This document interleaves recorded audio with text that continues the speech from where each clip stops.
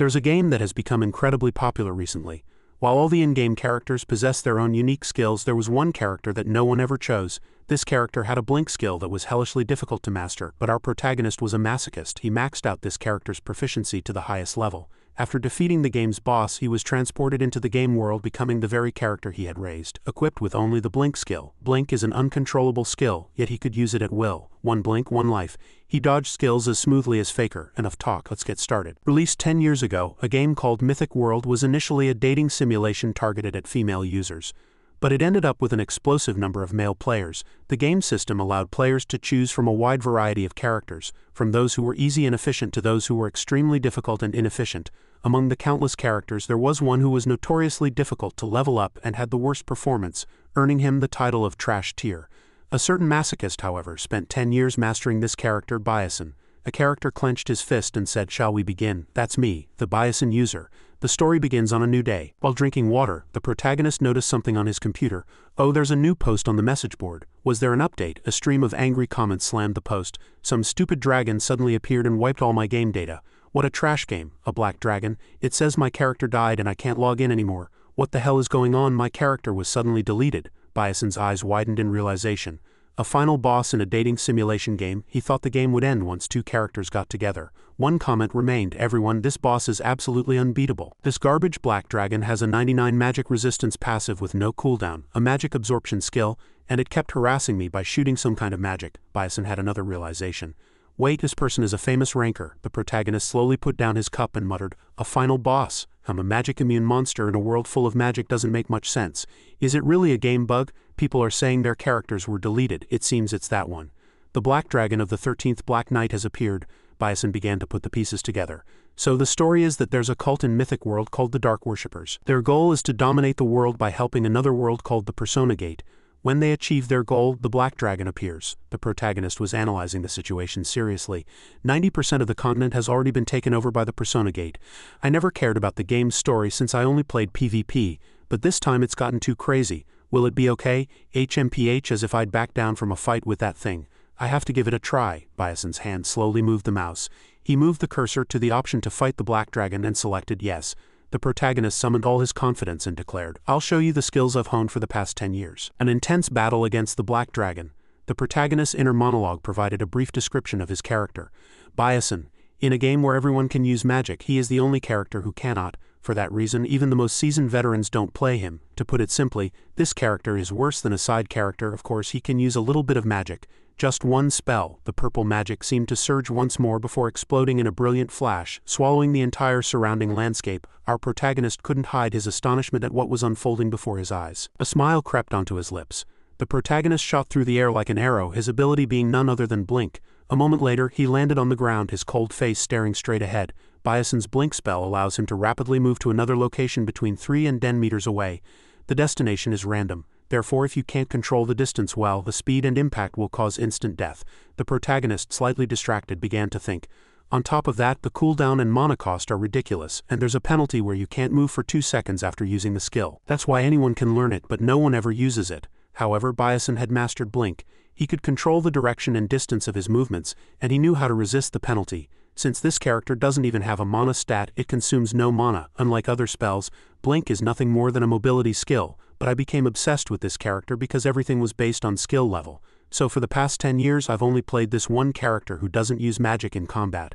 The power the protagonist had always believed in and steadfastly used.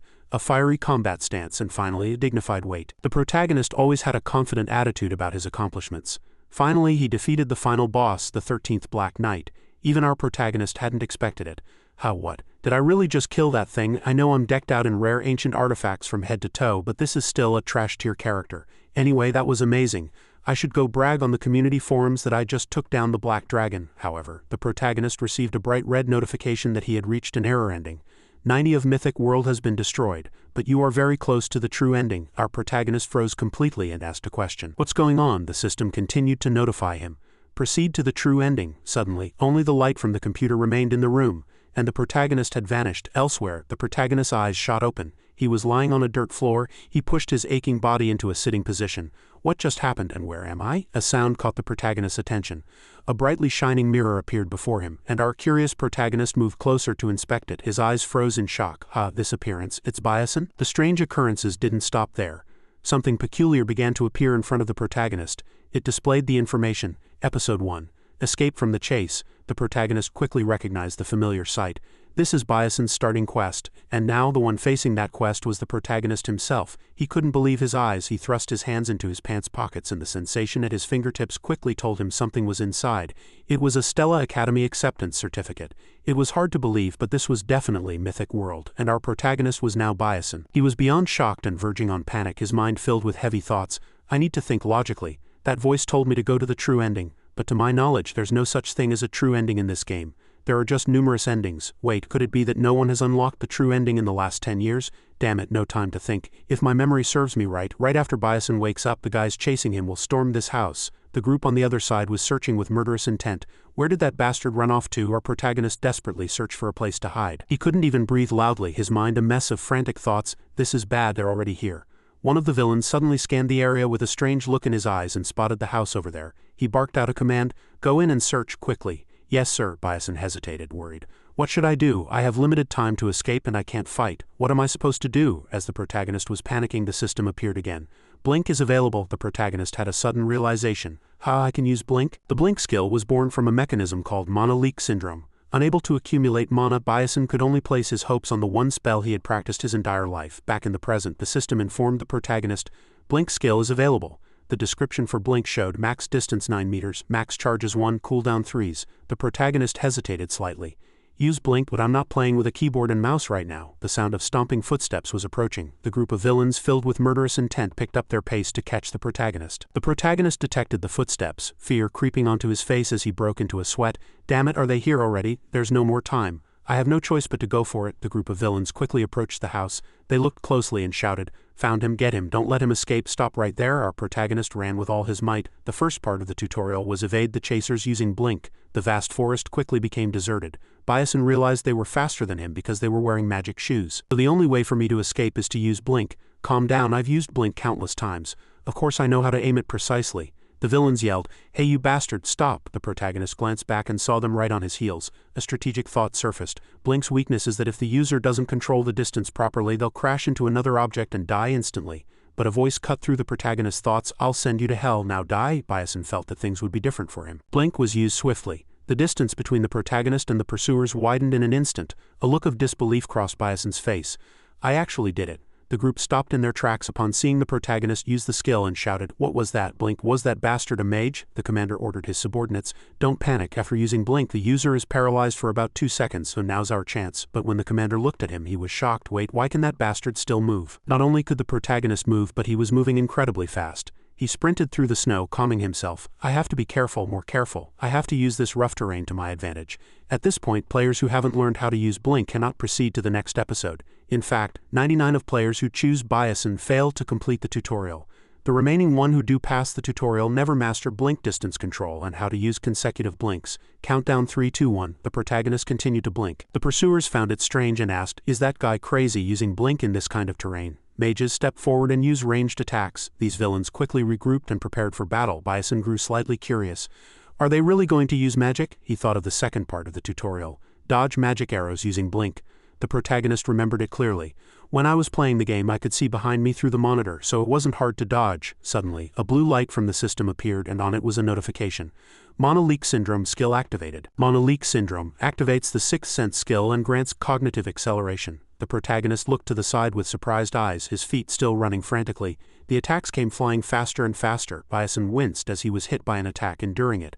Right now was the time to use Blink. The skill successfully took the protagonist out of the danger zone. Dark debris appeared right next to Byasin. He let out a sigh of relief. That was a close call. Any later and I would have been in big trouble. The situation was not over yet, and the protagonist's feet continued to carry him forward. There's one last part left. The protagonist's eyes widened in surprise once again. The third part of the tutorial, cross the abyss using Blink. Before Byasin lay a deep abyss with no visible bottom, he thought to himself. The only way to get to the other side is to perfectly time the blink distance. After that, I'll meet a few passing mages and escape. That's the end of the tutorial. To pass this part, I have to release the blink spell, which has a 0.1 second cast time, at the right moment. A single failure means death. There are about 20 floating rocks here. 0.1 seconds, that's really easier said than done. I don't know what kind of bastard wrote this tutorial scenario, but honestly it's not impossible. The problem is the loud noise coming from right behind me, approaching fast. There they are. The protagonist felt that his pursuers were closer than he thought. The distance between me and them is about 100 meters, and Blink's cooldown is 3 seconds, so there isn't enough time to cross to the other side. In that case, the most realistic way for me to survive is to kill them all. The rock fragments were covered in ice and the weather grew increasingly harsh. The protagonist landed safely, regained his composure, and surveyed his surroundings. Byasin thought to himself, "This is insane. How could I possibly do this after just finishing a battle? If this were in the game, the system wouldn't have let these pursuers follow me, but this is reality, and there's no rule that says I have to blindly follow the game's system. It's just killing some guys who aren't even worth my attention. The reason isn't because they're my parents' enemies, like in the story." A dangerous glint appeared in the protagonist's eyes. "You've come. Come on, I'll take care of all of you." The group of pursuers indeed appeared opposite Byasin. They scowled and spoke. "There he is, get that bastard." The subordinates behind them immediately followed the order and charged. "Sir." The protagonist remained unfazed, looking ahead with deep, thoughtful eyes. The pursuer smugly mocked the protagonist in his head. "You dare take us on alone? What an idiot. You're finished now." The protagonist calmly calculated everything. Distance to target 8.7 meters. Initiating blink. The pursuer's eyes reddened with disbelief as his jaw dropped and he cried out, "Ah!" The sounds of surprise continued to erupt without end. The protagonist attacked the opponent decisively, his eyes cold. The opponent was in a truly miserable state, his entire body on the verge of disappearing. Blood splattered, covering Byasin's face directly. Blood drops rolled down his face and dripped from his fingertips. But the protagonist felt no guilt whatsoever. Killing them was for survival, and precisely because it was for survival, the protagonist carried everything out with resolve. After finishing him off, the protagonist kicked him hard, sending him flying far away. His comrade, terrified, tried to help him up. An inexplicable stagger appeared. These guys were on edge like madmen, the muscles around their eyes and mouths twitching unpleasantly. A scream erupted. "It's him, don't let him get away no matter what." The protagonist, running for his life, thought to himself, "I took one down, but the next one won't be this easy. What should I do? Why is it so quiet behind me? Did they stop chasing me?" Byasin's ominous premonition was, as expected, correct. When he lifted his head, an enemy appeared before him. "Are you trying to use magic again? If I get hit, I'll be a sitting duck on this precarious rock." The leader on the other side shouted to his men. They quickly cast their spells and overlapping lights appeared intensely. A fierce light emanated from just one arm. Our protagonist, seeing the danger before him, realized many things. The most important thing now was to get out of the center of danger. Byasin cursed under his breath as he ran. "Damn it, this crappy spell." Suddenly, the protagonist noticed something strange as he looked at the cliff ahead. In that instant, he decided to use a skill. With a precise blink, he dodged the fiery explosion. The force of the blast was massive enough to swallow the entire rocky area. Soon after, the enemies appeared from behind. A satisfied voice was heard. "Serves you right, you worthless bug." But when he looked closely into the dark pit, our protagonist wasn't there. He was surprised and his smile faded. Where did he go? Just then, our protagonist took the opportunity and charged straight to the spot where the enemy had been standing. It took the enemy a moment to recognize the protagonist who had appeared above him. At that very moment, our protagonist utilized his ultimate skill, Blink. A skill where the momentum before and after use must be the same. This blink was so fast that it took down the opponent in an instant. The subordinates behind witnessed it all and froze on the spot, their legs stiff. What the hell happened? Our protagonist had turned the opponent into a bloody mess. He was so terrified he couldn't even speak properly. The protagonist moved swiftly and ruthlessly. In a breathtaking moment of destruction, he realized, "Two down now, I have to hurry before they recover." The men behind him spoke of the protagonist in fear. "He's a monster. For a mage, his reaction speed is too strange." "You, what the hell are you?" The protagonist's eyes glanced at the opponent, calculating. "My reaction speed is superior to other players, that's true, but that only works in the game. At this distance, I can't just keep dodging. I need to date them all out quickly." One of the men threatened the protagonist. "I've figured out your movements. All you use is blink and a dagger. If we just defend our faces and necks, he can't touch our bodies." This man, wary of the protagonist, took a combat stance, fiercely pointing his sword forward. He shouted at the top of his lungs, "Come on, you bastard." A clash of skill against skill. Our protagonist used blink precisely. The man acted confidently, his every sword swing fierce. "Got you, now let's see you writhe in pain." But his eyes widened in terror. He was completely overpowered by our protagonist, and the blink skill pierced his neck in an instant. Another man's gaze began to fixate on the protagonist's every move. He opened his mouth. "Damn it, you used to hide like a rat and now you dare," the protagonist replied. "That was then. Thanks for making me stronger every day," the man shouted in anger. "You son of a bitch, you're getting cocky because we went easy on you. Die? The protagonist, with a determined look, took a step and charged forward. Bison thrust the spear in his hand resolutely. The man predicted the protagonist's actions in his mind. He's going to use blink to aim for an undefended spot. He'll throw the spear to make me block it and then attack from behind. I'm not falling for that. I'll just turn around and hit him. He confidently turned his body to stab our protagonist. But unfortunately, there was no one there. His eyes gradually filled with terror. There was no one behind him. Was he planning to attack from the front all along? Just like that, our protagonist landed a fatal blow on the opponent. System notification windows appeared one after another. You have gained experience. You have pioneered an original story and received a gift from the Constant Ratio project. After a bloody battle, this was all our protagonist had gained. He gasped for breath, moved his hand to his sharp dagger and quietly looked around. This bloody scene. He was even more certain. Yes, this isn't a dream. My first blink, my first battle, and my first kill. I killed people to survive. My hands still hurt and my body is covered in the enemy's blood. Our protagonist struggled to his feet. Bison looked around and resolved, I need to get out of here fast. Just as he was about to move, his gaze fell on something. Wait a minute. He stared intently at the blood-soaked body of his opponent, frowning in thought. This may sound a bit scummy, but I have to face the reality that I don't have a single penny. Let's see, it's about 2 million kwon, better than nothing. Even after taking the money, our protagonist was still somewhat lost in somber thought. Now the problem is the harsh weather and obstacles in front of me. The protagonist had to cross the cliff. Just then, a voice was heard. Is anyone there? The protagonist saw a boisterous group in the distance. Bison looked over curiously and realized it was the group of mages from the tutorial. Is that them? The protagonist immediately waved his hand and shouted loudly. I'm over here, the group of mages replied worriedly. There's no bridge nearby. Can you get across? Bison said calmly. Yes, I'm coming now. The female mage relayed the protagonist's words to the others. Let's wait for him. He says he can cross, another person said worriedly. But you'd need to be at least a third-class knight to cross this cliff. Can that young man pull it off? I'm not so sure, but the female mage soon began to be surprised. Our protagonist used blink to move quickly, and everyone was astonished by Bison's actions. Thanks to his blink skill, he confidently crossed the icy rocks one by one. The group of mages, confused, asked each other, what was that just now? Was that a leap spell? It's blink to be precise. One of them stood still and listened intently. The red-haired female mage retorted, Blink, but you can't control the direction and distance with blink. How is that possible? Even so, our protagonist was using blink very effectively. The red-haired mage was still gaping in astonishment. Some showed curiosity. Those two, are they with that man? The red-haired mage was terrified, breaking out in a cold sweat. Another mage suddenly used a spell. A red light flared. The skill flew instantly towards where our protagonist was, and a shout erupted. Hey, be careful! The protagonist quickly sensed something was wrong. Damn it, this is too dangerous. He had to dodge using blink. After getting out of the danger zone, Bison turned his head to see the destroyed debris, dust, and other shattered things. He thought in terror, it's those mercenary bastards from before. That was really dangerous. Blink's cooldown is 3 seconds. It's impossible to dodge all that magic. I need to find another floating rock. Everything is unpredictable. It was clearly visible in the protagonist's eyes. That mercenary bastard was gathering mana into a terrifying deep purple point.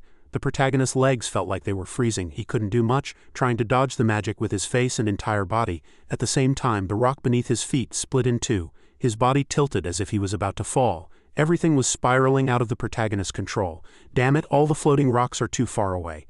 I hope I can land on just one of them. The perfect blink timing arrived, and the protagonist reached out his arm to grab a rock. Finally, his hand caught the rock. I'm saved. But the powerful light of magic was still flying straight towards where Bison was. The distance was closing in more than ever.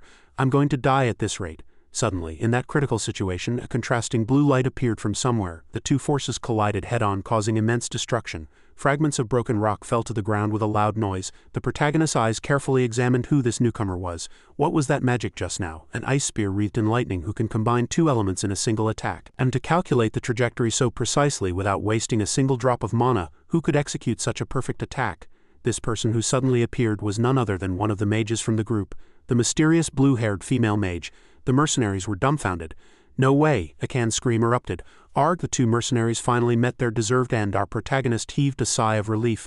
Looks like I survived anyway. The protagonist landed on the ground and moved towards the group of mages. He opened his mouth, his eyes searching for his savior. Thank you for your help earlier. The blue-haired female mage replied coldly. I didn't do it to be thanked, so don't worry about it. The protagonist was slightly let down.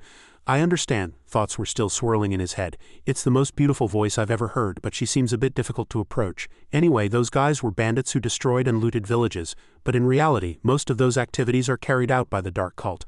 But that's as far as it goes. The moment I cross this cliff, I'll be entering the mage's territory and those dark cult bastards won't be able to chase me anymore. Besides, they don't even know who I am. Just then, a system window suddenly appeared before our protagonist.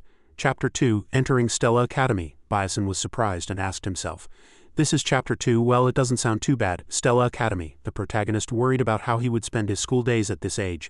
The scene darkened and a carriage moved silently in the night. The carriage moved with a faint lantern. Inside the carriage, our protagonist, exhausted after all the events, had fallen into a deep sleep. The sound of breathing was constant. In his dream, scenes from his past suddenly appeared. Our protagonist shouted, "Mom, I'm going to be a mage when I grow up." His mother replied happily, "Of course, Mom believes in my son, Bison. He could feel everything. According to the records, my parents really struggled to raise me. I have to study hard and make them happy." The protagonist studied so hard he would fall asleep at his desk and his mother would lovingly come over and cover him with a blanket. But an unexpected event made his mother worry. "Doctor, did you just say my son has monoleak syndrome?" The protagonist shook his head in agony. "No, this can't be happening. Is this Bison's memory, or is it really my memory?" A child burst into tears of pain. The protagonist woke up in terror. His head ached and he clutched it with both hands. Bison's eyes gradually turned to the outside. The day had already fully dawned, the red-haired mage said. "You're awake? I was just about to call you. We'll be leaving for La Rocha, a satellite city of Arcanium, soon." The carriage continued to move over the thick snow. "Everyone out, let's take a short break here." The protagonist, who had been sitting in the carriage for a long time, stretched to loosen up his body. Suddenly his eyes lit up. The blue-haired mage had appeared. At her appearance, the protagonist froze, unable to move. The blue-haired mage's expression was as cold as ever, and she turned her back without a word. That coldness was etched even deeper into our protagonist's mind, stimulating him. For a moment Bison was lost in thought. "Everything's going smoothly, considering what I was worried about. It's a relief that the setting is closer to the modern era than the medieval period. It's a mythical world where magic exists. But in safe cities, trains, airships and skyways have been built to make long-distance travel more convenient. We're going to La Rocha now to catch another airship. La Rocha is on the way to Arcanium. Everything will truly begin in the magical city of Arcanium. The Magic Tower, the Mage Council, and the 5 prestigious academies are all in Arcanium. Stella Academy, the school where the most powerful mages and excellent students are enrolled." Our protagonist was still lost in thought. "That's why Stella is full of geniuses and nobles from all over the world. I still don't understand how Bison got accepted into a place like that. I haven't even properly checked my skills yet." The system described monoleak syndrome. Sixth sense consumes the user's mental power to detect mana within a radius. Now I get it. Sixth sense and wave of acceleration. Without these two I would have been dead. A cursed constitution that prevents the body from accumulating mana. Monoleak syndrome. That was Bison's innate curse, but thanks to this he was able to detect surrounding mana with his sixth sense. It also allowed him to detect all frontal attacks without even looking in that direction. Wave of acceleration allows him to perceive everything as if time is slowed down when there's a threat or attack in front of him that's faster than a human can perceive. The protagonist's eyes sank in deep thought. "It's an essential skill for Bison, who can't use mana, but I can't use sixth sense for too long. It consumes a lot of mental power and has many side effects after use." Next up is stats. Actually, the starting stats don't seem too bad. Originally, Bison had very low agility. It's a stat I must raise. In this world there are not only levels, but each stat has a level too. Skills are in level form and stats are displayed as stars. The highest grade for a stat is 9 stars, but it's almost impossible to reach. I've played this game for over 10 years, but the highest grade one reached was 8 stars for both stability and agility.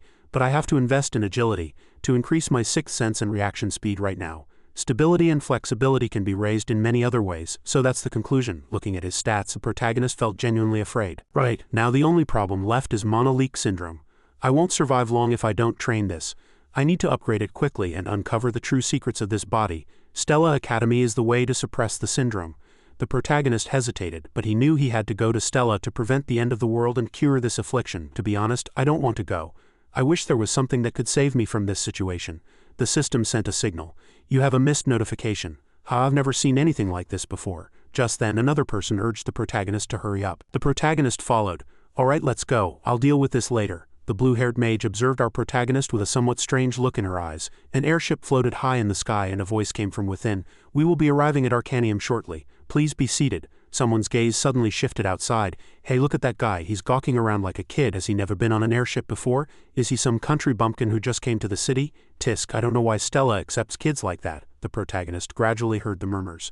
The arrogant young masters began to harass the protagonist with their words. "Things like this will spread everywhere. Those hicks will dirty everything up." The protagonist paused in thought for a moment, then sighed and walked past. Inwardly he scoffed, "There are immature brats everywhere you go." The young master got angry and shouted, "How dare you look at us like that? Hey you bastard, stop right there." Another guy tried to stop him. "Why are you being so loud?" Just then a beautiful girl caught the young master's eye. Princess Vaughn. This sight also piqued the protagonist's curiosity. He repeated the name to himself. "Vaughn? Princess Vaughn Adelet of the Adelet Kingdom." Her beauty made everyone stare in awe. The purple-haired young master approached and spoke to her. Princess. Princess Vaughn glanced at him but walked past without a word. Her cold attitude left the group frozen, staring at her retreating back. Princess Vaughn quickly passed by our protagonist. The protagonist thought that woman an enemy of the world. Hong Vaughn is one of the main characters in the game. She was always at odds with the heroine, and in the end she met her death. No matter which route you chose, in most endings she was either miserably killed or bullied by the entire academy until she committed suicide. This time too, she had to endure the most humiliating things in front of everyone. It was as if she held a grudge against the developers who made her suffer every possible pain. The protagonist recalled hearing that she was very popular among male users. She really is beautiful, though she looks like she'd kill you if you spoke to her. The protagonist's stomach growled. He decided to get something to eat. A beautiful dessert corner appeared, but Byason had to grit his teeth and endure. Why is it so expensive? It's always like this whenever I eat in Arcanium. An announcement was made. Attention all passengers. We will be arriving at Arcanium in 10 minutes. Please gather on the first floor. I repeat, we will be arriving at Arcanium in 10 minutes, so please gather on the first floor. The protagonist smiled to himself. It's finally starting. Well, since this is my reality now, let's do this. Our protagonist stood in a corner lost in thought. A sigh accompanied his thoughts. I'm glad I solved that, but can I survive at Stella Academy? No, to be precise, can I survive in this world? Byason's eyes were filled with longing. I wish there was something that could help me in this situation. Come to think of it, I still haven't checked that notification. The system information window displayed. The Constant Ratio project offers you a special reward. Weapons used in the game lower grade, skills obtained in the game lower version, and experience points. Our protagonist read it and was impressed. This system has some conscience. Let's see, what should I get? Should I get the Mirror of Reflection or Freth's Lightning? Search result. The equipment grade is too high and will be downgraded. Then what about Hyperdimensional Blink? Search result. This skill is a higher version of Blink and cannot be obtained. However, you can use the reward to enhance the Blink skill. The protagonist frowned. Does it really have to be downgraded? The system continued to update. Complete implementation is impossible due to a lack of probability energy. Influencing the course of the story is called probability energy. It will accumulate as you continue to explore the storyline, our protagonist asked the system. So in the short term, I can't have overly powerful items because I'm still a beginner? Our protagonist narrowed his eyes as he observed something. He asked further. Then what about the brown-eared bulbul glasses? The system remained silent for a long while before finally responding. System search results conclude that it can be provided. The protagonist didn't hesitate for a second. All right, I'll take that. With the glasses in hand, Byason hesitated slightly. I never thought the day would come when I'd actually have to use these. The brown-eared bulbul glasses are an item that contains all the information I collected while playing the game. In Mythic World, you couldn't remember or read information about hunted monsters or acquired knowledge, so players developed numerous items to store information in their own ways. And the protagonist was no different. The moment the protagonist put them on, the brown-eared bulbul glasses immediately took effect. The system opened the glasses information. Special functions sealed by the brown-eared bulbul folder. Curious, Byason opened the brown-eared bulbul folder. Materials for the author was listed. Alchemy, hunting grounds, dungeons, monsters, characters. Looking at the materials, our protagonist nodded. Alright, this should be enough. This place is just like the real world, so there's no telling what I can do when I can use the system. But with these glasses I should be able to regain about half of the power I used to have. As the protagonist was concentrating, he was distracted by the voices around him. Hey, who's that person? Ah, you mean the eldest daughter of the traitor Isol? My gosh, how dare she show her face here? She'll hear you. The protagonist started paying more attention to the name Isol and a thought came to his mind. Come to think of it, one of the functions of the brown-eared bulbul glasses was to register or check information about characters in the story. Immediately, our protagonist checked the information on Isol. She is the fake heroine, a mage of ice and lightning whose family fell into ruin after her father's death. The protagonist was slightly surprised. So she's the fake heroine? There's one thing I need to point out about the fake heroine. The place I'm in is inside the game Mythic World, but in fact Mythic World is a game based on the romance fantasy novel Don't Love the Princesses. And that novel is about the heroine, Isolo, who lost her entire family. She grows by confronting the schemes of the villain Hong Vaughn and ends up with the male lead. The protagonist gradually fell into thought. In the end, her revenge plot was almost gone, and other male characters protected her. It ended with a sad ending after receiving mixed reactions from readers. But the problem is, while the game world is based on the novel, the plot is different. In the game, a character named Flame was added and took the role of the heroine instead. Besides, this character named Flame has her own storyline. She was a woman living an ordinary life in the modern world who enjoyed reading Don't Love the Princesses and was reincarnated into this world. So our protagonist realized, unlike the novel, in the game, Isol became the fake heroine and Flame became the real one. No matter how hard the players tried, Isol couldn't survive in any route. It was the result of being pushed out of the real heroine's position. After thinking for a while, the protagonist felt it had nothing to do with him. But am I mistaken? I feel like I've seen her somewhere before. In the end, Bison reassured himself. It must be a mistake, I should get ready. The scenery of Stella Academy appeared and students gradually gathered. A figure stood on a high place and announced, "As you all know, the Darkmen are none other than witches, those who have gained the power of another world and become monsters. Even at this very moment, those Darkmen are continuing their invasion by opening the Persona Gate or liberating ancient dungeons to invade the magical world. Our responsibility as mages is to protect the world from these evil forces," other students began to whisper. What a boring speech from the start of the semester, so dull. And next there will be an oath ceremony for the 4 students with the highest scores representing the new students. Please come up to the stage. And so the representative students walked forward. Everywhere they went, splendor and majesty were revealed. Even Bison could feel that all their faces were shining, just like their positions as protagonists. But the one who shone the brightest here was the freshman representative, Ma Yu-seong. He was the student with the highest entrance score. Everyone wondered, how can he be so handsome and smart? The protagonist stared at his opponent without blinking. So this is the famous Ma Yu-seong. To elaborate on Ma Yu-seong, he was a person who perfectly fit the description of Tian Sheng Tian Sha Wai Wo Du Zun Chon Song Chiana Yua Dokjan, a saying meaning I alone am honored in heaven and on earth with a 9-star mana stat. With potential close to that of a god, he was a genius among geniuses who could handle all the elements of the world, the protagonist realized. Even if I can't last until the grand finale, I must bring Ma Yu-seong to the good side and avoid a bad ending. But there's still a part I'm hesitant about. That girl must be Flame, but it depends on how she acts from now on. She's from the real world just like me. It might be a good idea to accompany her. But if she sees me as an enemy and rejects me, everything will become complicated. I have the upper hand in terms of information, so I can't mess anything up. Flame is a romance fantasy novel reader and I'm a romance fantasy game player. I swear I will do so. Even though my importance in the story is incomparable to that of an NPC in a town shop. Bison looked straight ahead. Besides, the heroine has the special ability to purify Darkmen, but at the same time she also has the ability to bring misfortune to those close to her. If I stay by her side, it will definitely affect me too. My role is to help the protagonists from a distance and limit my relationship with them as much as possible. After a long speech, it was time to finish. This concludes the entrance ceremony. The students happily continued to clap. Chapter 2. The protagonist's mission to enter Stella Academy is complete. The scene continues at Stella Academy. Our protagonist was sitting in a classroom looking around. He thought with a bit of bewilderment. It's been a long time since I graduated from university, so it feels really strange to be a high school student, but there's something that calms my mind. This watch. I'm really glad I have this. This is the Stella watch. A watch that proves you're a student of the most prestigious Stella Academy. Having this will give me better privileges and services than other mages. The protagonist quickly thought he should make use of this. I should go outside while I'm at it. Suddenly, the classroom door opened and a teacher came in and commanded, "Everyone take your seats. We will begin the exam right now, so put away everything except your writing instruments. Anyone wearing glasses must have them inspected by me first." The protagonist was shocked by the school culture.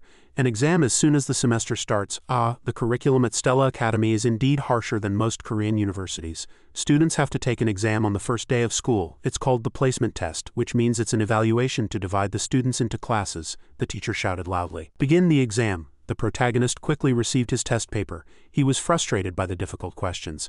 I don't understand a single word. This placement test was completely unrelated to the notoriously difficult entrance exam. Students were divided into classes from F to A and then S based on their results. Naturally, most of the playable characters belonged to the S class. On the other hand, Bison was last among 1141 students. Since I've already been admitted, it should be fine to turn in a blank paper, right? They wouldn't expel me, would they? I can just think of it as being automatically assigned to the F class, but our protagonist noticed something. The representative student who was shining today also had a relaxed look. Ma Yu-seong was lost in a daze. To be precise, he was just fooling around, but surprisingly his test paper was already completely filled out. The protagonist sighed and understood. No wonder his life seems boring. The character trait of Ma Yu-seong was ennui. He was born into the strongest family on the continent and possessed a genius brain and the best talent. Everything was easy for him. That's why, depending on the heroine's actions, Ma Yu-seong could become either a good or a bad guy. The dark cultists who want to destroy humanity would surely be interested in Ma Yu-seong. The biggest problem in the first place was his family. Suddenly, our protagonist looked back at his own test paper. Anyway, observing a genius makes me reflect on myself. Wait, can I use the brown-eared bulbul glasses? I used to use them to accumulate skills I learned in the library. Okay, I have nothing to lose. Let's give it a try. He slowly took out his glasses. The teacher immediately noticed. Wait, what are those glasses? I told you that you need to have your glasses inspected by me first if you want to wear them. Give them here. Our protagonist handed the glasses to the teacher without hesitation. The teacher examined the glasses very meticulously from all angles. Bison had a worried look. What should I do? If she finds out they're magic glasses, I'll be expelled. Suddenly, a light shone straight towards the protagonist's face. The system asked, "A missing part of the brown-eared bulbul glasses has been detected. Do you want to summon it?" The protagonist was terrified. No system, just stay still." The teacher observed for a long time but found nothing unusual. "I don't feel any mana. Next time ask beforehand." The protagonist happily took back his glasses. "Ah yes," he rejoiced inwardly. "If the original function had been activated, I would have been in big trouble. I'm glad." The protagonist put on the glasses once again. The moment he put on the glasses, all the answers appeared before his eyes. The protagonist cheered inwardly. "This is amazing. I should be able to avoid F-class with this, right? I might even get into a class." Just as the protagonist was getting fired up, the professor announced the end of the exam and told everyone to submit their papers. The protagonist's test paper was unceremoniously collected. He was devastated. "I only managed to solve 3 problems." The professor collected the answer sheets and checked the count. His expression was somewhat strange. The protagonist, sitting below, took off his glasses and muttered to himself, "I thought I could finally escape F-class." It seemed it was too much to ask for Bison. The protagonist's sighs continued. Suddenly, the professor shouted, "Student, give me those glasses, now?" The professor tried to examine the glasses meticulously, but soon shook his head. "Impossible. You, student over there, go get Dr. Gran." The student immediately followed the order. "Yes." The protagonist couldn't understand the situation at all. Why is the professor acting like that? "I was careful not to get suspected of cheating, but was I caught?" The professor moved to the doctor's room. "What do you think?" Dr. Gran, a professor of magic engineering, carefully examined the protagonist's glasses. He opened his mouth. "It is certainly suspicious that this child solved this problem," the professor asked. "Then are you saying he cheated?" The doctor denied it. "But he didn't cheat. I don't feel any energy of a magic tool from the glasses or any other items. He must have solved it with his own skills." "Haha, interesting. This is a first for me in my entire life anyway." Professor Lin apologized to the student and guided him well. Professor Lin lowered his voice. "I misunderstood. I'm sorry." The protagonist replied. "It's all right." The protagonist thought to himself. "Actually, I did cheat. If the original function had been activated, I would have been finished. I'm just incredibly lucky I wasn't caught." The story continues at Stella Academy. In Professor Lee Hang-won's office, he and another female professor were carefully examining the test papers. The first question on one answer sheet was marked. Professor Lee's gaze lingered there. The female professor next to him spoke. "Professor Lee Hang-won, are these the first-year students' test papers? I hear there are many talented individuals this year." She was none other than Professor Edentime, a member of the Council of Elders. Professor Lee answered her question. "Yes, there are many outstanding individuals such as Hong Van, the princess of the Adolbit Flame Kingdom from the most prestigious family in fire magic, Jeremy Skelvin, who became the crown prince of the Skelvin Empire at the age of 12 thanks to his magical talent, the prince who defeated all his brothers in the battle for the throne, and Hua Gang, the successor to the Full Moon Tower, the most magnificent magic tower in the world." Professor Edentime smiled with satisfaction. "I heard it's difficult to create problems for gifted students from prestigious families, but there must be many interesting problems this year." Professor Lee bowed his head. "I'm glad the elder is satisfied." Many thoughts still seemed to be running through Professor Lee's mind, but Professor Edentime said, "There was a new type of problem in this year's placement test. The first 3 questions were difficult to solve. They couldn't be solved with ordinary academic knowledge. All 3 questions had a hidden intention. First, if it's a problem they can't solve anyway, it tests the student's agility and how quickly they move on to the next question. Second, it's to see how a student deals with a problem they've never seen in a book. The era of magic focused on theory and memorization is over. Now is the era of practicality, which requires quick judgment and creative thinking." But that problem didn't require a correct answer. More than 1,000 out of 1,141 students submitted blank answers. The remaining 100 tried to find the answer but couldn't provide the correct one. Only 3 freshmen answered correctly. The genius of the century, Ma Yu-seong, a child who appeared like a comet but whose family background is unknown, and Flame. Despite being a commoner, she was admitted on the principal's recommendation and was recognized for her talent, possessing skills second only to Ma Yu-seong. The last one is Bison. Ma Yu-seong and Flame are considered geniuses, but Beck Bison's admission score was clearly very low. "I can't believe he submitted the rest of the questions blank yet solved all 3 of those." Professor Edentime asked Lee Hang-won in a curious voice, "Why are you so concerned with that child's score?" Professor Lee confessed honestly, "It's because I can't understand one student's score at all." Edentime nodded. "That's understandable. Since those formulas wouldn't solve anything anyway, he probably could have solved it without knowing them." Lee Hang-won asked curiously, "Do you perhaps think this child is a genius?" She merely commented that it could have been a coincidence. Professor Lee didn't give up and turned his head to look. A deep sigh escaped. Professor Lee meticulously reviewed the protagonist's file. Selected through special admission for being highly evaluated for his blink control ability, the principal personally granted him special admission. "So he's different, I see. He's in the combat magic department but specializes in blink." Professor Lee resolved inwardly. "I'll soon find out if this is a coincidence or not. These 2 children are truly special." The students were buzzing. I heard the results of the placement test are up on the board. I'm worried. My mom told me not to even think about coming home if I don't get into a class. The protagonist raised the corner of his mouth tiredly. I can't believe I have to go check the placement results in person. In the game it would pop up with just one click. The information for each class was clearly organized. A green-haired student took notice of the protagonist. Is that guy Bati? I heard he got 0 points in the practical magic section of the entrance exam. I can't believe a guy like that got into Stella. I don't know what Stella's standards are these days. The protagonist ignored the words he heard. He went straight inside. I don't care. Let them talk all they want. I'm just going to see what class I'm in and leave. No problem. The protagonist's gaze was fixed. He couldn't find his name in F class and became anxious. Did they fail me just for solving only 3 problems? No way am I going to die. The people around him were curious on the protagonist's behalf. Bati, why there must have been some mistake. This is strange. Yusul from the Marquis family got into a class in 29th place. Kai, who got a perfect score in theory, was assigned to a class in 17th place. So what's with that guy? The protagonist felt something was off and decided to check without further hesitation. As the protagonist approached and looked closely, his eyes widened in disbelief. Vaughn's name was in the special class. Why is my name there? This makes no sense. It was the most special class that all students dreamed of, S class. A place where the most special students of the most historic magic academy gathered. Unlike the other classes with students of various levels, S class was the only one consisting of just 41 students. Bati scratched his head in confusion. Me, assigned to S class. There must be a mistake. This is crazy. Now I have to constantly run into the main characters in S class. Getting involved with the protagonist will only shorten my lifespan. I can't change classes either. I have to live as quietly as possible. There must be a way. Just then, a girl took note of the protagonist's appearance. The scene shifts to a large mansion. In a dark room, a mother was violently striking her daughter. She interrogated her daughter. How could you get 3 questions wrong? Even the princess of a fallen duchy got 2 right. She was none other than Hong Go, the professor of the fire element. Her harsh demeanor and constant questions pushed her daughter Vaughn to the edge. The fact that you got a question wrong that even bugs could answer means you are worse than a bug. Think of yourself as a bug and start over. Do you understand? Vaughn replied in an exhausted voice. Yes, mother. The woman's eyes were filled with venom. She stared at her daughter and let out a contemptuous sigh. Listen well, Vaughn. You must not become like me who was kicked out of the kingdom and is now holding on to this stupid professor position. You must not become a disgrace to the kingdom. She slowly knelt down and urged in a whisper. Vaughn, you must become a better being than your older sister. Her gaze and smile were utterly wicked. Do you understand what I mean? Vaughn's face turned beet red. She slowly replied, Of course, mother. In truth, she didn't understand at all. I just lived as I was taught and solved everything in a similar way. Magic, spells, and even problems involving formulas I'd never learned. She trembled in fear, burst into tears, and asked herself, Why are you tormenting me like this? The scene shifts to the S-class classroom and the students are seated. The protagonist was sitting at his desk, but his mind was a mess of thoughts. I'm screwed. It's true I've come to a place full of eccentrics, but I wasn't trying to get close to these students. The whispers about the protagonist started up again. Why is that guy here? That's what I was about to say. I have no idea, do you know? My family protested and asked why that guy was in S-class, and they just said that Bati fully deserves to be in S-class. Really? That's so weird. The protagonist felt like he had become an outcast. It was understandable. They had worked hard since they were young, so it's only natural they'd be disappointed to find someone like me in the same class. It's common for classes to change based on grades, so this is just a normal occurrence.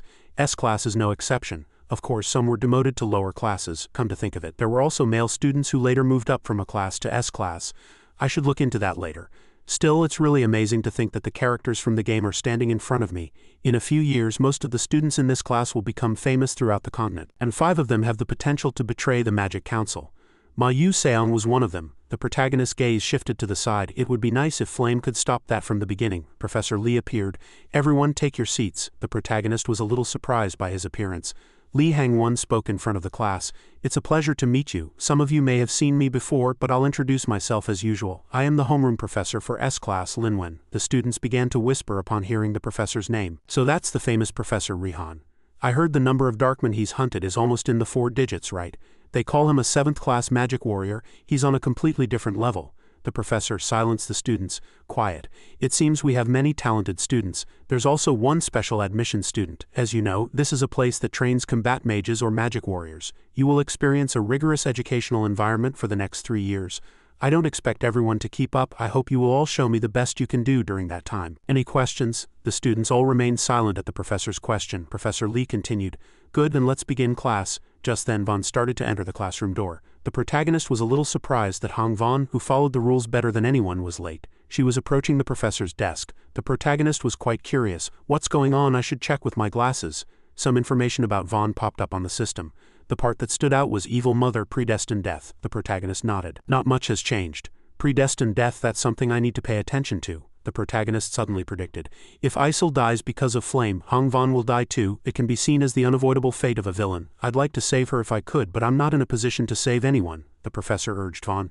Go and take your seat, the protagonist comforted himself. I feel bad, but I have no choice but to keep my distance. Suddenly he felt a strange presence. Vaughn was approaching to sit near the protagonist. Her gaze was indifferent. The protagonist was in a state of continuous surprise. Is she really going to sit down? Finally, Vaughn took a seat right next to Bison. The protagonist was stunned. What is happening? It feels like everything has been twisted from the very beginning, Professor Linwin said. Now before we begin class, we will have the succession ceremony where you will receive the wands you'll be using. S-class and A-class will hold the ceremony together. The details are, the protagonist became slightly curious upon hearing about the succession ceremony. This ceremony is quite a hassle, but I'm looking forward to it. There are two major events at Stella Academy. One is the Pact of Juji, and the other is the succession ceremony. At a top academy like Stella, the succession ceremony holds a special place. Professor Lee looked around. Is everyone here? We have a variety of wands prepared here, from the lowest grade to intermediate grade. What you need to do is go to a wand you like and grab it. The process of changing a wand once you've chosen it is very complicated. So I hope you will choose carefully, the protagonist gradually realized. The professor says that, but it's not us who choose the wand, it's another entity. In the world of ether, a wand only reacts to someone it has recognized, causing a resonance effect. This means you can't just use a high-grade wand because you want to. The protagonist's gaze turned upwards. He hesitated in his choice. Anyway, what should I choose? If it were like before, I would have chosen an F-grade wand, but now that I'm in S-class, I have to think carefully. The wand that best suits my position. Wands are divided into two types, wands and staves. Wands are mainly used by the knight class, who use magic quickly. On the other hand, staves are used by the bishop class, who focus on a single attack with a longer casting time. The sound of murmuring was heard again. Hey, what do you think he'll choose? Since he's in S-class, he shouldn't have a problem with resonance, right? The protagonist tried his best to ignore the words around him. I don't care, say whatever you want. Suddenly, someone called out to him. Hey, the protagonist was a little surprised and turned around. Who are you? The student said. Me, I'm Yusul. The unfamiliar name made the protagonist hesitate. Who is that? I've never heard that name before. I know, that's why I'm more curious. Which wand are you going to choose? The protagonist replied that he would just pick one at random. Yusul suggested. You'd be better off choosing a wand that suits your commoner status. Don't bother the professor with useless antics. Annoyed, the protagonist started to walk away, leaving a final word. You stay out of trouble too. Yusel's face turned red with anger. He shouted, you bastard, are you looking for a fight? The protagonist was tired of this annoying guy. Looking closely, Bison recognized that this guy was the son of Maris Band, a subordinate of Crown Prince Jeremy. The level of bullying was pretty average. The protagonist was slightly disappointed.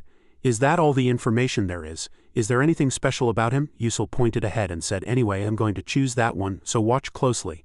The protagonist's eyes immediately recognized the staff as a demurrer. That's definitely the highest grade one here. A mid to high grade staff. Mid to high grade staves are usually used by professional mages. On the other hand, no matter how talented, the limit for a student is a mid to low grade staff. Even professional mages rarely use mid to low grade wands. The mid to high grade staff here is more for show than for someone to actually take. Not just anyone can have it. The teacher instructed the students to stand in front of the wands they liked. All the other students followed the instructions, moving closer to carefully examine the wands that appealed to them. Vaughn also chose a wand that suited her. A mysterious light burst forth in front of the protagonist. The other students were all surprised at once. Wow, isn't the wand Vaughn chose a Hayden Amakoten? That's a mid-grade wand. Crown Prince Skelvin also chose a mid-grade wand. Yes. Princess Vaughn chose a C. Vitora Haben, which is also a mid-grade wand. How many people can even choose a mid-grade wand? This year is insane, damn. Yusul ran forward excitedly. Just you wait, I can do it too. Everyone stared in disbelief. Isn't that Yusul? Don't tell me he can resonate with a mid to high grade staff. Everyone was watching him. Yusul thought triumphantly. Watch closely. I'll show you what a true S-class talent is. His arm reached out to grip the staff. An explosive burst of light erupted from the spot. The protagonist watched with an expression of incomprehension, as if he had expected it. He had failed. Yusul collapsed to the floor, breathing heavily as if he couldn't get up. The other students were terrified. Oh no, it looks like he's badly hurt. Hey, someone get the professor quickly. A mid to high grade staff was too much for him. Yeah, he should just give up. Ma Yu Seong began to walk towards the staff. Ignoring the warnings, Ma Yu Seong hummed as he calmly advanced. The owner of that staff has already been decided. People whispered, don't tell me he's going to try and take that staff. He won't be able to handle it. Ma Yu Seong, looking very determined, stretched his hand straight towards the staff. A flash of light erupted around him, so intense that it swallowed all other scenery. The protagonist squinted from the light's impact. Ma Yu Seong smiled with satisfaction. This time the staff truly came into his hand. The other student's eyes widened in astonishment. No way, a first-year student got a mid to high-grade staff. Is that even possible? Our protagonist thought to himself. I expected this. Now more people will know just how talented he is. Ma Yuseong's gaze flickered towards the protagonist. Byasun froze as if caught in that glance. Surprisingly, Ma Yuseong gave the protagonist a smiling glance. Our protagonist froze in a daze. What the hell is this? Is he crazy? Suddenly, he remembered that Flame was also supposed to get another mid to high-grade staff, the Terabin. But this is where their paths diverge. If Flame successfully obtains the Terabin, Ma Yuseong will become interested in her talent. That's how Ma Yuseong's route opens. But if she chooses a different wand, Ma Yuseong will choose a completely different path. I need to use Flame to draw Ma Yuseong in. Something flashed in Byasun's mind. Ah, there she is. The protagonist's gaze was fixed on Flame's location. She was walking forward calmly, and right in front of her was the Terabin. The protagonist was very curious. What is she trying to do, Flame? She continued to move forward, her gaze focused and unwavering. Our protagonist thought with a sense of urgency, you have to take the Terabin. That's the only way Ma Yuseong will become curious about Flame, and we can have a happy ending. But everything was going contrary to the protagonist's expectations. What? Doesn't she like the Terabin? What's going on? Does she not know? Or does she lack information? In any case, this is not good. Flame is the protagonist, so she can resonate with any wand. What if she chooses a different one? Then I'll lose another good option. At this point, our protagonist decided to take action. I have no choice but to push the Terabin towards Flame. Flame was moving forward very quickly. Our protagonist quickly used Blink to get close to Flame. Flame immediately noticed someone was beside her and turned around. She was surprised at how he had suddenly appeared, and he greeted her brightly. Byasun spoke up. I was just curious about which wand you were going to choose. Flame retorted. What's it to you? Our protagonist said with good intentions. You seemed a bit hesitant, so I just wanted to help. Flame still cut him off coldly. It's none of your business. I'll be going now. She walked away quickly before the protagonist could stop her. He struggled to speak. Wait a minute, Byasun hesitated inwardly. Something strange. Flame is supposed to be kind to everyone. She's a sociable person. Why is she so cold? I can't give up like this. My life is on the line. The protagonist called out again with all his might. Hey, wait a second. I really want to help, Flame shouted. Just mind your own business. The protagonist still tried to explain. But I think there's a wand that would really suit you. Flame was genuinely angry. What do you know about wands? Our protagonist was timidly scared and thought. What? Did I do something wrong? Or does she not care about side characters? I've heard a lot about you. Do you think you can't get that wand? The protagonist pointed to the Terabin and said, yes, that's the one. Just then, Byasun inadvertently saw something strange. What is this sound? The sound was extremely intense, and a purple light spread everywhere. The light was so intense that even our protagonist couldn't open his eyes. He inadvertently shouted, what the? The wand was held firmly in Byasun's hand. Everyone was shocked by the unimaginable event. The protagonist was so surprised he thought, why is this in my hand? Flame was supposed to take it. This goddamn development drove the protagonist into an inexplicable corner. Flame's eyes were wide with anger, and an unpleasant killing intent rose from her. The story continues at Stella Academy. Flame was slowly walking through the campus. At the same time, she heard whispers. Hey, did you hear the news? 2 students got mid to high grade wands this year. Wow, really? There have only been 5 so far, so 2 more were added. But there's something strange. One of them only used Blink in the magic casting test. Blink is a basic magic spell, isn't it? How is that possible? My parents said Blink is a rare magic. What's going on? The whispers reached Flame's ears, and she became confused. The scene shifts to a study hall. Sunlight filled every window. Flame walked down the corridor muttering, finally, some quiet. I've been hearing that story everywhere I go all day. The news that 2 students had obtained mid to high grade wands had spread everywhere, but I still don't get it. It makes no sense. He got the Terabin. Who the hell is he? I read the original novel 3 times before coming here, but a character named Byasun never appeared. Flame continued to think deeply. No one was supposed to be able to get the Terabin, yet he resonated with it so easily. It was as if he was trying to show off to me. There's no point in thinking about it now. Just then, someone called out, Flame, are you here to study too? Hearing the question, Flame turned her head and gave a friendly smile. The voice replied, hey guys. Must think I'm a bookworm, huh? Another girl replied.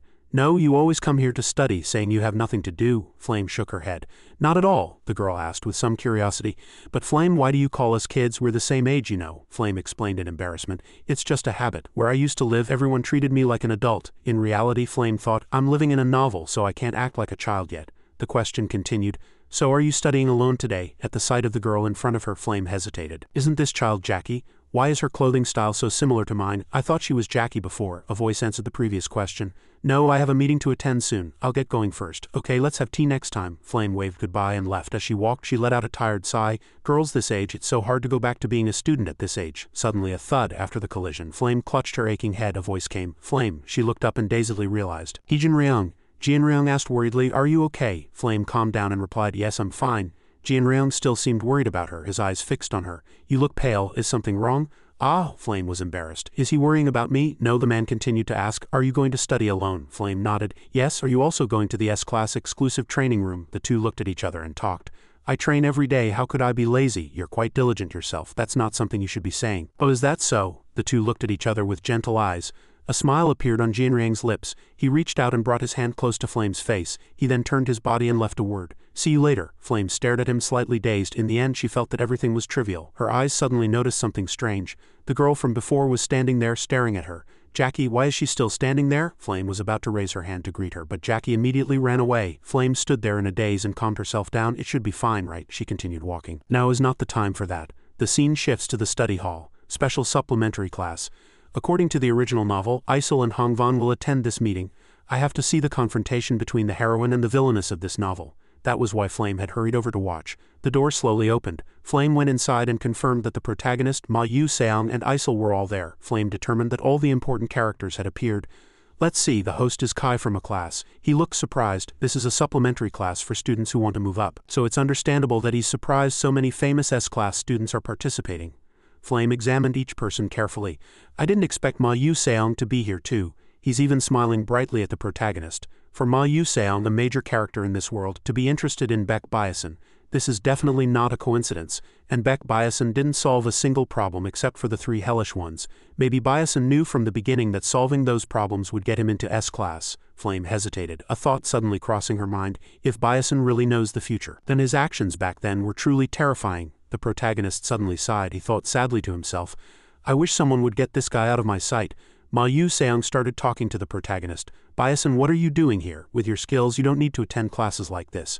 Or is there some reason you can't talk about? The protagonist forced a smile and replied, Haha, there's no particular reason. I was just forced to participate. What can I do with my bad grades? Our protagonist was sweating and exhausted just from answering. No matter how much he thought about it, he couldn't understand. Why is he so interested in me? Just then, a voice cleared the atmosphere. Alright, let's stop the chatter here. Today we will discuss the problems from the class placement test. As you all know, this test was so difficult that it was called the three hellish problems among the upperclassmen. I will explain it to you clearly. This woman looked at the students and thought anxiously, damn it, why are those people here? I was just trying to help the stupid kids in this class to boost my reputation a bit. Her gaze started to fixate on one person. That person was our protagonist. No, maybe this is my chance. I heard Baek Byasin was the kid with the lowest score on the entrance exam. She smirked with satisfaction.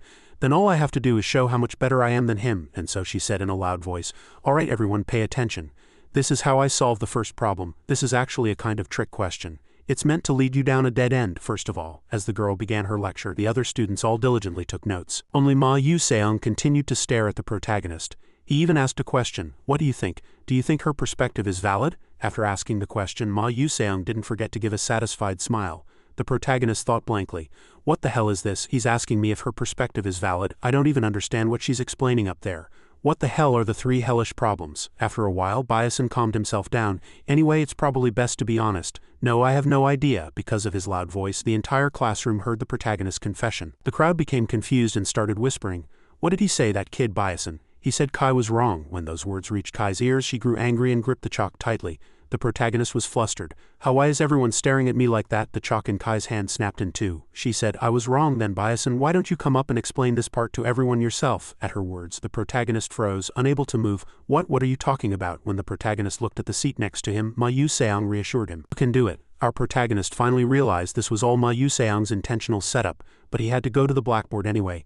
I can do this. Hongvan's gaze was also fixed on Byasin's next move. The protagonist quickly picked up a piece of chalk and put on his glasses. The three hellish problems were more like wordplay. It was a problem that went something like this. A mage cast a spell. Oh, Mother Earth, shed your tears to forgive the dust, even twice as much as the beginning. Why is that? The answer was very simple. Is the dust crying? It's just in a state of separation. Our protagonist clutched his head and thought, this is a ridiculous problem to me, but it's a huge issue for them here. I wonder which idle bastard came up with this damn question. Anyway, that Kai girl solved it like a normal math problem. I don't know what to say about dust crying to become dust. Her method was wrong, but she got the right answer, so she was mostly lucky. But if she encounters another problem of this type, she won't pass. The protagonist turned and said to Kai, I can't teach you how to solve this problem, but I can tell you where you went wrong. Kai shouted in surprise. What? The protagonist continued to explain. This is a problem about the fundamentals of Earth, but what if it was water or wind? Do you think you could solve it with your method? Then you'd have to use a different method. But then you'd need several different methods to solve the same type of problem. Just because you got the answer right by luck doesn't mean it's the answer the questioner intended. Kai was at a loss for words and couldn't retort, then she quickly admitted it. You're right. The protagonist shivered. Did I push her too hard? In any case, the protagonist's explanation made Kai diligently take notes. The other students did the same, all taking notes eagerly. Flame hadn't expected this effect. No way, all the other kids are writing down what he said. Isol and Hong Van were supposed to be arguing, but they're both busy analyzing his explanation. Is this really possible? The sunlight gradually faded. Ma Yu Seong waved his hand and said, "See you tomorrow, Byasin." He gave the protagonist a very bright smile and left with a pleasant look on his face. Our protagonist couldn't help but wave back. He thought, truly helpless. Damn it, if I get involved with that guy there is no tomorrow. I never want to see him again in my life. Suddenly, the protagonist realized something. He thought it might be because of his phone. I can't use it now, but it's what drew Ma Yu Seong's attention. I don't know why he keeps meeting me. He was a character that no one but Flame ever used before. Lost in thought, our protagonist ran into Hong Van. Her face looked sad. Seeing her walking slowly, the protagonist immediately recognized her. Isn't that Hong Van? Who is she waiting for? It's none of my business, so I'll just walk past. The moment he was about to pass, someone called out, "Byasin." Hong Van slowly approached where our protagonist was standing. "I have something to ask you." Byasin was truly frozen. He had not expected Hong Van to have something to ask him. "What is it?" Hong Van asked with curiosity. "Why didn't you explain the whole answer earlier?" The protagonist hesitated and froze. "It's not that I didn't explain it, I didn't know how to explain it. How am I supposed to explain a problem that has no answer?" She must have misunderstood something. Our protagonist had no choice but to open his mouth, because there was no need to explain. Hong Van's eyes showed a slight surprise, but she soon nodded. "I see, you didn't want to reveal your secret method there. In fact, that was not the protagonist's intention." Hong Van continued to demand, "And I'll compensate you. I'll give you a satisfactory reward, so explain everything you know." The protagonist's mind was a tangled mess, driving him crazy. He continued to frown. The scene shifts to the study hall. The protagonist was sitting quietly opposite Hong Van. The test paper from last time was on the desk. Our protagonist was curious. "I don't understand why you'd even pay me to explain the 3 problems from the placement test," Hong Van said coldly. "I have my reasons, so just tell me." "Yes, milady." Byasin was a little puzzled. "But you only got those 3 questions wrong. I got all the rest of them wrong. Aren't you embarrassed to ask me?" Hong Van immediately denied it. "No, the only thing I'm embarrassed about is that I still don't understand the answers to those problems. I'll do anything if I can just find the answer." These words gave the protagonist even more certainty.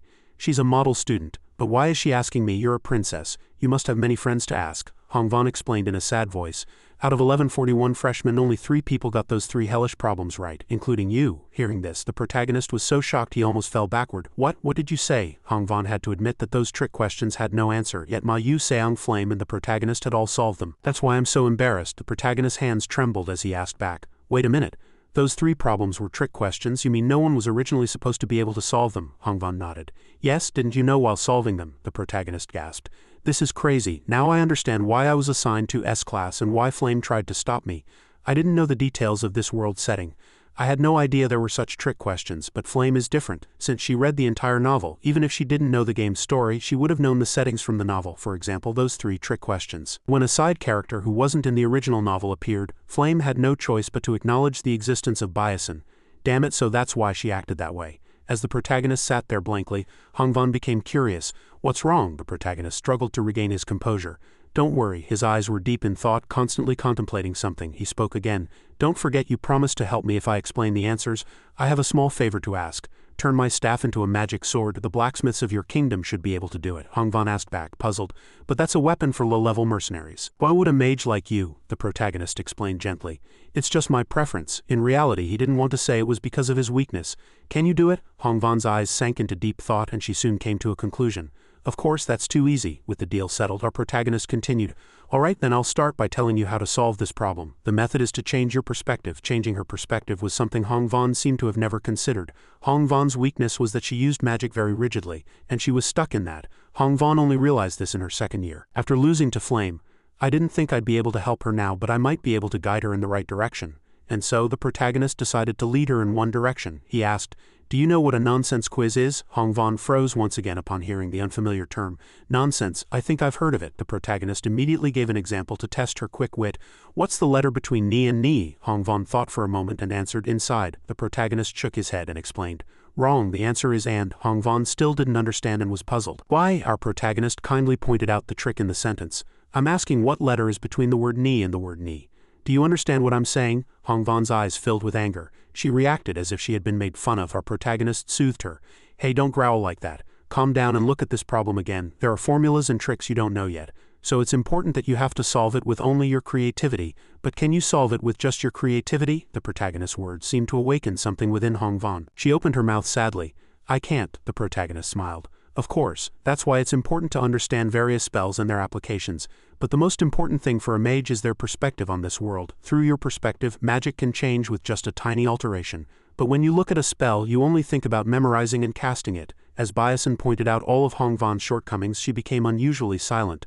The protagonist continued to point them out. In terms of analyzing and evaluating, you might be better than me, but you lack the most important thing for a mage, which is creativity. Hong Van's hands trembled more and more, and the sky around her seemed to darken. The protagonist was slightly scared. Her expression is too serious. Byasin scratched his head in embarrassment. You know what I mean, right? It might sound a little complicated. Hong Van nodded. Of course I understand. Our protagonist laughed to himself. That's funny. I don't even know what I'm talking about. I'm glad you understand. Shall we begin then? What did the man say when he put the horse to bed? Hong Van thought slowly. The protagonist deliberately repeated the question once more. What did the man say when he put the horse to bed? Hong Van couldn't answer. I don't know, the protagonist explained. The answer is it's time for bed. Next question, why don't they work harder? I don't know. Because they always work lying down, Byasin asked patiently. What happens if rock, scissors and paper enter a race together? Hong Van still didn't know and shook her head.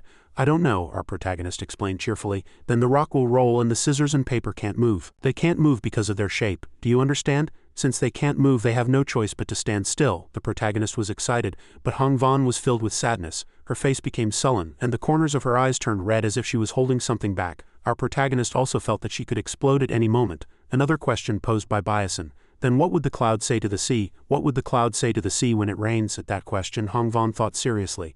The protagonist eagerly awaited Hong Van's answer. Finally she answered. I'm falling for you. The protagonist was completely surprised to hear this. Oh, that's right. Even with just one correct answer, Hong Van was delighted. Her face brightened up.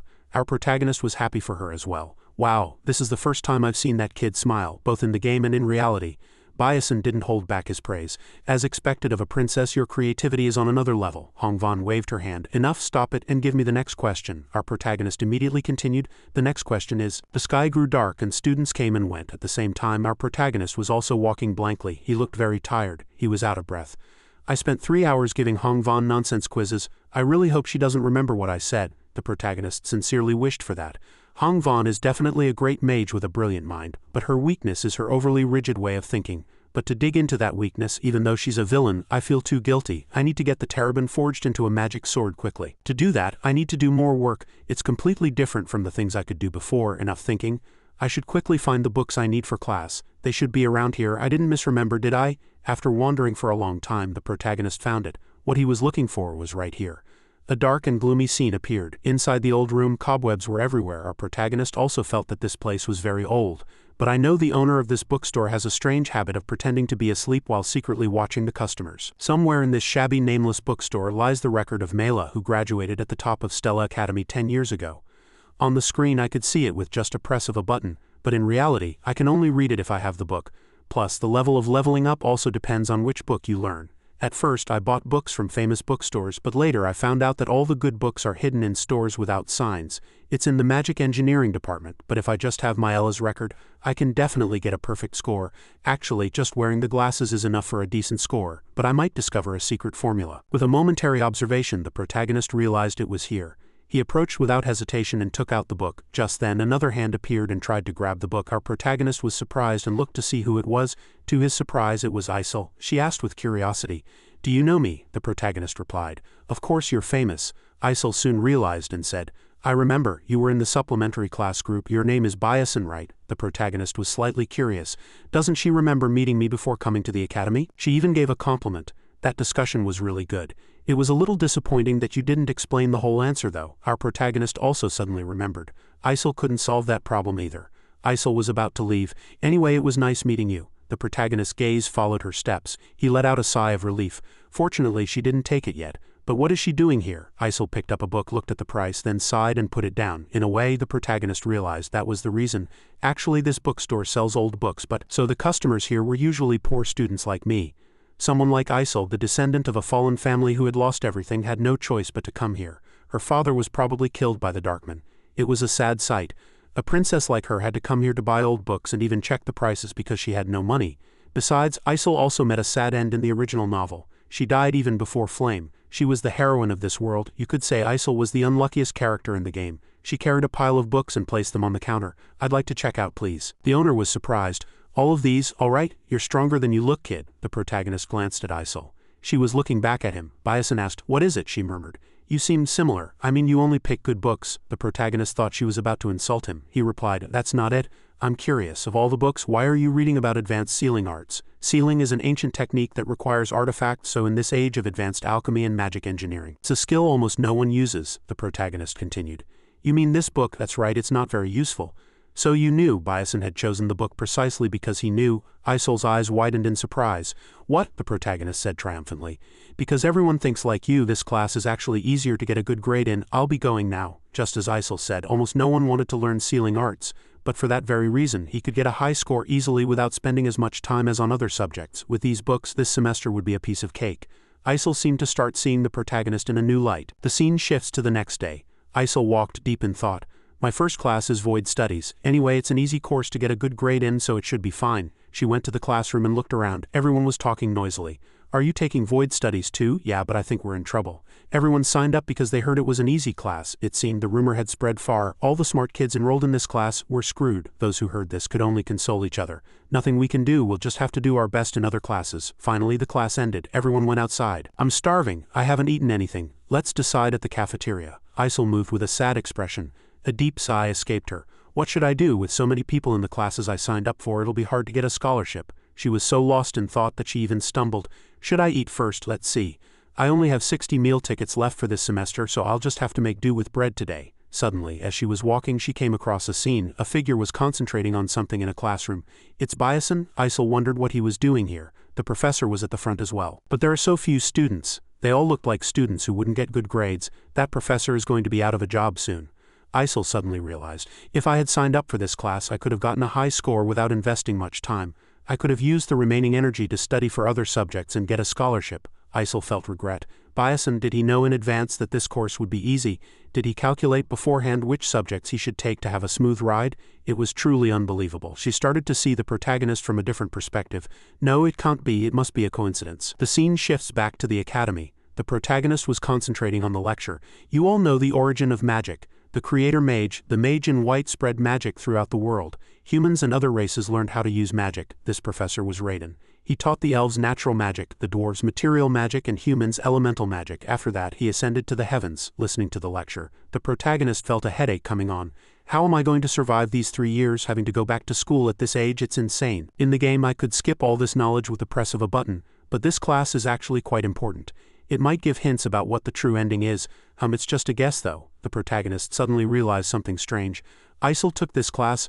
I don't remember any of the main characters signing up for this course. He soon told himself it had nothing to do with him. The professor continued to lecture enthusiastically.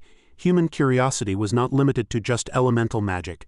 Mages traveled the world and secretly learned the magic of other races. Even so, they were not satisfied. But there was nothing more to learn. The creator mage disappeared, leaving behind the 12 divine moons. "Does anyone know about the 12 divine moons?" Isel answered the professor's question. "I've heard they are guardian deities that maintain the balance of power on the continent. They were scattered across the continent and held that duty until 1,000 years ago." The professor nodded. "Correct.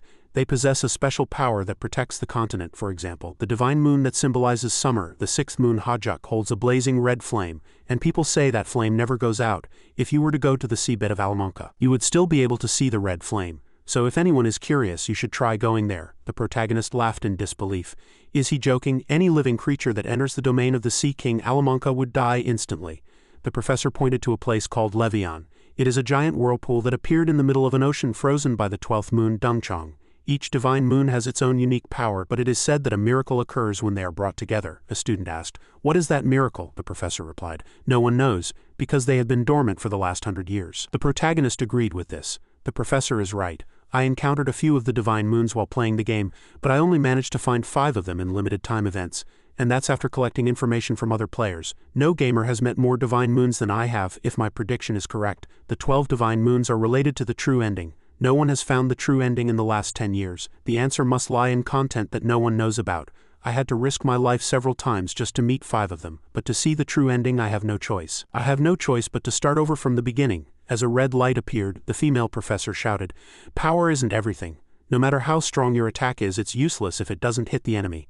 Professor Hong Go of the Fire Magic class said. She was supervising the students' practice. The protagonist's gaze observed every move. A skill was cast quickly, flying straight towards a dummy. The light upon impact was immense. Professor Hong Go evaluated it closely. She didn't take her eyes off it. The dummy was still in place. Black smoke billowed. Nothing had changed. The dummy wasn't damaged in the slightest. The other students took notice and the professor criticized her bluntly. How pathetic. The one who cast the skill was Vaughn. She was doing everything imperfectly. Vaughn sat down sadly, thinking, I've wronged Mother again. She will surely be disappointed. Just then, someone appeared and spoke to her. Princess, a red-haired girl, was standing right in front of Vaughn. Are you all right? She sat right next to Vaughn and continued to praise her. That was really amazing, Princess. Vaughn didn't understand. What do you mean? The red-haired girl said. You used the same magic as me, but yours was much more powerful, Vaughn said coldly. So what? I couldn't even hit it. The red-haired girl still praised her. But your magic was really cool, Princess. It was incredibly awesome. To be honest, I've known about you since I was a child. Vaughn suddenly realized. Oh right, this person is a fire element mage like me. Was her name Oxuang? I think I've heard it somewhere. They said a fire magic genius had appeared. Even so, she's nothing compared to my magic. Vaughn continued, It's impressive that your accuracy is so high, Oxuang said humbly. But if you practice more, Princess, how could I possibly compare? Vaughn stood up looking tired. That's a level that only works on the weak. Still, talking to you has made me feel a bit better. After speaking, she left. Well then, Oxuang was slightly dazed and her eyes seemed lost in many thoughts. The scene shifts to the mansion and a room appears. Vaughn entered with tired steps. Few as she let out a breath, she heard a greeting. Princess. This greeting came from a maid in the house. You have returned. She was Hong Vaughn's personal guard, Ia Terrarin. She informed Vaughn, I have prepared some tea and sweets for you. Thank you, Ia Terrarin reported. I have a report regarding the task of reforging the staff you gave me last time. They say the staff is of such good quality that it can be made into a high-grade sword. However, there are a few questionable points. Vaughn was also curious about what those points were. Ia Terrarin explained, From what I've heard, it continuously absorbs mana from its owner. Vaughn stood up in shock. What? Isn't that a dark artifact? The guard explained. It's different. It resonates with natural energy. Vaughn was still very curious. How can absorbing its master's mana resonate with natural power? But then why is that staff only mid-grade? The guard asserted. That is precisely why it remains at that grade. What do you think? Its original ability is to powerfully amplify the user's mana, making them stronger or upgrading it to a high grade. But because it only absorbs and doesn't release, it was demoted to mid-grade, Vaughn exclaimed in surprise. High grade? How could a student possibly use that? The guard was also surprised by it. Vaughn frowned and continued. I knew it didn't resonate with everyone from the start, but I never thought anyone would use it even if they got their hands on it. Unless one has a tremendous amount of mana or none at all, I don't get it. Any normal person would know. Anyway, he must be someone special. A few days after the new semester began, the protagonist continued to attend the professor's classes. The sound of the lecture spread around. Attack magic requires a more detailed understanding than any other type of magic. That is why this mana induction class is essential. From now on, you will learn induction with a focus on emission and aiming through duels. On the blackboard, the professor wrote character by character with chalk. Now let's continue by discussing trajectory formulas. From a point about 760 meters to the north, Qiansu is moving south at a speed of 12.6 meters per second. What is the proper trajectory and estimated distance Yunwei needs to use her water magic? The classroom fell silent, and the other students gradually began to whisper. If it's water among the elements, another student stopped him. Unless you're a water element expert, you'd better not answer this question. Do you think the professor is deliberately making it hard for us? The protagonist suddenly felt that everything was boring and sighed. Why does this feel like more of a waste of time than my classes in Korea? Suddenly, the professor called on student Byason. Stand up and answer this question. The protagonist was even more annoyed. Damn it, me again? A few minutes later, the protagonist finished solving the problem on the blackboard. The professor was surprised to see it. Excellent. To solve this so easily, to be able to simplify it like this. Is your primary element water? The protagonist denied it. No, sir. Good. Then let's move on to the next question. After class, the protagonist returned to his seat. Just then, someone spoke to him. Excuse me. The protagonist turned his head as Isel appeared. She said, I have something to ask you. The protagonist was surprised by Isel's appearance. What is it? Isel thought. While observing Byason, I've become curious about one thing. It has nothing to do with his rank. He's incredibly smart even compared to the top rankers. He solved the problem in an instant. That's impossible. The level of that problem was at least university level. No, to be precise, it was at a professor's level. Even if Stella is a place where geniuses gather, what is Byason's true identity? At first I thought it wasn't the case, but now I'm sure. He definitely has a course registration strategy. If so, what is his next subject? Isel wanted to gather information. The protagonist, upon being asked, hesitated and couldn't answer. Why do you ask something like that? Do you have a crush on me? Isel reacted. What? That's disgusting. The protagonist added. It's me who's disgusting, isn't it? The protagonist scratched his head in embarrassment. I'm an adult, why am I acting like this? He thought. He asked again. Why are you asking that? Isol said. I've researched the courses you're taking and it seems they are all subjects where you can easily get a high score. I'll ask you directly. Where did you learn that strategy? This is a very important matter for me. The protagonist wondered what she was trying to ask. His words came out as an answer. What are you talking about? The classes? It's just a coincidence. If that's all, I'll be going now. Isol didn't give up. She called out to him. Wait a minute. Her eyes were filled with anticipation, trying hard to follow him. Mustering all her courage, she shouted loudly. Please wait, just a moment. The protagonist wondered. What is it? Why are you following me? Learn from someone else. There are plenty of talented people here, or just copy me. You said you've been studying me, Isol explained. The Divine Moon course isn't very important since everyone gets an A. But if I sign up for the same classes as you, it might negatively affect your grades. The protagonist thought for a moment. If she doesn't get the scholarship, she's the one who loses the most, yet she's worried about someone else's grades in this situation. It's a bit annoying, but the heroine is a heroine after all. Isol asked earnestly, could you recommend just one class, one that's easy to get a good score in? The protagonist was firm. Do you think that look will persuade me? Isol said naively. That's strange. Usually people's stress melts away when they look at my face. The protagonist was surprised. Really? The girl burst out laughing. I'm kidding. I knew you'd react like that. So I've prepared a few things as a reward. The protagonist became curious. Why do kids these days like to offer rewards so much? Where did you learn to joke like that? Someone suddenly asked. Do you know about the 7th magic tower? The protagonist froze. Yes, I do. The girl was also surprised. Really? Not many people know about it. It's the vanished wild tower and there are many barriers to prevent people from getting close to where the tower used to be. But there, the protagonist stopped talking and Isol was surprised. What's wrong? Are you okay? The protagonist thought to himself that his head was starting to hurt and he was going crazy. This is important information. With this, Flame can increase her influence on the male lead. Besides, the fact that Flame knows about it means it's in the original story. And Isol only told this information to the male lead, not a side character like me. The protagonist shook off his thoughts. It's a scary story, right? I don't want to hear it. I don't think it would be fun either. The two continued their conversation endlessly. It's not that scary. Are you afraid of ghosts at your age? All right, I'll tell you. Isol was flustered. You just acted like you wouldn't tell me, and now you've changed your mind, Bison nodded. Yes, I just changed my mind. Besides, the protagonist hesitated. Just the fact that Isol wanted to give him something was enough. He answered Isol's question. Anyway, this has nothing to do with grades, but it will be incredibly helpful to you. Sign up for Void Meditation as an elective. Isol was stunned. Meditation? You're telling me to sign up for that as an elective? Are the Divine Moon and meditation courses priorities? Do you like to train? Bison was at a loss for how to explain. My master was a bishop just like you. And you can raise your magic level through meditation. Really, just with meditation?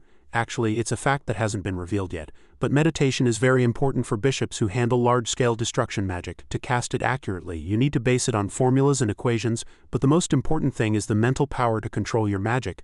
I haven't told anyone, but I'm telling you specially because you're cute. Isol was surprised. You said I was ugly earlier. Still, she was very grateful and smiled brightly. Thank you. It's not a subject that will help me raise my score, but I'll sign up for it anyway. And so, Isol turned away with a smile. The protagonist froze at her smile. He was genuinely a little scared. I've said it. I'm scared of how the future will change. But if I just leave her be, Isol will face another tragedy in this world. If meditation helps her, that would be a good thing. Suddenly, Bison's eyes flashed open as he realized, wait, now that I think about it, I'm a mage too, aren't I? Why haven't I thought of training until now? The Bison in the game trained very rigorously, awakening his mana leak syndrome and growing rapidly. The protagonist reasoned. In the game I could get experience points with just the press of a button, but now I can do it myself. It's quite late, but since there are no hunting quests or missions, I can't get any extra experience points. I should be grateful to Isol. Returning to his dorm, the protagonist had to admit one thing. The dormitory is really big. At Stella, all students live in the dorms. The dorm system was an additional part of the game, allowing players to decorate their rooms as they pleased, but for Bison, since his village was burned down, this was his only home. The dorms were divided by grade, and while the room sizes were all the same, the number of people living in each room depended on the grade. Naturally, the S-class students occupied the highest floor. Bison felt a little lonely, but he could finally make use of this place. He let out a long breath. Well then, shall we begin? Since this is reality, stats aren't the most important thing. I need to get used to this body. The Bison in the game was a genius who could handle sword aura by using the infinite circulation of mana inside and outside his body. No one knew because no one paid attention to him, but Bison was a genius swordsman who had reached the pinnacle of swordsmanship. I must walk that path once again. My breathing is the key to controlling the flow of mana in my body. If I can gradually increase the amount of mana I take in with each breath, I'll be able to gain enough mana with just a single breath. Skills don't level up just by collecting experience points. You have to use the skills continuously to level them up. In other words, I need to train. Time flew by and the sky outside the window was already bright. The protagonist was still training calmly. Suddenly, a light entered the protagonist's eyes. He was sure this was a sensation Bison had experienced before. As someone who has accepted having mono-leak syndrome since childhood, I can feel it even if it's faint. The mono-leak syndrome skill has been upgraded. The blink skill has also been upgraded. The protagonist was satisfied. I'm one step closer to my goal. I'll find the true ending no matter what it takes. An idyllic landscape appeared and someone's feet moved. Flame felt the artificial grass and wind, but the sensation was all too real. The Stella dormitory was a kind of pocket dimension built on the school grounds. Thanks to this, people could freely manipulate the structure and characteristics of the space. All sports events and other events, as well as dungeon, gate, and monster training, were all held here for this reason. Students gradually began to crowd the area, and Flame carefully observed her surroundings. A total of 141 people, 50 from classes A1 and A2 and 40 from S-class. According to the novel, S-class should have 39 people. I thought I made it 40, but I didn't expect another person to be added. Where on earth did Bison come from? In the novel, there were a total of 1140 first-year students, and with me it was 1141. Could it be that Bison was also in the original novel? I'll have to find out slowly. It's okay, I can do it. I'm the only one in this world who knows about the novel. Class will be starting soon. Suddenly, a loud noise was heard. Crown Prince Jeremy, have you finished your course registration? Jeremy replied. Of course, other people said excitedly. We also signed up for the Alchemy research class after hearing that you did, Your Highness. Really? Let's help each other out. Flame recognized the person in the spotlight. So that's Crown Prince Jeremy. In the novel, he gets involved with Isil but is rejected. In the end, he becomes a villain. He seems nice, but all his actions are calculated. I have to be careful not to get involved with him. But Jeremy suddenly looked in Flame's direction, waved his arm in greeting and smiled brightly. Flame couldn't help but greet him back. But he's really handsome. I can see why so many people flatter him. His faction is the most famous in the school. This world is my reality now, so I have to gather them together. I need to prepare for the future. Jeremy's gaze was very focused. He was paying attention to Flame. Just then, the professor drew their attention. Before we begin today's class, we will start with some basic training. I need to know the extent of your abilities to teach you properly. I will be supervising you myself. Don't complain even if you don't like it. As you know, we professors have the authority to deduct or add points to your scores. Keep in mind that you will be expelled if you don't exceed the required score. Now I will explain the training. We will be conducting a test training in a dungeon. We will test all of you using the situations, traps, and monsters that occur in a real dungeon. You will get 4 points for catching a first-class monster, 8 points for a second-class monster, and if you get this score bar, you'll receive 20 points. The top 5 students will receive a small reward and shopping privileges, and students with 0 points will have their scores deducted. If you're afraid of failing or going alone, you can form a team, but remember that the points will be divided equally among your team members. If you defeat another student, you can take their points. That is all. Good luck. Suddenly, the ground shook. The students screamed, "What? The ground is..." Everything became chaotic and people lost their balance. Flame was also surprised. This is the Jack and the Beanstalk map. The scenery here suddenly became lush and dense with trees. The students also began to go their separate ways. Some chose to go alone, while others chose to go in groups. Flame's figure could be seen in the distance. She was walking alone, holding the magic staff in her hand, she suddenly thought. Then I'm ready to participate in this game too. Suddenly someone called out to her. Flame, turning her head, she saw a red-haired friend in front of her. Jackie asked, "Are you going alone for the practical training?" Flame replied, "Oh, it's you, Jackie." She suddenly thought, in a real dungeon it's advantageous to form a team, but to get a lot of points it's better to go alone. After thinking this far, she continued coldly, "I'm sorry, but this time I want to test my skills, so I'm going alone." The red-haired girl listened, then smiled and replied, "Yeah, I know. You have to share your points with your teammates, so you can't help it." Flame replied, "Yeah, that's right," but at this moment a thought came to her mind. Am I being too sensitive, or is she being sarcastic? Forget it, let's just drop it. Flame said goodbye and left. "Let's go together next time." Jackie said nothing more and turned to leave. Flame watched her retreating back. At this moment Flame felt a little displeased. Am I mistaken? Why do I keep feeling like she's copying me? She sighed and turned away. Forget it, let's get back to the main point. It will be different later. An hour after the dungeon opened, a blue light emanated from a corner. It seemed Flame had just finished a battle. She was quite tired and panted. This is really tough. When is this training going to end? Suddenly she sensed that something strange was about to happen. Right after that, a giant vine flew rapidly towards Flame. In the blink of an eye, she raised her magic staff to block it. A powerful blue light erupted from the staff, directly striking the vine's body. A moment later, the vine also fell and gradually shrank. At this time, she looked around and thought, not only monsters but even plants can attack, as expected of Stella. Even the training can't be underestimated. I've only gotten 18 points so far, which isn't too bad, but this difference can be caught up with just one score bar. I need to keep moving, and so she went deeper into the dungeon. Suddenly she was so surprised that her eyes widened. A faint figure of something could be seen in the distance, but the sunlight was too dazzling for her to see clearly yet. She thought in a panic, "Is it a monster? No, it's a person. But how can a student conceal themselves to this extent? It's okay, I'm also concealed with natural camouflage anyway," she thought to herself. Flame's special abilities are control, defense, destruction, and healing, so it wouldn't be a bad idea to ambush the opponent now, and so she carefully took steps and approached the shadow. As she got closer, she seemed surprised. The person was none other than Byasin, but why is he alone? I remember other students wanting to team up with Byasin. Don't tell me he rejected them all. That's strange. I really don't know what that kid is thinking. But what surprised her even more was the score bar in his hand. Suddenly, at this moment, a bold idea came to her mind. This is the perfect opportunity to test him. At this time, Byasin was walking forward, completely unaware. From over here, Flame used her magic staff to create a large sphere of light. She thought that at a distance of about 15 meters he wouldn't be able to defend against it. Right after that, a strange magic circle appeared, and an intense orange power emanated from her entire body. She looked straight towards Byasin. Flame shouted loudly, "Light bullet!" As soon as she finished speaking, a bolt of lightning shot out and flew straight ahead. As it got close to Byasin, he suddenly realized that someone had ambushed him. He immediately used Blink to move to another location. After the smoke from the explosion cleared, Flame was on the verge of losing her mind, unable to understand what was happening. Byasin had vanished without a trace. She was so angry that her hands trembled. No way, how could he dodge a second-class spell from that distance? Damn it, this is completely insane. Meanwhile, Byasin continued to use Blink to retreat behind Flame. Only then did he let out a sigh of relief and pant. Damn, are they trying to kill me? Shooting a light bullet out of nowhere. It's a good thing my mono leak syndrome leveled up, otherwise I would have been in big trouble. Blink has leveled up to 1, so the maximum distance is now 12 meters. I can still use Blink 2 more times, so I could deal with them using the terrain, but it's best to avoid them. Having thought this far, he used Blink twice in a row to move away from Flame's position. He turned his head and suddenly thought, this should be enough. My goal is 5th place, so there's no need to overdo it. The 5th place reward is the Gel Rack, which greatly increases stamina and strength. The top 4 will be taken by the main characters anyway. In this situation, they only need 3 more score bars. Suddenly, a mocking voice was heard. "Hey, come over here and look at this guy." In front of him were some students. One of the guys in the group smirked. He continued, "Oh, it's Byasin from S class." At this time, he also recognized the opponent in front of him. This guy is Yedin, a guy who's been making a name for himself at the academy lately. Looking at the guys standing next to him, Byasin sneered inwardly. There are even members of Jeremy's weakling squad, Usul.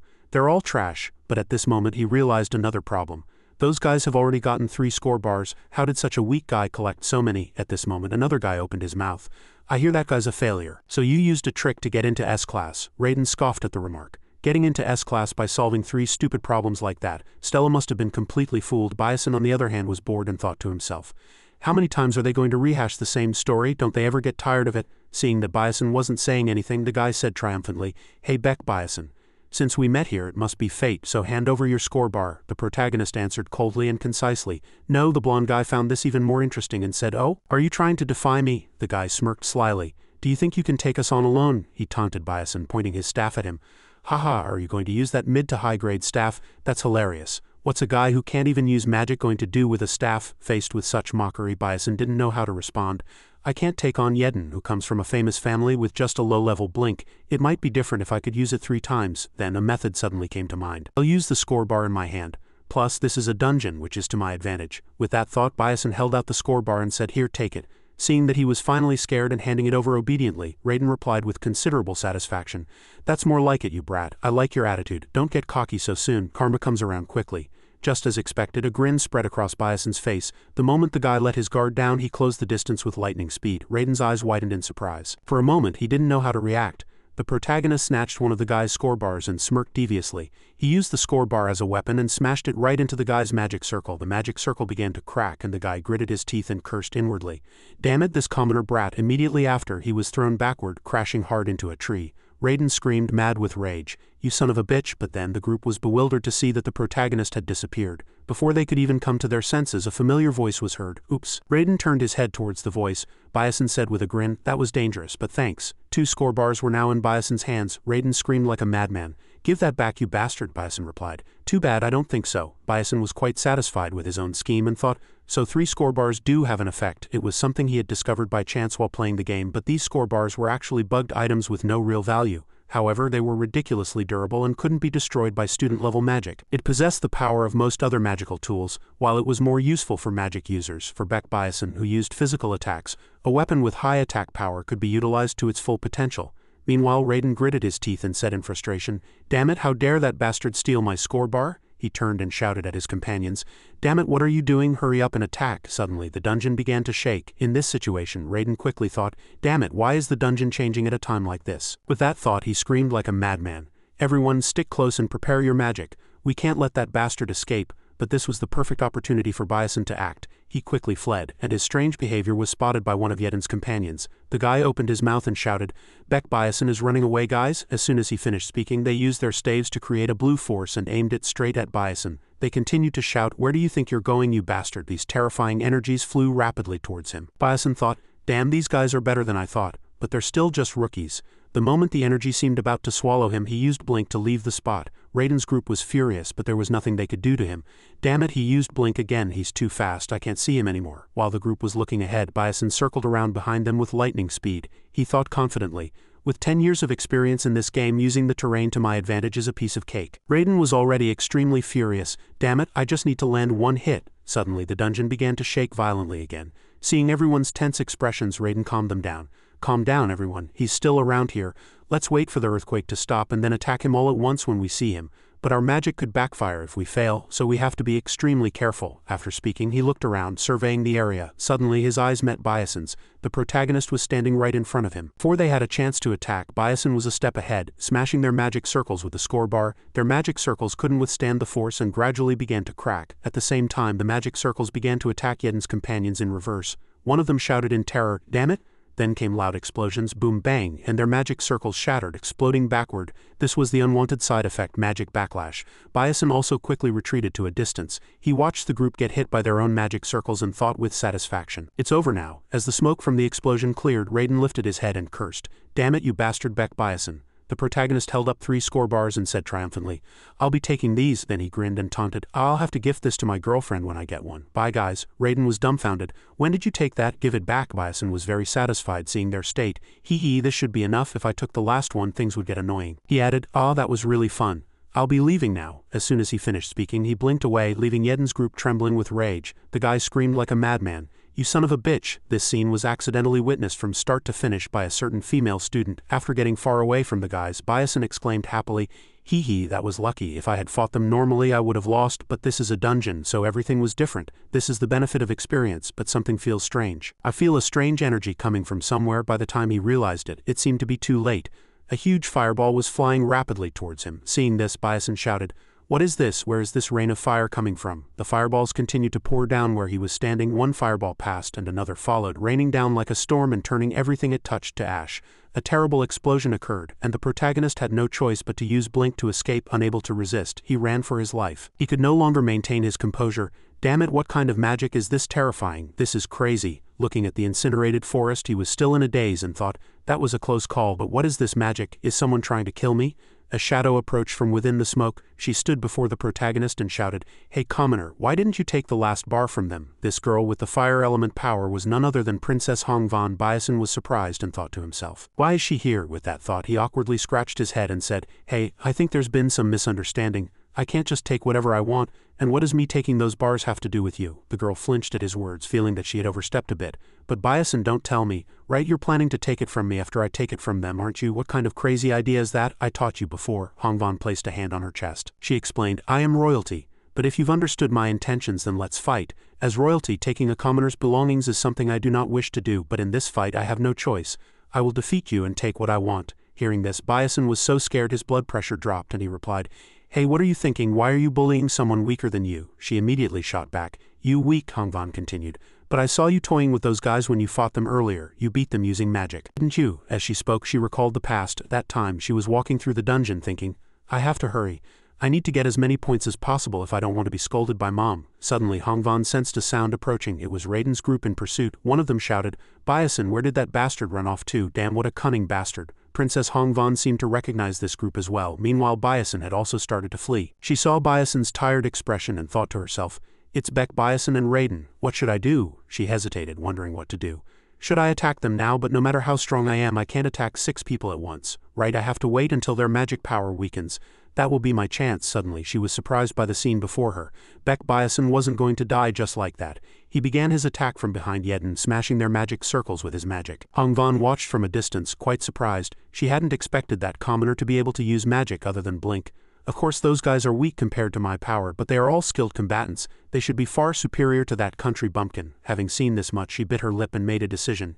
Immediately after, a magic circle formed around her entire body, and the power of flames enveloped her. She thought to herself, now is the time to use fire magic. As soon as her thought ended, a powerful magic flew fiercely forward over here. Byason also sensed this terrifying magic. With lightning speed, he used Blink to move to another location. He realized its pressure was getting closer and more intense. That's right, a giant flame was flying towards him. Byason jumped up and down. Using Blink after Blink, Hongvan still focused on the direction the flame was heading, her expression as indifferent as ever.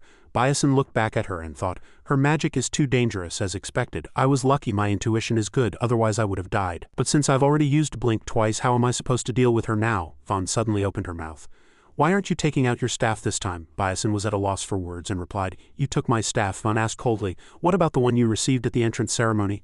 Only after hearing this did he realize he had forgotten about it and answered, ah right, I didn't think of that. Seeing him feigning ignorance, Hongvan said with even more disgust, how long are you going to hide your skills, HMPH? As she spoke, her eyes suddenly turned to excitement. They turned a frightening shade of red. She stared straight at Byason and thought resentfully, I'm serious about this fight, but is that commoner treating it as a joke? With that thought, she said in a rage, fine, if you're not going to fight properly, I have no choice but to defeat you here. Hearing that, Byason felt a chill run down his spine. I am fighting seriously. I've never treated fighting her as a joke, Hongvan continued. If you're not going to be serious, before she could finish, a sea of fire blazed behind Hongvan. Her face was full of determination. You will die here, she vowed to herself. I will crush you today, no matter what.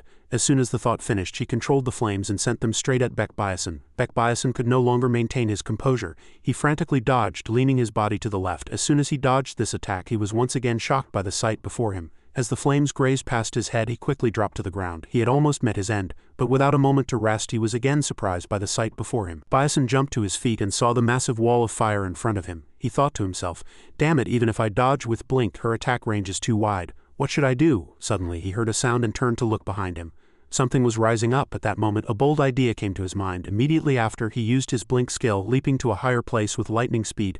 This position was not yet reached by the flames. Byason looked back. Flames were growing larger and spreading wider. He hid behind a rock and thought, I was lucky to dodge it this time, but it's still too difficult. He looked down and thought, even if I approach Hongvan, the flames around her will erupt and block me if I get close.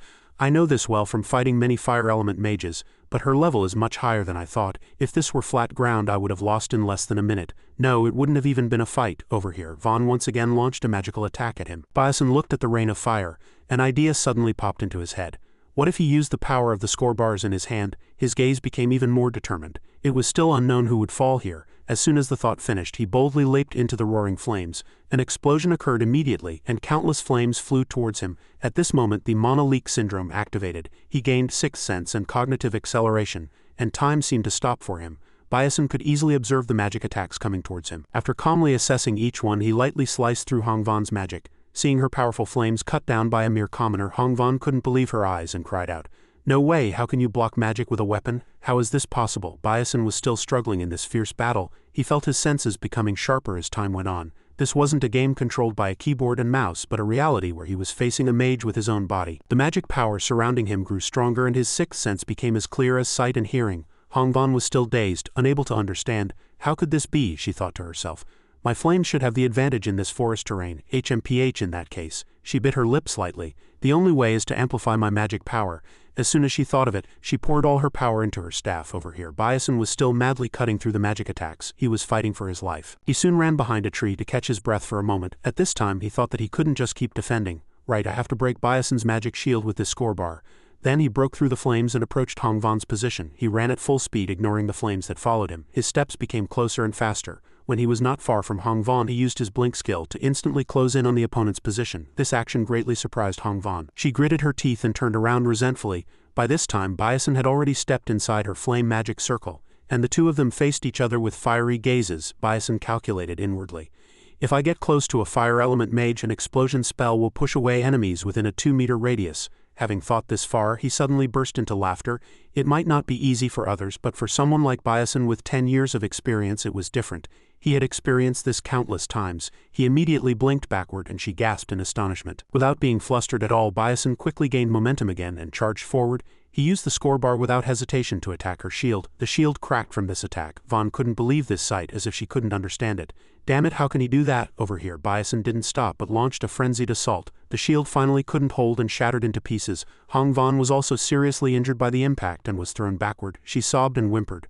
Ah, Byason also approached her. He smiled brightly, sat down and said, I won. Hongvan felt extreme shame. To be defeated so humiliatingly as a princess, she said resentfully, Who the hell are you? Byason slowly stood up and replied, I'm just an ordinary student. Then he said meaningfully, But I think the person hiding over there can come out now, right? Realizing she had been discovered, Flame walked out cautiously. Flame approached the two of them and asked, quite surprised, Did you not need to hide there? But how did you know I was there? Byason didn't know how to explain either, and answered with an awkward smile, let's just say it was intuition.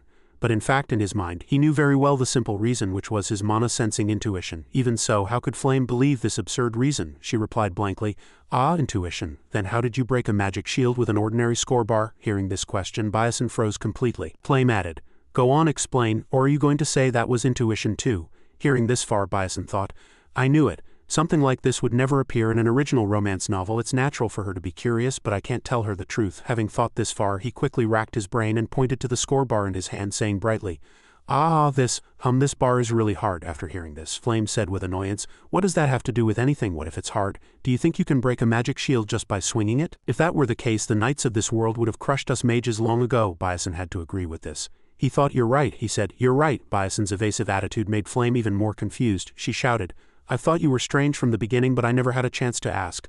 Beck Byason, what is your true identity? Beside them, Vaughn had been ignored, but watching the situation so far, she couldn't help but be surprised as well. Meanwhile, Flame's successive questions made Byason's face drip with sweat. He tried to think of a solution. Has this moment finally come, to have my identity doubted in less than a month? Should I just reveal my identity? No, Flame doesn't have the slightest bit of goodwill towards me. That would be too dangerous. Having thought this far, Byason said, Even if you suspect me, I'm not a bad person. After hearing this, Flame replied in confusion. What do you mean? Byason continued with an awkward smile. It's just as I said, I just want to help you. This statement made Flame even more confused. Help me with what? What are you trying to say? Your vague words are really annoying. But Byason didn't explain further and turned away. He raised his hand to say goodbye. I want to say more, but I'm out of time. Well then, I'll be going first. This action made Flame so angry she was about to explode, and because of his actions today, Hongvan began to see him in a different light. She seemed to be planning something crazy, Byason thought. It should be fine now. Let's just go with this.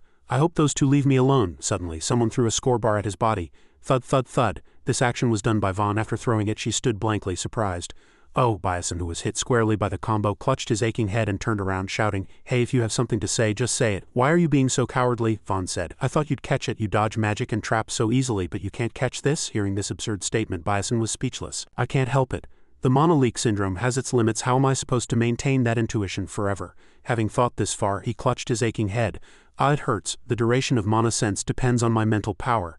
My mental power is depleted, so I've lost my agility and even have a headache. Byason asked, puzzled. But why did you throw this at me? Hongvan replied without the slightest hesitation. You won, so take it, even though these score bars are quite important. In his mind, he thought, Is her pride hurt? But if I take all of this, my score will skyrocket. Besides, those aren't very useful to me.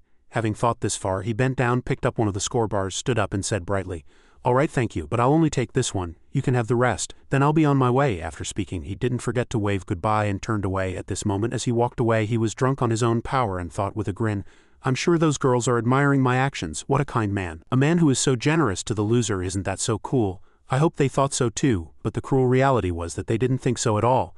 Flame shouted at this moment, What? Is there something wrong with that guy? He's mentally unstable. Vaughn felt the same way and said tiredly, Maybe because he's a commoner, his head is a bit strange. But in her heart, she was now curious about what the true identity of this guy named Byason was. Meanwhile, at this time, outside the dungeon, the professors were closely watching every move of all the candidates.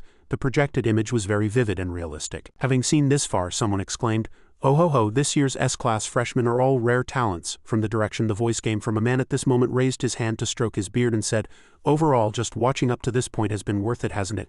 And this man was an elder of the Magic Council TL. The woman standing next to him also agreed with this senior's opinion and said, Yes, it's really interesting. She narrowed her eyes and thought with satisfaction, When I was young I was much better than this, hee. And this woman was a member of the Azure Tower Council, Zarina Yan. Professor Li Hangwon was quite surprised by their appearance and thought to himself, The Magic Council, the Azure Tower Council. For so many big shots to gather just to watch a student's practical training, well, it's understandable. You have to do this much to recruit talent. I'm sure most of the other professors are watching this practical training as well. Suddenly, the people around him exclaimed, Look over there. At the sound, Professor Li Hangwon also turned his head to look at the screen. In front of them, two male students seemed to be preparing for a battle. Immediately, people recognized the identities of the two students and shouted, He Jinryong and Ma Yu Seong have run into each other. Immediately after, He Jinryong attacked first. He used his staff to create a very powerful magic and aimed it straight at his opponent. Over here Ma Yu Seong was not the least bit afraid and stood leisurely observing. And when it got close he gathered his energy and leapt high, even jumping 3 times in a row to dodge the opponent's magic.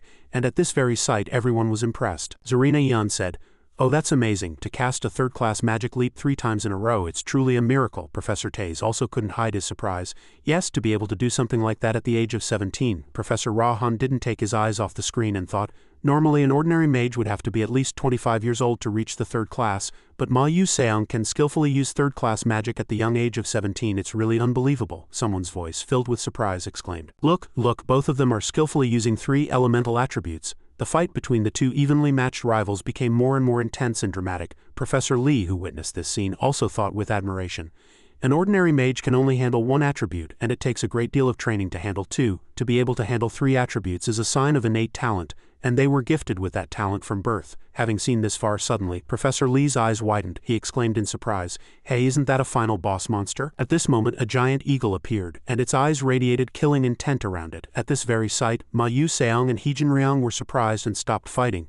But before they had time to react, suddenly the bird screamed in pain. The miserable scream echoed throughout the dungeon, and immediately after it slowly fell. The 2 of them were so surprised by this scene that they were speechless. They also couldn't understand what was happening. The bird fell right in front of them. Immediately after it fell flat on the ground. A gentle voice was heard.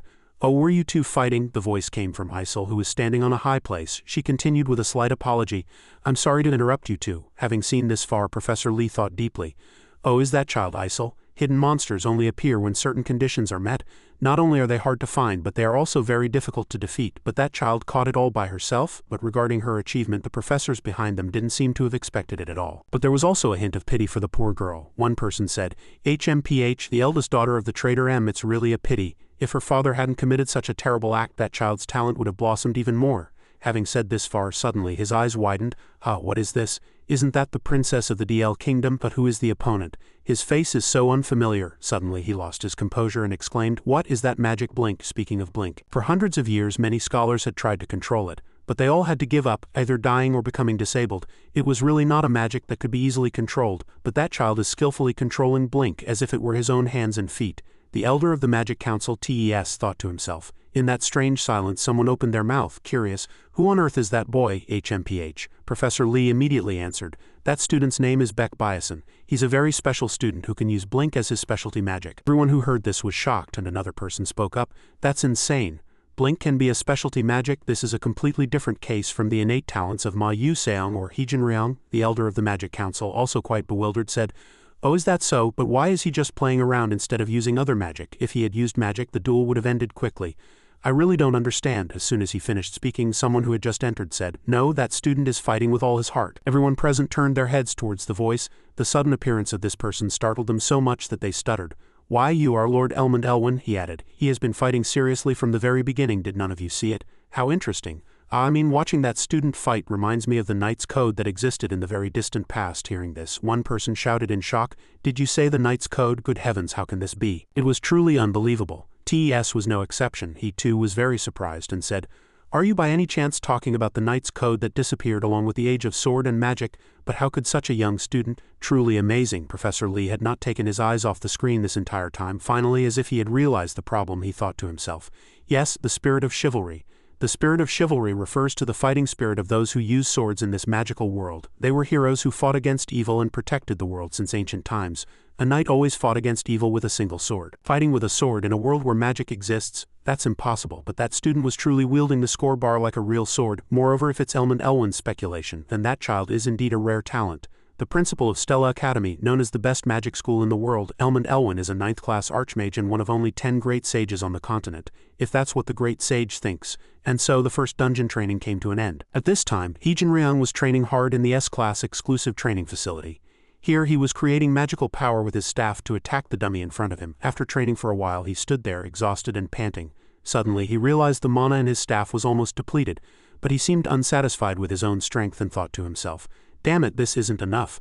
I'm still a long way off. Of the 141 students who participated in this dungeon training, 39 were eliminated for failing to meet the standard.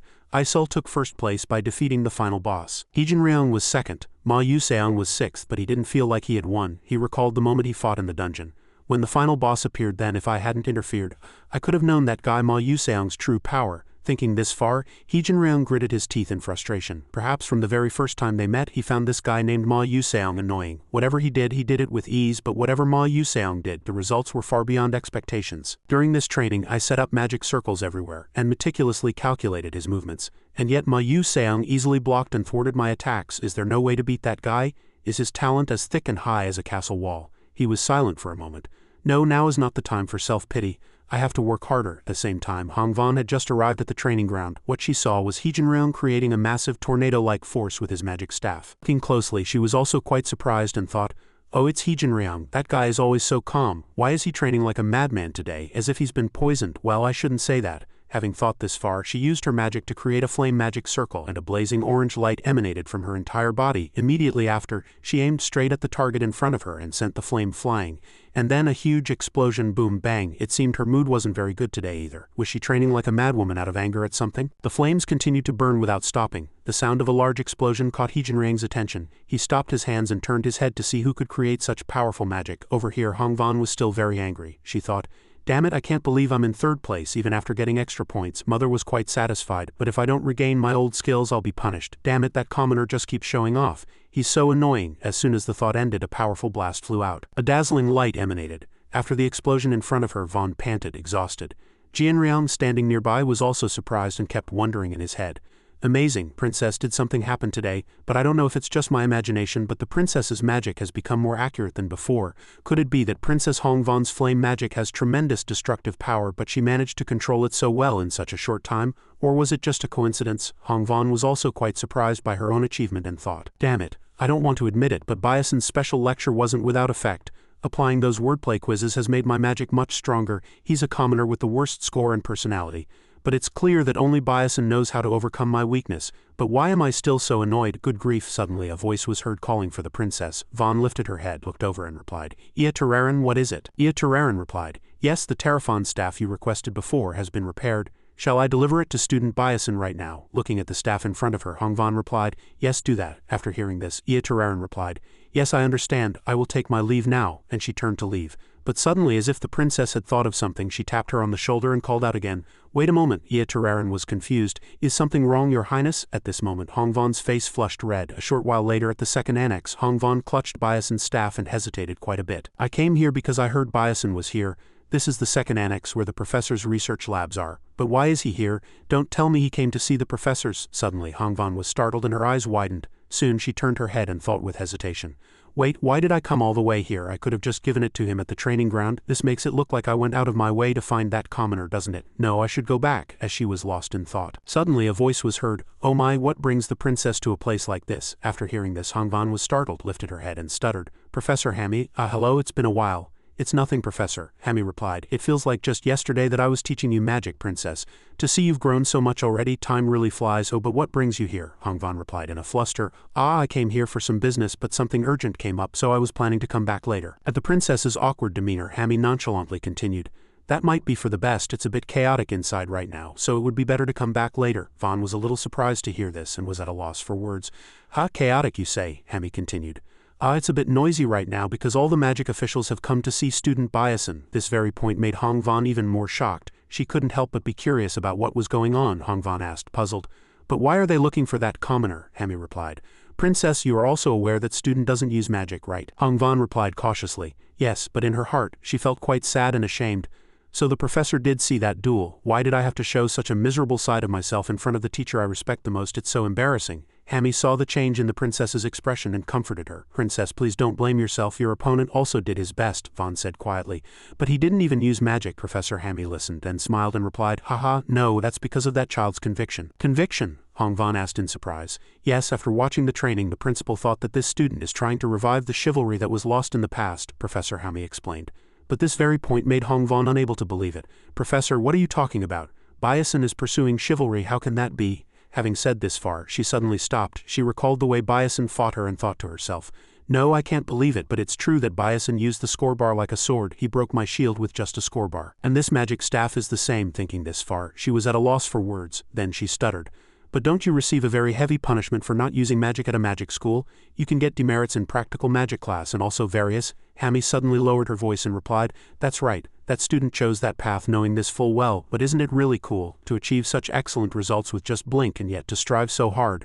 I can't help but believe that conviction is real. After finishing her words, the professor said her goodbyes and left, leaving only Hong Vaughn to her various thoughts. She thought that if someone said they were pursuing chivalry, they would naturally be laughed at. In this day and age, it sounded like a silly joke. It was truly ridiculous, but Byasin isn't joking. He's seriously trying to pursue chivalry, and I got angry and told him not to play around. She was lost in thought. Suddenly, Byasin appeared and broke her train of thought. What are you doing here? Not only that, he was munching on the 5th place prize, gel wreck in his mouth.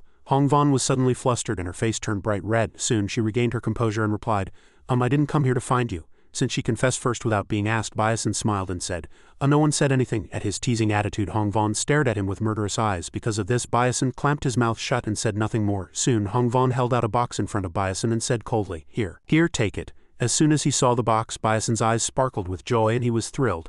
Oh, it's the Terraphon, thank you so much. He opened the box to check and his eyes widened in admiration. Looking at the beautiful and sparkling sword in front of him, he thought to himself, wow, it's a formless sword. As expected, the craftsmanship of Adelet is amazing. Without the princess's help, I would have never been able to touch this treasure in my entire life. Having thought this far, he said, can I have this box? But his intention was written all over his face. This would sell for quite a bit. Hee, Hong Vaughn replied, looking tired of it. Do whatever you want. Hearing this, Byasin rejoiced inwardly. Yay, I've made some money. At his excited attitude, Hong Vaughn shook her head as if she was tired of it. Sigh, I guess commoners can't be helped. That's all they think about. But in her heart there was still a point she couldn't understand and she couldn't bring herself to ask directly. After thinking for a long time, the princess mustered her courage and asked, Hey Byasin, he replied, quite flustered. Yeah, what? Hong Vaughn continued. Are you really not going to use any other magic? At this sudden question, Byasin froze for 5 seconds and couldn't say anything. After asking, Hong Vaughn also felt she had been a bit rude and her cheeks turned red in embarrassment. Soon she was so embarrassed that she turned and left. It's nothing, I'm leaving. Byasin stared blankly at her retreating back, then he also turned and left. As he walked, he thought, other magic, come to think of it. Professor Lee said something similar earlier. He spoke as if he understood and respected my feelings and conviction, but I didn't understand anything. Soon he shook off his thoughts. Anyway, let's just go with the flow. As long as I have this magic sword in hand, I can rest assured to some extent. Having thought this far, he blurted out, come to think of it, I should test out how amazing this sword is.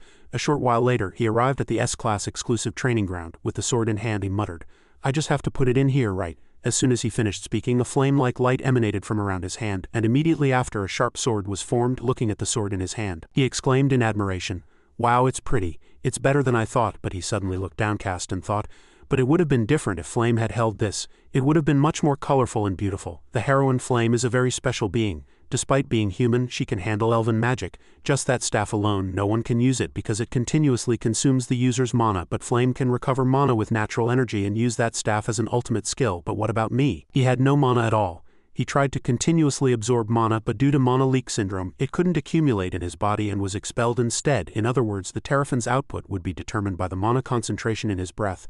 At that moment, he recalled the damn system he hadn't looked at in a long time and muttered as he opened the system window, I should check my stats. Immediately after, the status window appeared.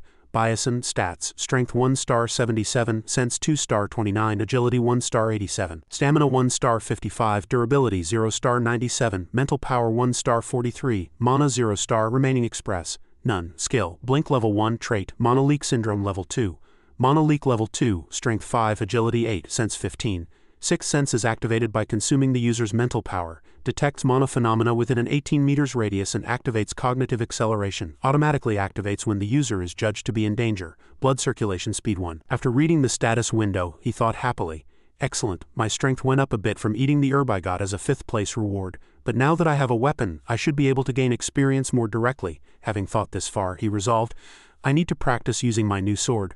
I'm going to be quite busy from now on. The next morning at the academy, a mage's voice was heard in a classroom. We will begin practical magic training today. Everyone spread out and take your magic wands. This professor was Baron, the professor of defensive magic. After explaining for a moment, the professor came down and watched the students practice. The students each looked quite focused and loud shouts were heard from all around. Magic shield, magic shield. The professor glanced around and thought with a satisfied smile, there are many excellent students this year. Dividing the classes by grade was a really good idea. Suddenly, he froze in surprise. While all the other students were training hard, Byason was just standing still doing nothing. The professor thought to himself, is that the S-class student from the rumors? An S-class student but a commoner, who can resonate with a mid-grade magic staff and even placed 5th in the last dungeon training. Damn it, just looking at him is annoying.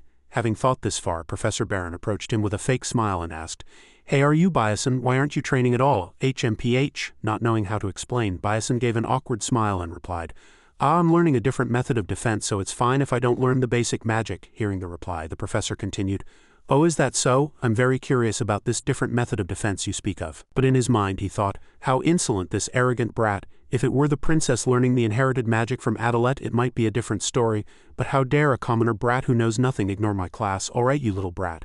I heard that guy Byason doesn't use any magic other than blink anyway. Oh, then this should be an interesting spectacle. Ha ha. When he finished his thought, he gave a wide fake smile and continued, oh, in that case, how about you demonstrate that wonderful defense technique of yours to the other students? It's a chance to broaden the horizons of your friends here. Your opponent will be. He paused and looked back. Then he continued, most from B class, how about it? His gaze fell on a student in the distance who was also smirking arrogantly, looking quite excited. The professor who made the suggestion thought to himself, as an instructor for the defensive magic course, networking is important. Mos is from the Skelvan Empire, so it wouldn't hurt to get on his good side. Besides, if he can show off his skills in front of an S-class student, nothing could be better. Meanwhile, after thinking for a moment, Byason replied, all right, if that's what you want, Professor. As soon as he finished, the professor said excitedly, then both of you get up to the arena. Immediately after, the two went up to the arena. While Mos was smiling triumphantly, Byason showed an attitude as if he had no interest in this match. Mos's friends cheered endlessly. Hey Mos, crush that guy, humiliate him, you can do it. Go for it, Mos replied confidently.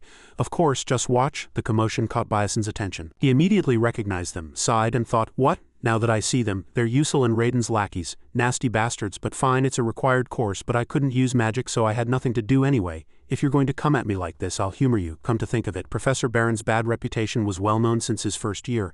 How ridiculous. Then he suddenly smiled triumphantly and thought, this wouldn't be a bad chance to check the results of my training. Not bad. The professor opened his mouth. This duel will proceed in an attack and defense format, and no other magic can be used, the professor announced. Mos will attack first. At this point, Mos had already taken a combat stance and was ready to fight. The students below began to whisper to each other, hey, if it's about attacking, Mos will win, right? He's skilled not only in defense but also in earth element attack magic. It'll be pretty hard to block his attacks. However, Crown Prince Jeremy Skelvan was watching very calmly and attentively. The professor's voice rang out, ready, begin. Show me your best skills. Immediately, Mos used his magic staff to create a magic circle in front of him, and a giant rock appeared. At the sight before them, the students below cried out in alarm. My god, that's second-class magic. It's an unwritten rule to use first-class magic in basic practical training. Will Byason be okay? Meanwhile, Byason, not the least bit afraid, stood calmly and observed his opponent's every move. Mos thought in anger, damn it, this arrogant S-class brat. Take my present. As soon as his thought ended, Mos shouted loudly, pierce the earth and rock. Immediately, the rock flew straight forward, its intimidating presence spreading powerfully around. Byason also took action. He channeled mana into the magic staff in his hand. A sword immediately appeared, and he slashed forward strongly without hesitation. It looked like a light slash, but its power was not to be underestimated. The rock created by his opponent was shattered to pieces by Byason, and even the professor was frozen speechless for 5 seconds. Crown Prince Jeremy Skelvan didn't seem very surprised, while Mos was so shocked he trembled and shouted, no way, my magic disappeared. In truth, it was cut down by Byason and vanished without a trace. Haha. The students below also murmured in admiration. One of them said, it was like he cut magic with a sword. Another replied in confusion. But the magic really did disappear. Impossible. At this moment, the most distraught person was none other than the professor, he thought. It's impossible for it to disappear with just one cut. But did Byason just nullify Mos's magic shield? All magic has a trace of mana, and if that mana is separated, the magic disappears. Could Byason have done that? Meanwhile, Byason looked at his sword with a satisfied smile and thought, this is better than I thought. I only nullified a third-class spell, but for just a few days of practice this is a good result. Awesome. I think I can do this. This is my stage. He immediately took a stance waiting for the next attack. Mos gritted his teeth in anger and muttered, damn it, how dare a commoner block my magic? The professor started scheming. If Mos loses here, his reputation will be ruined. I can't just stand by and watch. Having thought this far, he said, Byason, I admit your defense method works, but it must have its limits since it can only block one spell at a time. For example, what would happen if you were attacked by a large number? These words were like a hint to Mos. He immediately understood the professor's hidden meaning, and then he smiled slyly. Byason thought with annoyance, that guy only says useless things. Suddenly his eyes widened. Over here Mose had already acted swiftly. He created more rocks, truly a formidable opponent. He immediately directed all the rocks towards Byason, and an immense magical aura emanated. At this sight, the students began to murmur again. Isn't that too much? He could get hurt. Why isn't the professor stopping it? Mose thought triumphantly. This is the end. He shouted loudly. Meteor shower. The situation grew more and more tense. Byason's eyes also widened in surprise. He watched calmly as all sorts of rocks, big and small, flew rapidly towards him. Byason thought, a total of 11 rocks are coming. It's impossible to dodge and cut them, so I have no choice but to block them all. By the time he thought this, the rocks had already reached right in front of Byason, but he didn't waver at all and blocked them by lightly swinging the sword in his hand. The rocks immediately exploded all at once. Seeing Byason easily block his powerful magic, Mose's surprise turned to anger. He gritted his teeth in fury and thought, my strongest magic was blocked so easily? How? By what means could that annoying commoner do such a thing? Damn it, I'm going crazy. Meanwhile, there was another person who was getting restless. Professor Barron thought in anger. Damn it, what is this? What the hell is that guy Mose doing? This is bad. If he loses, I'll be in trouble too. What should I do? Meanwhile, Byason was also a little surprised by his own skill and said, I tried to copy something I saw in another game, and it's not bad. Pretty good. This was a skill called Sword Sweep. But it had one drawback. The mental power required to maintain its form was several times the usual amount, so his stamina dropped sharply after using it. In addition, its defensive power was weaker than when blocking a single target, so it was actually very difficult to use, he thought to himself. It's a good thing this is just a practice duel. Otherwise, I don't know what would have happened. The students below also buzzed and murmured, wow, I've never seen anything like that. It's similar to a magic shield. Oh, there was a spell like that. Amazing. That guy Mose is going to lose soon. Hearing this, Mose was naturally not in a good mood. He was extremely confused and angry, and he shouted, damn it, to be humiliated by a commoner, I can't accept this. Having thought this, he began to use mana on his magic staff again. A powerful aura enveloped his body. At Mose's reckless action, the students below murmured and gathered behind the professor. Look, he's using magic again?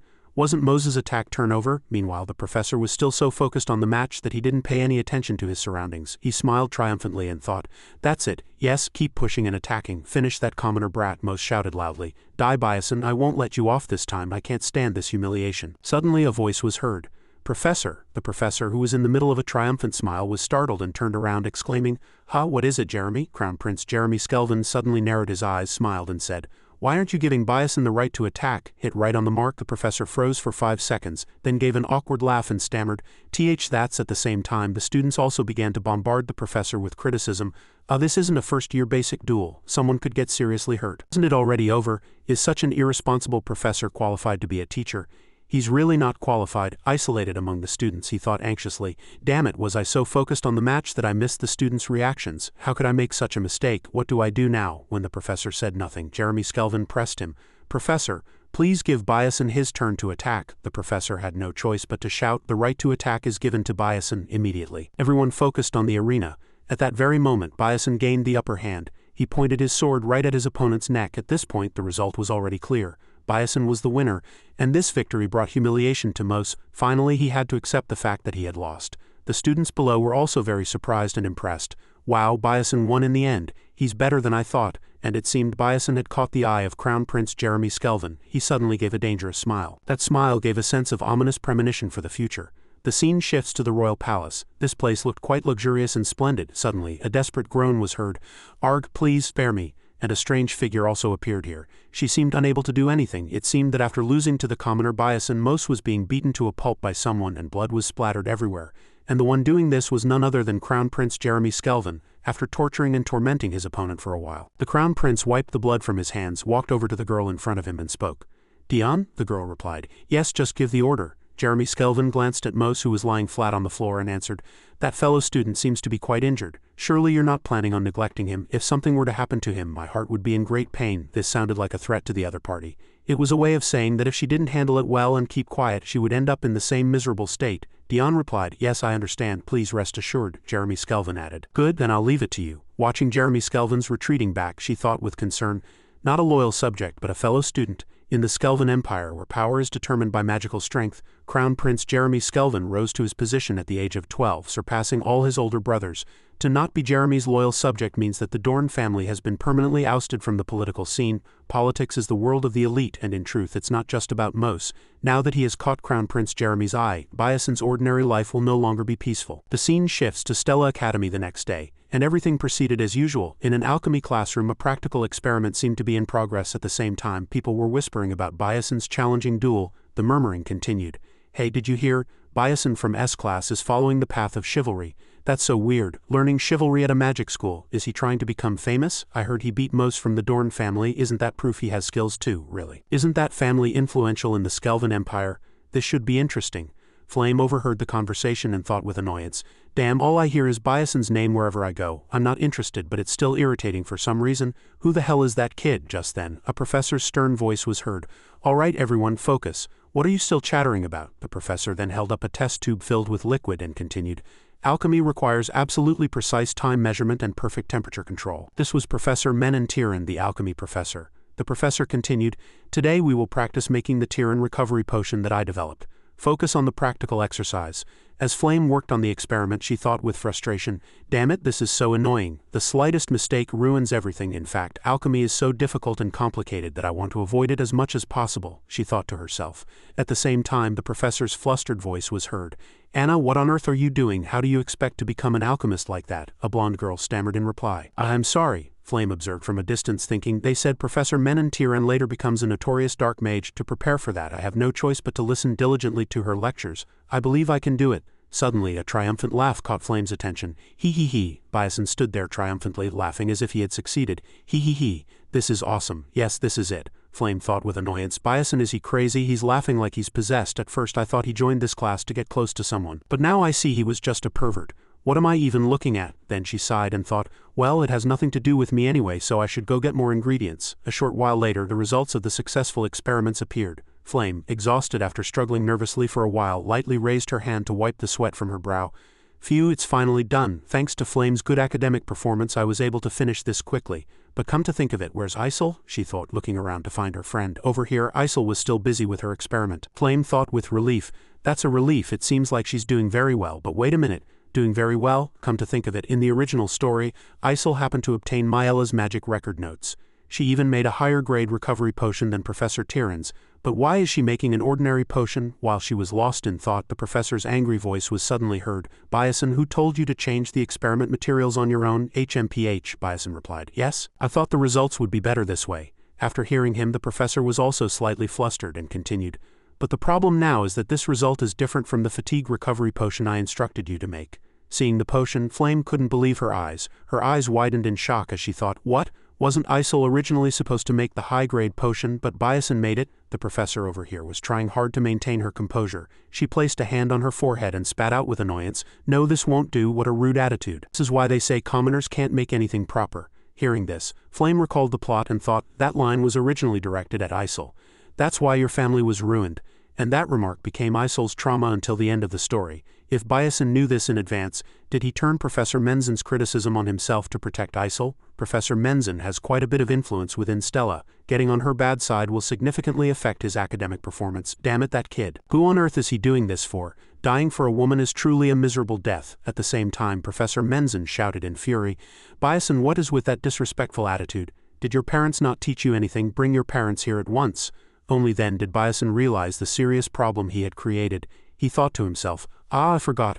I was so engrossed in alchemy that I forgot about this troublesome matter. Why was I so foolish? Bison said hesitantly. I have no parents, nor do I have any relatives. Hearing this, Menon became even angrier, her face turning bright red. She shouted, How dare you speak to me like that? Bison thought. I'm already on her bad side. What more is there to be afraid of? All right. I should try making a kimchi potion and a cola potion tomorrow. The results will be even more amazing than today. For the next few weeks, the arguments between the two never ended. Professor Menzen said, How many times have I told you, don't make things with ingredients you haven't learned about? Are you deaf? Bison replied. But when I slightly changed your method, Professor, the results were much better. Hearing this, the professor became so angry that steam was about to come out of her head. What? You did well. Immediately, Bison turned on his glasses to analyze the professor. A notification popped up. Darkness Corrosion 21 Inferiority Complex Jealousy. Dark Contractor Alchemy Professor Chapter 8 Boss Corruption Confirmed. After reading all the information and looking at the professor trembling with rage, Bison thought to himself, Good, everything is proceeding as I intended. Chapter 8. The Boss Consumed by Darkness, Men and Tyran. She is one of the villains who fails to overcome her emotions and becomes a dark mage. Once her darkness corrosion level exceeds 90, she completely transforms into a dark mage. When the corrosion level is below 50, it cannot be detected by magic. Professor Menon's current corrosion level is 21. Since I can't prove she's a dark mage, I have no choice but to provoke her to raise her corrosion level above 50 and report her to the Dark Mage Slayer Corps. If it were a normal case of dark corrosion, there would be a way to turn her back before she is completely dominated. However, Menon is a dark contractor, who made a contract with a dark being of her own free will. The seed of darkness has taken root, so she can't go back to how she was. Although it's still only Chapter 4, this boss is strong, so I need to prepare in advance. Otherwise, other students could also become dark mages and threaten Stella. Menon continued to threaten. You haven't changed at all. If you don't change your attitude, don't expect a good result in the alchemy course. Bison sighed and thought, this is actually good. It's fine to keep her attention on me. Should I do some strength training while doing my assignment? Haha, I should really piss her off.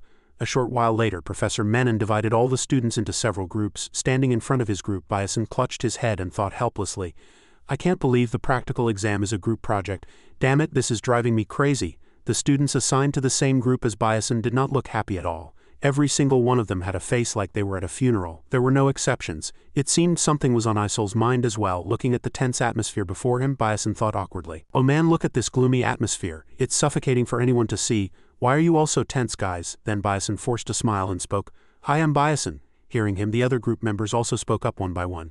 I'm Kasahan, I'm Maliwan, I'm Isol. Maliwan covered her face and sobbed, Our group is ruined. Why do I have to be in this group? Professor Menzin will give a very low score to any student she dislikes, no matter how well they do. Hearing that, Bison suddenly felt gloomy and thought, my god, it's all because of me. I feel so sorry for my friends. Suddenly, Isol spoke up, Come on everyone, cheer up. Are you really going to give up like this? Another one stammered. But before he could finish, Isol continued, Anyway, for the practical exam, at least 3 alchemists from the Alchemist Association will come to assess our suitability. When that time comes, even Professor Menzin won't be able to ruin our scores. Hearing this, Kasahan and Maliwan became a bit more lively, and their eyes sparkled. Then, without anyone saying who should go first, the two looked at each other and smiled brightly. Perhaps at that moment a spark of hope was kindled in their hearts. One of them said, Oh, then we should work hard. That's a relief. This is a potion I've wanted to try making once. Suddenly, Bison looked on in admiration. A savior has appeared. She also seemed slightly surprised but soon paid him no mind and turned her head away. Isol continued, Anyway, this assignment, the D-class enhancement potion, isn't that difficult if we combine the knowledge we've learned. It's just that the ingredients are a bit hard to get. So who will go get the ingredients? It's the tail of a fire salamander. Without a moment's hesitation, Bison raised his hand and said, I'll do it. I'll go get it. You know that a monster's carcass is the most important thing in alchemy, right? You have to pick the freshest one for the best results. It seemed the group members were all aware of this fact.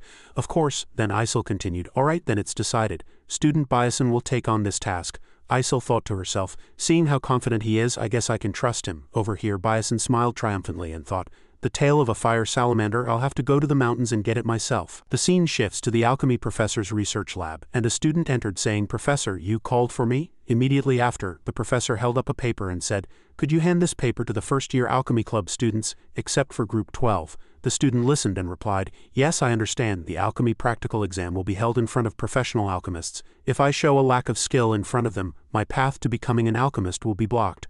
Menon said with a wicked smile, Bison, I'll show you exactly what the price is for defying a professor. The scene shifts to the S-Class exclusive training ground. Flame was practicing magic here, but she turned her head at the sound of someone calling her name. Flame. A male student handed her a piece of paper and said, This is an announcement for the alchemy course. I was asked to give it to you. Flame took the paper and replied, Thank you. The male student didn't forget to add, And one more thing, you absolutely must not tell anyone. Hearing that, Flame watched his retreating back, sighed and thought by other students he must mean don't tell Bison's group 12. As she unfolded and read the paper, Flame was quite surprised. The content was as follows. This is to inform you that the practical exam problem has been changed from a D-class enhancement potion to a 10 replenishing potion. Students, please take note, she thought to herself. Does she think I'll listen to her? Suddenly she realized something and her eyes filled with surprise. Wait a minute, if Bison knows the original story he can prevent this, right? Instead of a salamander tail for the D-class enhancement potion, he'll have to prepare an italic turtle shell for the 10 replenishing potion. Yes, Flame thought, crumpling the paper in excitement. This is my chance to test that kid. A few days later, to prepare the main ingredient for the practical exercise, Bison arrived at the Dribbly Grand Coliseum via a magic portal. He arrived there quickly. As soon as he came out, Bison raised his hand, clutched his head, grimaced, and muttered, Magic portals are convenient, but they make me dizzy when I come out. Oh my head, an unfamiliar voice was heard. Mage Bison, welcome. A sincere welcome to Dribbly. It was a warm welcome from the staff there, Bison replied awkwardly. I'm not an official mage yet, just a student. the female staff member continued cheerfully. If you're a Stella student, you can enjoy the same benefits as an official mage. When she mentioned a Stella student, the surrounding students began to whisper, "Look over there, it's a Stella student." "Really? It's my first time seeing a Stella uniform. I'm so jealous, but he's quite handsome," the staff member continued. "How about it? If you need any help, please feel free to let me know," Bison replied. "Oh, thank you very much." Right after that, he went inside. As he walked, he thought, to be treated like an official mage anywhere with just a Stella pass and a pocket watch. Stella Academy is truly amazing, plus I can use the teleportation circle, which usually costs 100,000 credits for free. I'm really lucky, thanks to that. I've been using the teleportation circle every weekend to explore nearby cities, and I've confirmed that this world is the same as the one I know. With that thought, he went deeper into the forest. He looked around and spoke. "This seems to be the place. Today's target is the second-class monster, the fire salamander. Its strength and stamina are only slightly better than a normal beast's, but it has magic resistance and is agile, so you need to use second-class or higher magic to defeat it. I've hunted first-class monsters before and it wasn't very difficult, so a second-class monster shouldn't be a problem." He stood still for a moment, observing. Before long, Bison sensed their presence. He immediately channeled his mana and turned his magic staff into a sharp sword. Bison thought to himself, "Here they come." Thus he stood alone, confidently focused with his senses on high alert. Meanwhile, a pair of red eyes stared at him. It was a gaze that seemed ready to swallow its prey alive. Soon it charged straight at Bison. But he was no ordinary person. With his keen intuition, Bison quickly noticed its approach. With a clean, decisive move, Bison turned his body and stabbed the fire salamander to death in an instant. Death was so sudden that the salamander died, spewing blood without even realizing what had happened. Life is unpredictable. Bison looked at his accomplishment with cold eyes. It wasn't bad at all. One was taken care of in the blink of an eye. He stood proudly and said, "One down. If there's anyone else who wants a piece of me, come on out. I'll take you all on by myself." Suddenly he turned his head. Bison was a little surprised by the sight before him. Several fire salamanders were crawling towards him. Each one looked fresh and appetizing. Bison raised the corner of his mouth and said, "Now shall we start collecting the ingredients?" As soon as he finished speaking, he charged forward with great momentum and attacked. The result far exceeded his expectations. Finally, the day of the practical exam arrived. Isol's eyes widened in surprise. She said in astonishment, "It's so fresh," Bison replied nonchalantly. "Of course. Who do you think I am? Hee hee." Isol continued. "All right, at least you know how to pick ingredients," Bison replied. "If you know, then be quiet," Isol said with a happy expression. "All right, now all we have to do is combine them. Let's do our best." At this moment, everyone had high hopes for the final product. At the same time, the alchemy professor, Menentiran, spoke. "Is everyone here?" Next to her stood 3 other alchemy professors, who were the judges grading the students today. Professor Menentiran continued, "As announced today, the exam will be conducted in the presence of alchemists from the Alchemist Association. If you make a good impression in front of them, your path as an alchemist will become much wider. Now what are you waiting for? Begin." Today's exam topic is the B-class Tyran replenishing potion. Hearing this, Biason's group was shocked, their eyes wide. "What, is she trying to screw us over?" Professor Menentiran continued. "I assume you've all prepared the ingredients?" Isol said in a fluster. "I'm sorry, Professor, we thought the exam topic was the D-class enhancement potion." Professor Menentiran sneered and replied, "It was, but didn't I announce the change in topic? The topic was changed to the 10 replenishing potion, wasn't it, everyone?" In fact, all the students except for Biason's group knew this information. Biason thought to himself, "She's playing dirty. I'm fine, but it'll be a big problem if the other group members fail the exam. Was this in the original story?" At that moment, Flame also glanced at Biason's group. Soon, she turned her head away as if feeling a pang of guilt. Biason couldn't understand Flame's confused attitude. Flame thought to herself, "What's going on? Does Biason not know the original story in advance? Why didn't he prevent this?" Just then, Professor Menentiran spoke. "Student Isol, did you prepare the wrong ingredients?" She was so worried she didn't know how to answer. "Well, that's," Menentiran continued with displeasure. "For an alchemist who seeks truth to mistake the ingredients and lose sight of the goal is unacceptable." Then she said with a cunning smile, "There's no other way. Group 12 is disqualified." At those words, Biason raised his hand and said, "Wait a minute, what's so difficult about making a Tyran replenishing potion?" At his words, Professor Menentiran was flustered and said, What? Over here." Biason spoke with confidence. "I'll make it, with different ingredients and with even better effects than yours, Professor. As always, my way." At his confident and arrogant attitude, Professor Menentiran trembled with anger but couldn't do anything. She spat out one word. "How arrogant," she thought to herself. The main ingredient for the Tyran replenishing potion is an italic turtle shell. Italic turtle shells contain a large amount of nutrients, and the Tyran replenishing potion is made from that very ingredient. But that brat is going to make that potion with a fire salamander tail? He's completely insane, but this is good. I'll take this opportunity to end your path as an alchemist in front of everyone. Just you wait, you arrogant brat." With that thought, Menentiran said, "Fine, I'll give you 1 hour. Complete the Tyran replenishing potion within the given time." Looking at the fire salamander tail in front of them, Isol cried out in a fluster, "Biason, are you crazy? What can you possibly do with that? Byasin replied with a forced smile. Now that things have come to this, we have no choice but to face it head on. Just trust me and follow along. It's better to try than to be disqualified. Maybe luck is on our side. Hearing his words, the group members seemed to be motivated. They all cheered up. All right, I'll try. I want to try too. We have to show them what we're made of. Byasin was also happy to see his group members like this and spoke. All right, listen to my explanation. When it comes to alchemy, on my journey to conquer the game world, alchemy has always been one of my most confident fields. I meticulously recorded every formula down to the smallest detail. Naturally, the formula for the B-class Tyran replenishing potion is no exception. I wasn't originally planning to use this formula. This was something the future Professor Menon would invent after long research. Having thought this far, Byasin said confidently, the reason italic turtle shells are rich in nutrients is because they are needed for the breeding process. The fire salamander's tail has a similar organ. Then Byasin pointed to a part of the salamander's tail. It's this blood vessel. You all see this blood vessel, right? I heard that the Alec tribe in the southern desert uses the blood vessels of fire salamanders for the health of their chieftains. They are said to live very long, so this blood vessel can surely replace the italic turtle shell. At his words, Maliwan raised her hand and said, I know a little about the Alec tribe's material processing techniques. I'll take care of this part, Byasin replied happily. That's great. All right, then this mistletoe needs to be dried using a special method from the desert region. Does anyone know the method? Kassahan replied. You mean drying it with solar energy, right? I learned it while following my father. With this amount of blood vessels I can dry it in 5 minutes. Then this processing part. Before Byasin could finish, Isel raised her hand and volunteered. I'll do it, Byasin smiled and replied.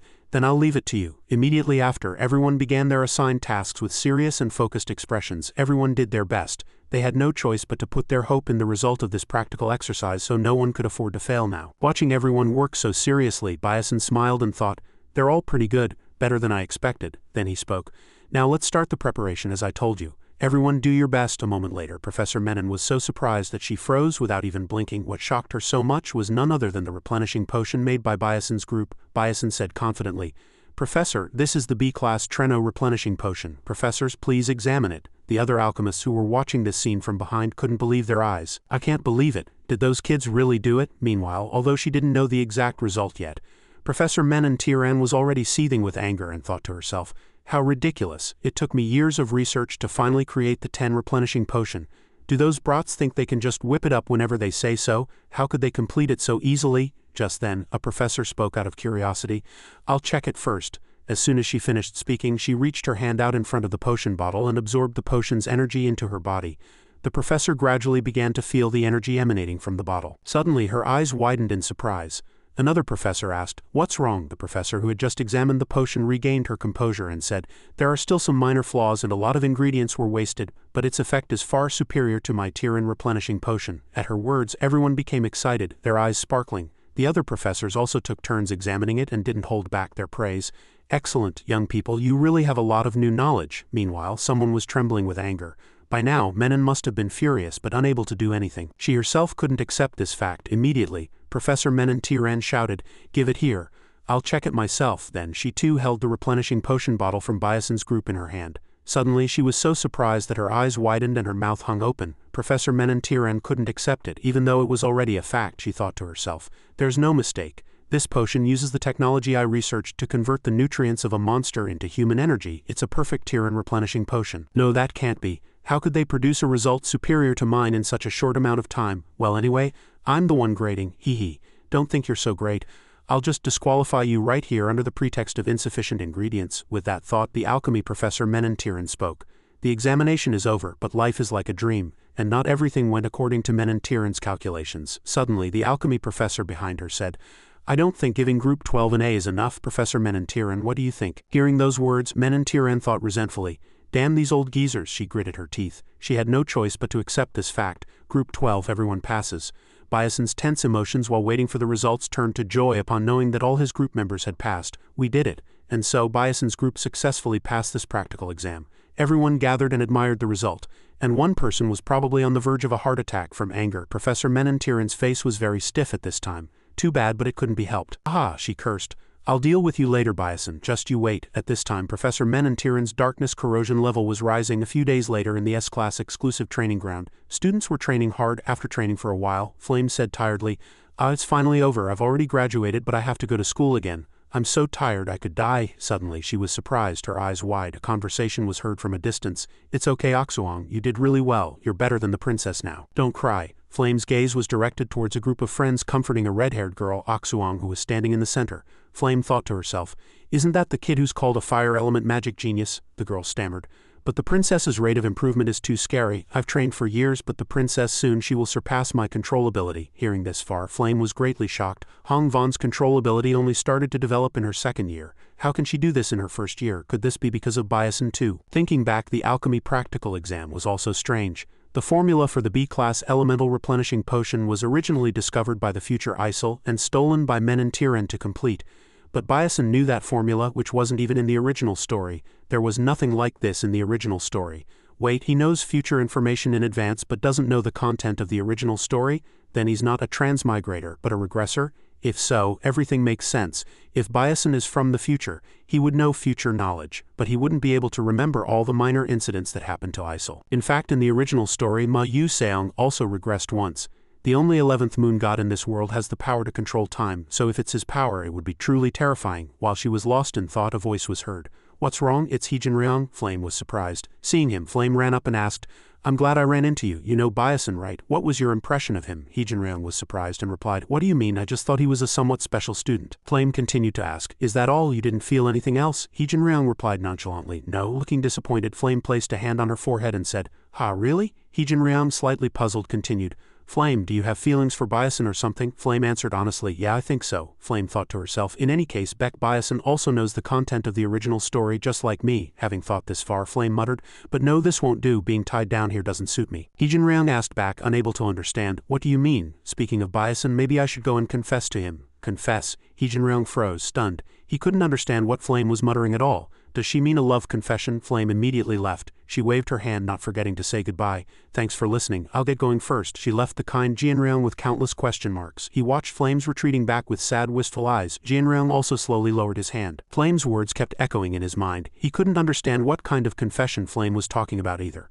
Could it be that Flame has developed special feelings for Byasin? I'm going crazy. And so another long day passed, and the scene shifts to the next morning. At this time, Byasin was sitting alone, spaced out. Sipping his bitter coffee, he sighed sadly. What should I do now? Currently, Menon Tiran's darkness corrosion rate had reached 37. This meant there were less than 3 months left before that incident occurred. Menon Tiran's corruption would randomly affect one student. It could be Flame's friend, Jackie, one of Von's subordinates, or Heejin Ryong, the successor of the Moon Shadow Tower. If Heejin Ryong were to become corrupted, it would be an absolute disaster. Although the probability was extremely low, Heejin Ryong's corruption meant the worst possible ending. So he had to be especially careful. The most likely person among the three was, as he thought this far, Byasin's eyes widened in surprise, because the person standing right in front of him was none other than Flame. He even looked quite displeased. Flame spoke first. What are you doing? Byasin replied, flustered. What do you mean, what am I doing? Flame continued. You didn't answer my question about your identity properly last time. Byasin, knowing why she continued to suspect him, thought to himself. That question again, it's really putting me in a spot. But what should I say? Byasin glanced at Flame in a fluster. It's a very long story. Should I just tell Flame the truth? Maybe I can get some information for a better ending. It's all or nothing, let's give it a try. Having thought this far, Byasin opened his mouth. I am, but before he could finish his sentence, several warning windows appeared from the system. Warning, insufficient story power. Warning, you cannot reveal the fact of your possession to this character. Warning, you cannot share your knowledge and information with this character. And so on. Byasin was also surprised as several warnings popped up at once. Byasin thought tiredly, Goo, this is driving me crazy. What is all this? Then he opened his mouth. Then let's do this. Everyone has secrets, so how about we each tell only half the truth? Flame replied. Fine, I agree. Hearing her reply, Byasin let out a sigh of relief. It was fortunate that Flame agreed. If she had kept pressing, he would have been at a loss for how to answer. Flame continued, Then I'll ask first. You know the future, don't you? But the joy was short-lived. Byasin frowned and thought, Damn it, we agreed to only say half, so why is she getting straight to the point? Really? Having thought this far, Byasin said, Seeing as you're asking that, you must be the same, right? What's your purpose for coming to this school? Flame answered honestly. Of course, it's to stop the world from being destroyed. This world is in danger. Byasin finally sighed and thought, That's a relief. I don't know if it's true, but I don't want this world to be destroyed either. Flame continued, Now it's my turn. Why do you act that way? Hearing her, Byasin suddenly thought, Act what way? I don't really know what she means, but I'll just try to brush it off. With that thought, Byasin opened his mouth. For no reason, I'm just doing what I believe is the most right thing to do. At these words, Flame couldn't help but be surprised. After speaking, Byasin thought to himself, How was that? That should be enough, right? Suddenly, Flame shouted in anger, Don't lie, how can a person be that good? You must have a purpose. There's something you want to gain, right? Byasin explained, flustered. No, it's not what you think. Something I want to gain, to be honest, I'm not sure myself, Flame shouted in fury. What, you don't know? Bison continued. Yeah, I just want to survive. Upon learning this fact, Flame froze in shock. Survive? Soon she felt she had been rude and stammered awkwardly. I see, sorry I misspoke, but at this moment Bison was bewildered and couldn't understand. What, is that it? At that moment, Flame's eyes suddenly welled up with tears. She turned away to leave and muttered, then I'll go first. See you later. Bison was shocked as if he had been hit on the head. He hadn't even had a chance to ask anything yet. What the hell is this? Is she crying? Huh? I didn't do anything. Suddenly an angry voice was heard. Beck. Bison. Hearing this voice, a chill ran down Bison's spine. He had a bad feeling. Sure enough, Jianryong was glaring at Bison with eyes that could shoot bullets. A murderous aura emanated from his entire body, creating a terrifying presence. Jianryong didn't beat around the bush and shouted, answer me now. Why is Flame crying? If you lie, I won't let you off. Seeing his crazed expression, Bison was terrified and thought, my god, being snapped at by the strongest character's rival is sending shivers down my spine. Now I remember, there was a setting that Jianryong has a one-sided love for Flame. I'm dead this time, but I didn't do anything, really. It'll be a hassle if there's a misunderstanding here, so I have to make it clear. Having thought this far, Bison opened his mouth.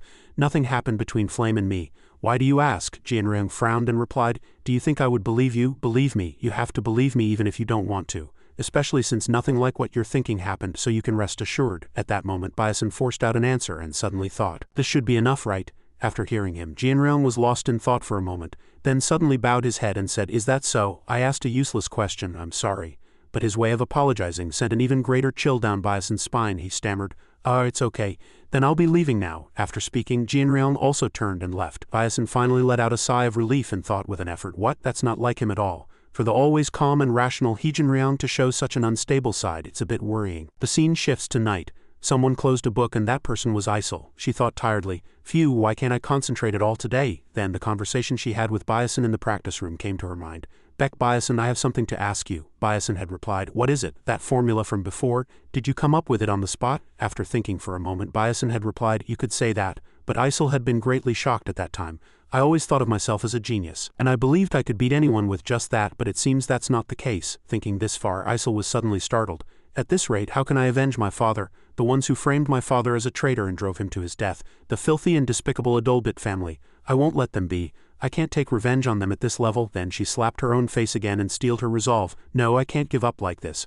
I have to work harder. I'll do it someday. I have to become stronger. Her room was the only one in the entire academy dormitory with its light on. The next morning, warm sunlight shone through the window onto Flame's bed. She was already awake but felt lazy and didn't want to get up. At this time, Flame thought to herself, I chose a 4-person room because I like a lively atmosphere. If I had known, I would have chosen the single room for S-class students. She recalled her previous conversation with Bison. He had said he didn't know his purpose. That's it.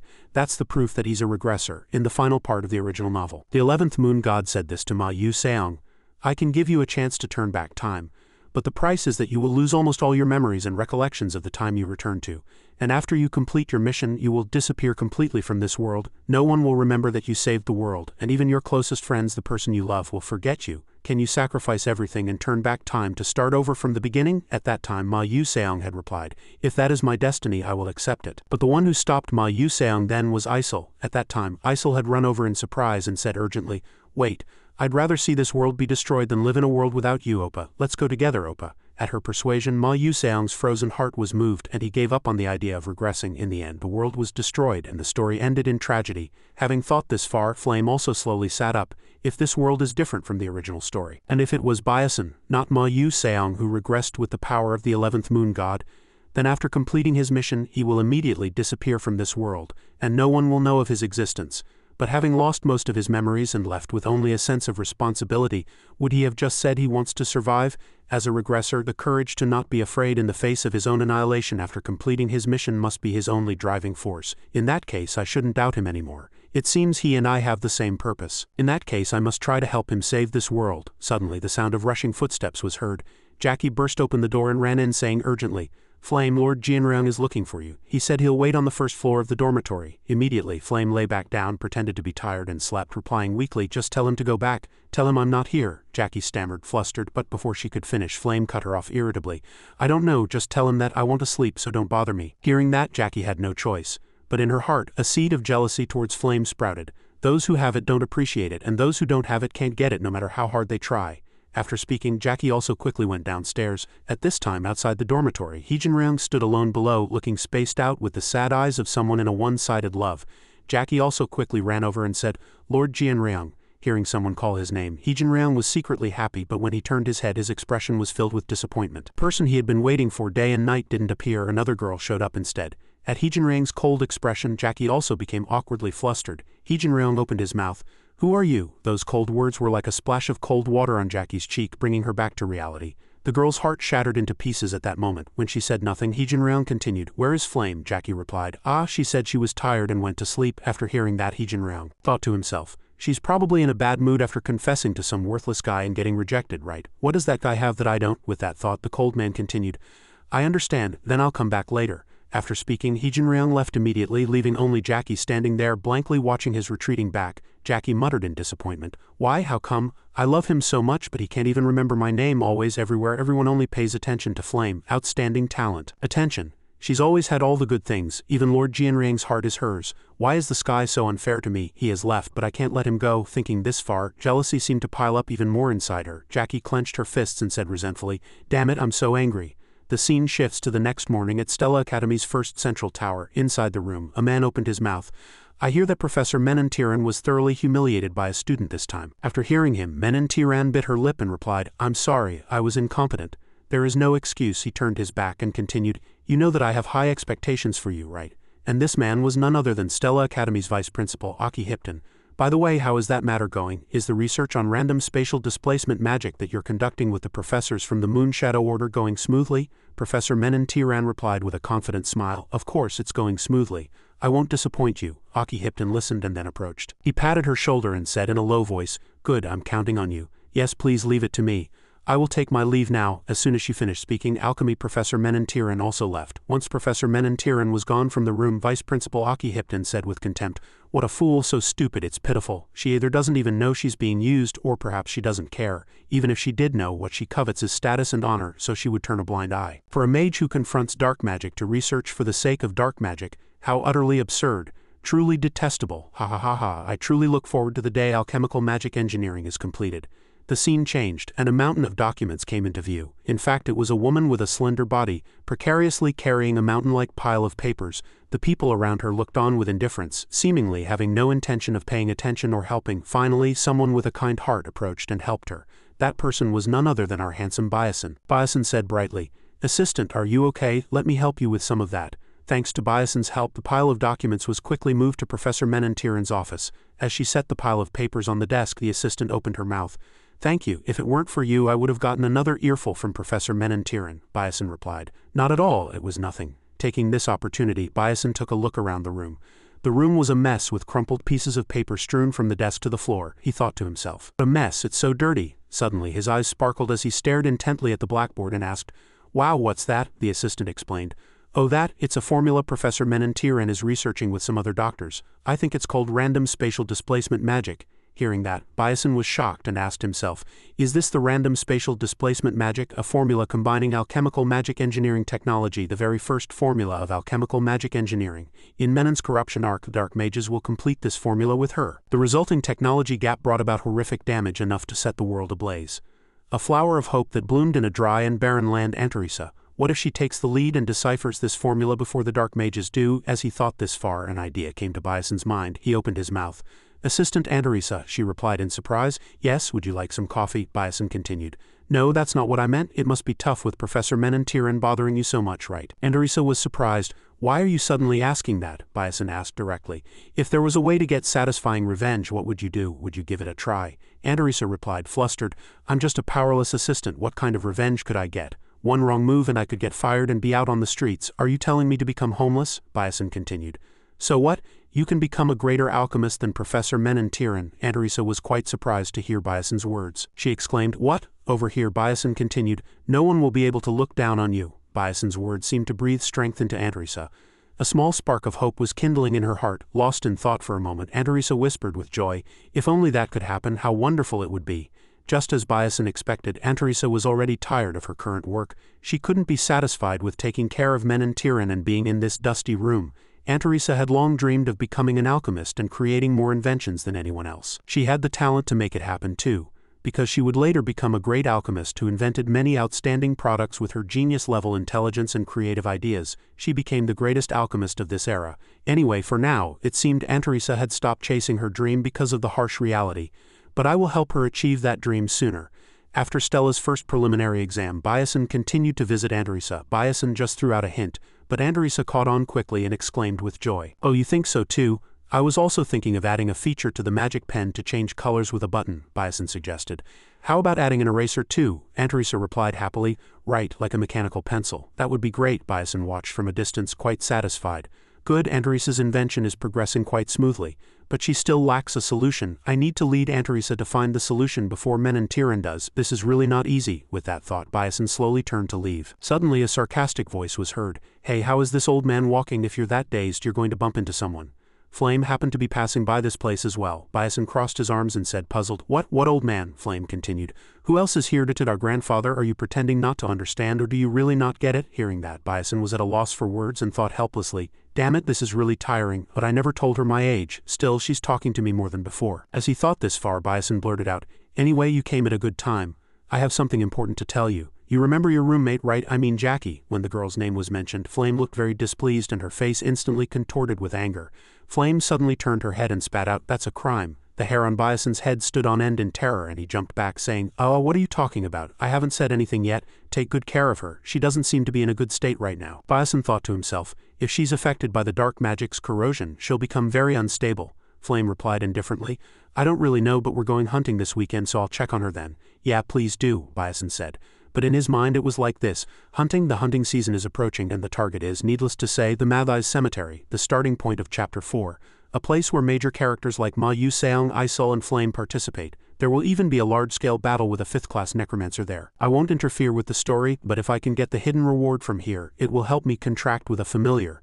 A few hours later, thought was quickly put into action. Byason went to Professor Lee's room to get a permit to go outside the academy. Professor Lee held Byason's permit application, read it and said, "Training, but you won't be able to learn swordsmanship or chivalry at Stella." Suddenly his gaze fell on something. It was Ma Yu Seong's request to go out. "Just as I expected, they've started the hunt." Seeing that, Byason began to persuade Professor Lee. "Professor, a lot of people are going out hunting these days." Professor Lee replied, "It seems everyone is going to the Manhwa Cemetery for their club activities. They're probably going to look for treasure." Byason nodded and replied, "Yes, that's right. Ma Yu Seong and He Jinryang are both working very hard and their scores are high." But Professor Lee cut him off. "But Ma Yu Seong said he was returning to his family. It seems he's traveling with Flame." Hearing the professor's words, Byason was shocked and thought, what? Without Ma Yu Seong they can't block the necromancer's attack. What happened that's making Ma Yu Seong go home? But with their current strength they can't beat a 5th-class necromancer. What should I do? I can't request reinforcements without concrete evidence, plus because of the story I can't provide all the information. But I can't just let things happen as they are. He clenched his fists as if he had made up his mind. There's no other way. I have to solve this myself. A few days later at Manhwa's cemetery. A male student had just finished off a giant fish. The fish lay on the ground, gasping miserably, and this boy was the second-year student Dokchinawang. He exclaimed with joy, "All right, they said it was a second-class danger, but these predator fish are no big deal." Suddenly, a nagging voice was heard from behind him. "Hey you idiot, don't mess things up like that. What are you going to do if you destroy everything? Didn't you hear the captain?" To introduce him, this nagging person was the second-year student, Chip Direct. Dokchinawang listened, then scratched his head and laughed. "Hee, sorry," Chip Direct shouted angrily. "You moron, you're still laughing," another girl said from a distance. "Forget it, it's a waste of breath talking to him anyway." And this girl was the second-year student, Bandagen. Then Bandagen turned around and reassured them, "You don't need to mind those people, just leave them be." Isol replied, "Yes." Chip Direct turned his head and shouted, "Hey, I can hear you. So what, you got a problem? You're too noisy. Watch your mouth in front of the freshmen. Aren't you leaving?" Watching them argue, Isol thought to herself, "I came along because they said there was an opening in the club, but thankfully they don't seem like bad people." While she was lost in thought, the captain's voice was heard. "Isol, let's go." "Yes, Senior Bandagen." Suddenly a loud explosion, boom bang, was heard from a distance. Everyone was startled and stared blankly in the direction of the sound, murmuring, "What was that? Is there a fight nearby?" Bandagen turned her head and said, "If our hunting grounds overlap, we should at least go say hello." "Right, Captain, what do you think?" Cassie Dirk was still standing there blankly, then replied, "Aha, yeah." As soon as he finished, the team strode energetically towards the direction of the recent explosion. Suddenly, in Isol's eyes, she quickly noticed Hong Von and Flame in the distance. The two were standing facing each other, looking displeased. The sound of a loud argument was heard. "I clearly caught the giant fish first. Don't be ridiculous. It was in our hunting ground, so it's ours. What did you say?" In front of Isol's eyes was a giant fish, dead with its teeth bared. She was slightly surprised and thought, Is that a giant fish? I heard it's a third-class monster and extremely rare. It seems they're fighting over the spoils, but getting involved in something like this will only be a hassle. I don't want to get caught up in it. Besides, Isel glanced at Hongvan. I don't want to face the sister of the man who killed my father. No, I have to get out of here quickly. Suddenly someone said, Now juniors, if you have any problems, tell your senior. Breaking the good atmosphere, the second-year student Chip Direct approached and said brightly. Hearing that, the two shouted simultaneously, Shut up and get lost, Cassie Dirk said with displeasure. How dare you speak to your senior like that, Hongvan replied. If you're a senior you should act like one. At these words the confident captain was flustered. He stammered, what did you say? Suddenly, a loud thumping sound was heard and the ground shook violently. An unknown energy spread around. Isel thought to herself, this energy, I have a bad feeling about this. A single bony hand shot up forcefully from the ground. Everyone was so surprised. No one had expected this. Everyone's eyes widened as if they were about to pop out. Flame exclaimed in horror, No way! A skeleton general appeared in front of them. Countless dried corpses were rushing over. They opened their mouths wide and wailed eerily. At the same time, in another part of the cemetery, where there was a warning sign saying Do not enter alone, the system updated. Skill experience has increased. Stat experience has increased. A familiar back appeared. Byasin let out a sigh and said, I wish I could use magic too. Why did it have to be blink? In fact, Byasin had already finished off quite a few giant fish, and their carcasses were strewn on the ground. Suddenly, Byasin looked around blankly and muttered, Is it time now? The graves in the distance were faintly visible. Byasin quickly recognized what he was looking for and said, I found it. Suddenly, Byasin's face turned sad. I don't have the overwhelming skill to wipe out an army like my Yu Seong, nor do I have overwhelming power. There's only one way to survive here, and that's to fight like a player. A system window appeared. Chapter 4, The Necromancer's Raid begins. The ground suddenly began to shake violently, and something was rapidly rising from the earth. It was a skeleton general who commanded hundreds of skeletons. He appeared with bloodshot red eyes breathing fierce flames and bared his terrifying fangs as he looked towards Byasin. Byasin thought to himself, That's the skeleton general, one of the three bosses. If I face him head-on with my current strength, it's only a matter of time before I die. Of course I have no intention of fighting him the normal way. With that thought, Byasin smashed down hard on the creature's head and shouted, Get back in. The unwritten rule of comics is to stand by and watch when someone is transforming or summoning, but ignoring that and getting caught isn't an option for me. Spine summoning complete. Now the skeleton general's command is mine, so what am I waiting for? This world is mine now, shall we begin? Over here, more and more skeletons appeared, instantly surrounding them, and a cold aura constantly spread around, Flame thought to herself. I knew this was the Necromancer chapter, but something felt wrong. If my memory served me right, the person who solved this chapter was Ma Yu Seong. Why am I with these people? Where is Ma Yu Seong? Don't tell me I have to face a 5th-class necromancer with this group. Seeing Flame lose her composure a little, Jianryang reassured her, I sent a distress signal to Stella Academy with my pocket watch, so we just have to hold on until they arrive. The red-haired Dokchinawang, the second-year student, continued. That's right, if we hold on a little longer, the professors from Stella will come. Even if they couldn't defeat the necromancer, they could at least escape. At this moment, Hongvan also spoke up. This is not the time for such comforting words. This is a cemetery. The longer we wait, the more skeletons will appear. So we need to get back to the base as soon as possible. Jackie, seeing a grotesque skeleton approaching her, murmured in fear, Oh, don't come here. Then it opened its mouth wide as if to swallow its prey alive. Suddenly, a powerful force from behind struck the skeleton, preventing it from pouncing on Jackie. She seemed to have escaped this crisis. The person who had just acted was none other than Isel. She asked, Are you okay? Jackie, still trembling with fear, stammered, Yes, I am okay. Dokchinawang praised her. Oh, the first-year kid is pretty good, huh? Isel continued. It seems this necromancer has prepared very thoroughly. It's highly likely they've created a mana storage. A mana storage is a technique used by necromancers to store their own magic power. Even a necromancer has a limit to their mana.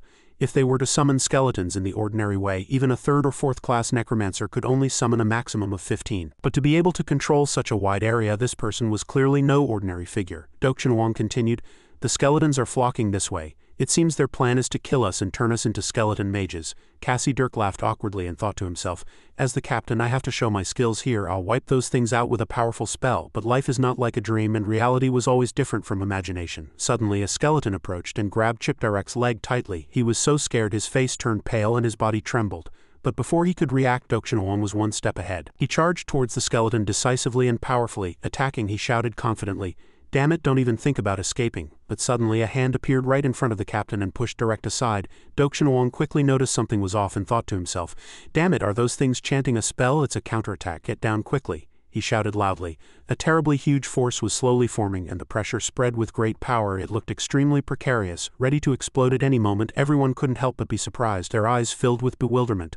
Hongvan shouted in horror. No, if that explodes, we'll be in danger too. But before she could finish her words, a loud explosion boom shook the entire cemetery.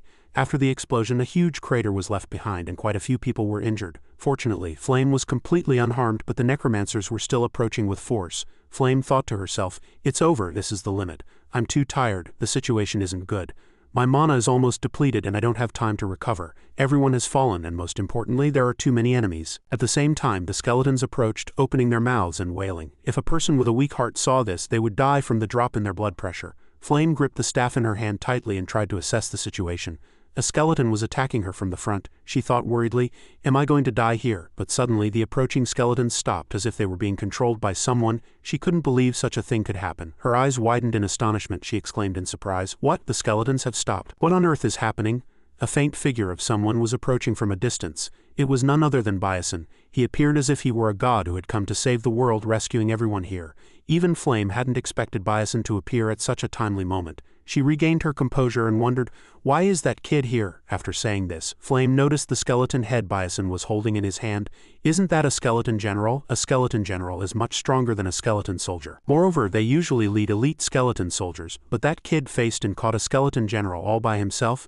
It was truly unbelievable, but thanks to him they were able to survive." A moment later, everyone slowly came to their senses. Senior Dokchinawong expressed his gratitude. "We're alive thanks to you," Bison replied humbly. "It was nothing." Only then did Isol open her mouth.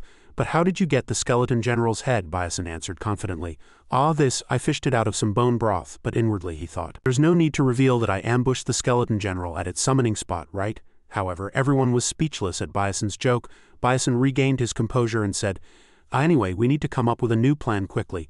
Once that necromancer starts controlling the skeletons directly, they'll ignore the skeleton general and charge at us, which will be very troublesome." Hearing that, someone asked, "Hey Junior, do you have a plan?" Bison replied, "On my way here I saw that the necromancers have control up to the vicinity of the base. We can't break through this encirclement, so there's only one way. We attack their main body directly." Hearing that, everyone was shocked by Bison's recklessness. Someone said in a fluster, "Wait, are you out of your mind?" Bison replied calmly, "Didn't you learn this at school? A necromancer has the ability to control powerful skeleton soldiers, but their main body isn't very threatening." Bandagin continued worriedly, "But there will definitely be a guard unit around them." Bison continued, "The necromancer's control range is too wide. We can't get out unless we attack the main body directly." After speaking, he thought to himself, "Currently, the necromancer's guard unit consists of 1 skeleton general, 6 elite skeleton soldiers, and 50 regular skeleton soldiers. This number will continue to increase, so now is our only chance. But how do I convince everyone?" As he was lost in thought, someone suddenly said, "We can do it. That kid might seem a bit foolish, but he has more experience in combat and tactics than us." Flame expressed her support. Hongvan continued, "I agree too. To be honest, there's no way to break through the encirclement in this situation. The necromancer won't expect us to attack the main body directly either." The two seniors also looked at each other. Perhaps that was the only way to survive here. "I don't know what you're basing this on, but since we can't just scatter, we'll help." "Alright then, let's give it a try," Bandagin said cheerfully. "Until the necromancer notices, we still have a chance." At the same time, in another part of the cemetery, a figure appeared. He said, "To meet the brats from Stella in this place, I'm truly lucky. If I turn those guys into skeleton mages, the Dark Magic Federation won't be able to ignore me anymore." And this man was none other than the 5th-class necromancer from the Dark Magic Tower. Save Hugh. "I've gathered mana for 5 years. There are 700 skeletons sleeping in this place, so no one will be able to ignore me anymore." Suddenly he was so surprised he couldn't believe his own eyes. "What is this? My senses suddenly disappeared. Don't tell me my general was taken down." What was even more surprising was that a cracking sound was suddenly heard, and a powerful force was directly attacking the barrier behind him. He was so surprised he froze, unable to understand what was happening. Even the skeletons piled up behind him were shaking violently. He thought in horror, "My barrier made with 4th-class magic has cracked. How can this be?" Then he shouted in frustration, "You bastards, I won't let you escape." Everything happened so quickly that he had no time to react. He could only stare ahead with wide eyes, and then a loud explosion boom echoed, and the piled-up skeletons were completely destroyed. That flame was the combined power of Bison's group, and their talent was not to be underestimated. A moment later, the explosion subsided, leaving only dust and broken skeletons. Save was so shocked he seemed frozen to the spot, unable to move an inch. A bitter feeling took over his entire body, and he was so angry that steam was about to come out of his head. He thought, "Damn it, I was too careless. To think those guys would dare to attack my main body directly. They may be brats, but Stella is Stella. I really can't underestimate them. I didn't want to use this method, but dealing with those guys is really too dangerous. I have to summon the elite skeleton soldiers." Having thought this far, he put his finger in his mouth and bit it until it bled. Immediately after, he spread his arms and shouted loudly, "Oh unfortunate ones, hear my command." The ground cracked violently. Then terrifying skeleton warriors appeared, all of them baring their teeth and smiling eerily. In an instant, a skeleton legion formed and surrounded the mage. But there are two sides to every story. He suddenly coughed up a mouthful of blood and his body suffered a significant injury. Save raised a hand to wipe the blood and thought resentfully. I was injured summoning the elite skeleton soldiers, but this should be enough. Block those guys, kill them. Upon receiving the command, the skeletons roared and charged forward. He watched from a distance, laughing triumphantly and saying, "Good, they're fighting well. Now I can rest easy." But of course not. Bison quickly used his blink skill, instantly moving right behind the necromancer. He also noticed someone was behind him, turned his head and shouted in a fluster, "Damn it, who are you?" Bison smirked and didn't answer. At this time, the necromancer was terrified and thought to himself, I was clearly aware of the locations of all the Stella Academy students through the vision of my skeleton soldiers, but how on earth did that kid get so close to me? Suddenly his eyes widened in horror. He saw what Bison was holding in his hand and couldn't believe it for a million years. Save said, extremely flustered, "No way, that's my skeleton general, you bastard, why is that in your hands?" But suddenly Bison lightly let go of the skeleton head. Fell to the ground with a thud. Without stopping, Bison smashed it with all his might. As the skeleton general was destroyed, the internal injuries in Save's body worsened. He coughed up several mouthfuls of blood in a row, and his face turned pale. Clutching his wound, he thought resentfully in his heart, "Damn it, I was too careless. Is this the true power of a Stella Academy student?" Meanwhile over here, Bison was sweating and thought to himself, "Oh, this wasn't my plan originally. Dokshunwong and Bandagin should have dealt with the skeleton general and come to support me by now. But they're trapped because of those elite skeleton soldiers. Don't tell me I have to fight alone. I'm the weakest among them. Should I just run away?" Bison now felt that this move was a bit wrong. Suddenly, as the necromancer coughed up a few mouthfuls of blood, Bison came to his senses. Only then did he realize the opponent's current state. It looks like that guy is injured too. I see he overexerted himself summoning the elite skeleton soldiers and suffered internal injuries. It seems I can do this. Having thought this far, he suddenly broke into a confident smile. At the same time, as Hong Von's flames blazed, team members unleashed their ultimate moves to take down the elite skeleton soldiers. Thanks to this, they successfully dealt with 3 of the elite skeleton soldiers sent by the necromancer. Princess Hong Von was gradually getting exhausted from being continuously attacked by the remaining elite skeleton soldiers. She thought tiredly, "This isn't good, everyone is exhausted." The necromancer's power suddenly increased, making the situation serious. "I have to deal with these guys quickly and go to Bison." Suddenly Jackie ran over and said in a fluster, "Princess, we're in big trouble. The necromancer is fighting Bison one-on-one." Hong Von was shocked and exclaimed, "What?" She turned her gaze to the front where Bison and the necromancer were fighting. A powerful force was spreading around. It seemed the fight was progressing very fiercely. Hong Von muttered, "This is bad. Bison is still a first-class mage, but his opponent is 5th class. How can he possibly win?" Hong Von gritted her teeth and said, "If you die, I won't let you off, Bison. You have to hold on." Meanwhile over here, Bison was being attacked by a giant skeleton that had risen from the ground. He continuously used his blink skill, moving very nimbly. He observed with wide eyes, looking for a reasonable solution. Thanks to his precise judgment and the blink skill, Bison was able to temporarily avoid Save's attacks. Knowing he couldn't keep dodging forever, Bison decided to play recklessly. Just like in his gaming days, he suddenly blinked toward the necromancer. The 5th-class necromancer gritted his teeth upon seeing Bison being so reckless. Gritting his teeth, he threatened, "HMPH, you won't be able to take me down that easily. Don't even dream of it." As he finished speaking, a bone prison enveloped him. Bison smirked and thought, "Is that all you've got? I prepared for a situation like this. I have a cola potion, the natural enemy of skeleton soldiers. Haha, this game is mine now." Having thought this far, Bison threw 2 bottles of cola in that direction. Immediately, the skeletons rapidly corroded, and the necromancer widened his eyes, unable to believe what he was seeing. The defensive magic he prided himself on was slowly melting away. The man screamed like a madman, "You lowly commoner, how dare you destroy my bone shield? Kill him at once." At his command, countless sharp bones flew towards Bison. But that was impossible. Bison had already used blink long ago to move behind the necromancer. He triumphantly gripped the sword in his hand, thinking this was his chance. He thought he would succeed in a single blow, but unexpectedly, the man turned around with a twisted smile as if everything was within his expectations. Only then did Bison realize, "Damn it, I was the one who was fooled." Damn it, suddenly a sharp bone shot up from the ground, piercing straight through Bison's leg. Fresh blood splattered everywhere. Bison groaned in pain, thinking resentfully, "Damn, he got me." Enduring the pain, Bison tried to retreat. The necromancer laughed triumphantly and said, "Haha, you brat, after running wild you end up like this. Go on, keep barking." I said bark. Haha. Feeling the excruciating pain from his leg, Bison gasped for breath. I guess I underestimated him too much. Even if he's injured, a 5th-class mage is still a 5th-class mage. But I can't die here. He picked up his staff. He must be tired. He's been using magic continuously, so his body is getting weaker. In other words, that's his limit. It doesn't matter if he's 5th class or whatever. What should I do? If I can just hit him one more time, I can finish him, but it hurts so much I can't focus. I can't even activate my blink skill. What should I do? Suddenly a thought flashed through Bison's mind. Yes, that's it. While Bison had his head down, lost in thought, the necromancer had already approached him. He took an attack stance with a confident expression. Die. Bison also quickly realized. Without a second thought, Bison ran forward for his life. but because of the wound he had just sustained he fell and smashed his face into the ground. Seeing Biason's miserable state, the man burst out laughing like a madman. "Haha, look at you struggling to live, how pathetic," but Biason paid no attention to the man's mockery. He repeated to himself, "Just a little more." Biason strained, moving forward step by step. The necromancer continued to mock him.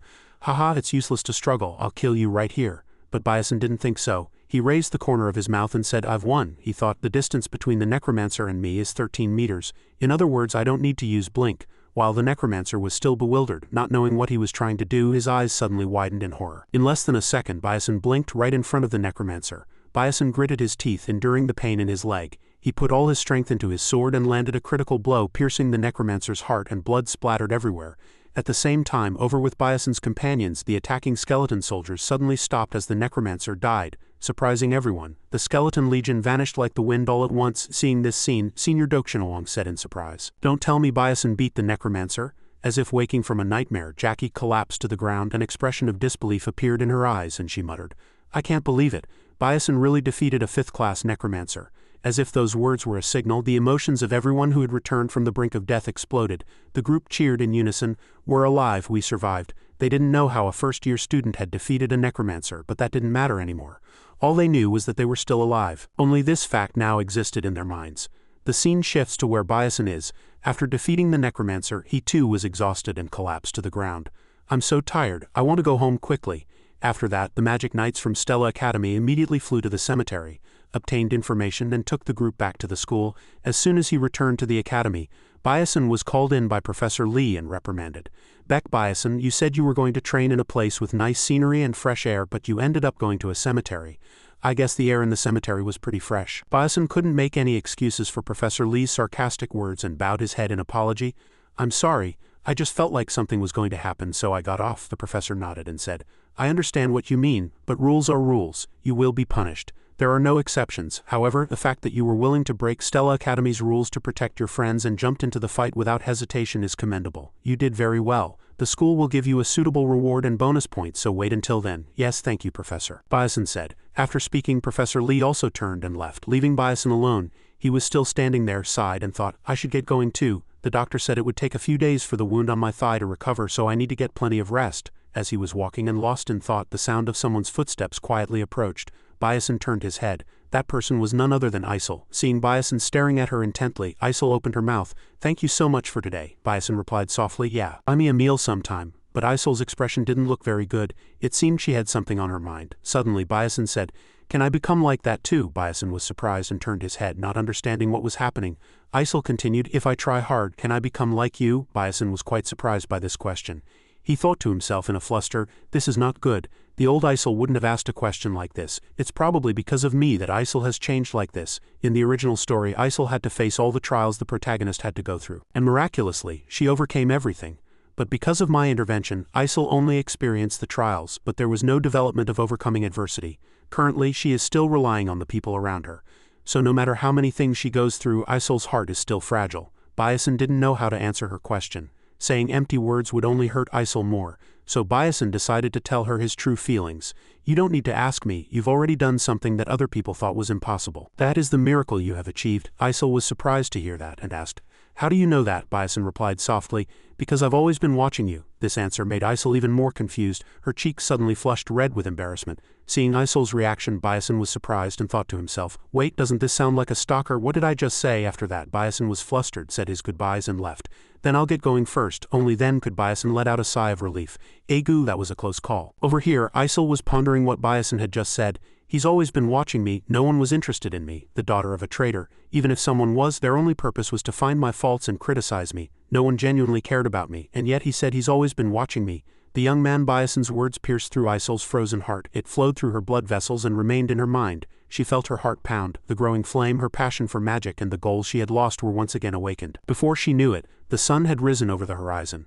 A new day had begun at the academy. Students bustled around the campus. The professors were also busy with their work, and a major event was scheduled to take place here. People were whispering about the Stella Academy student who had defeated a 5th-class necromancer. Hearing the rumors about the necromancer, Biason thought to himself, "It's just an awards ceremony, but the Ministry of Magic, reporters, and even nobles have come to watch. Aren't they overreacting? Wait, why does Princess Hongvan look so happy?" He was smiling brightly. Over here, Hong Von had a happy expression on her face. Feeling Biason's gaze on her, Hong Von turned around and said with a cold expression as usual, "What are you looking at?" Biason replied in a fluster. "It's nothing." After that, Professor Lee looked down at everyone below and shouted loudly, "Everyone be quiet. Today we will award 13 students who bravely fought against the Dark Mage, and this award." Elmond Elwin appeared next to the professor. Professor Lee continued, "The principal will be presenting it himself." The 13 students were greatly shocked to hear that the principal himself would be giving the award.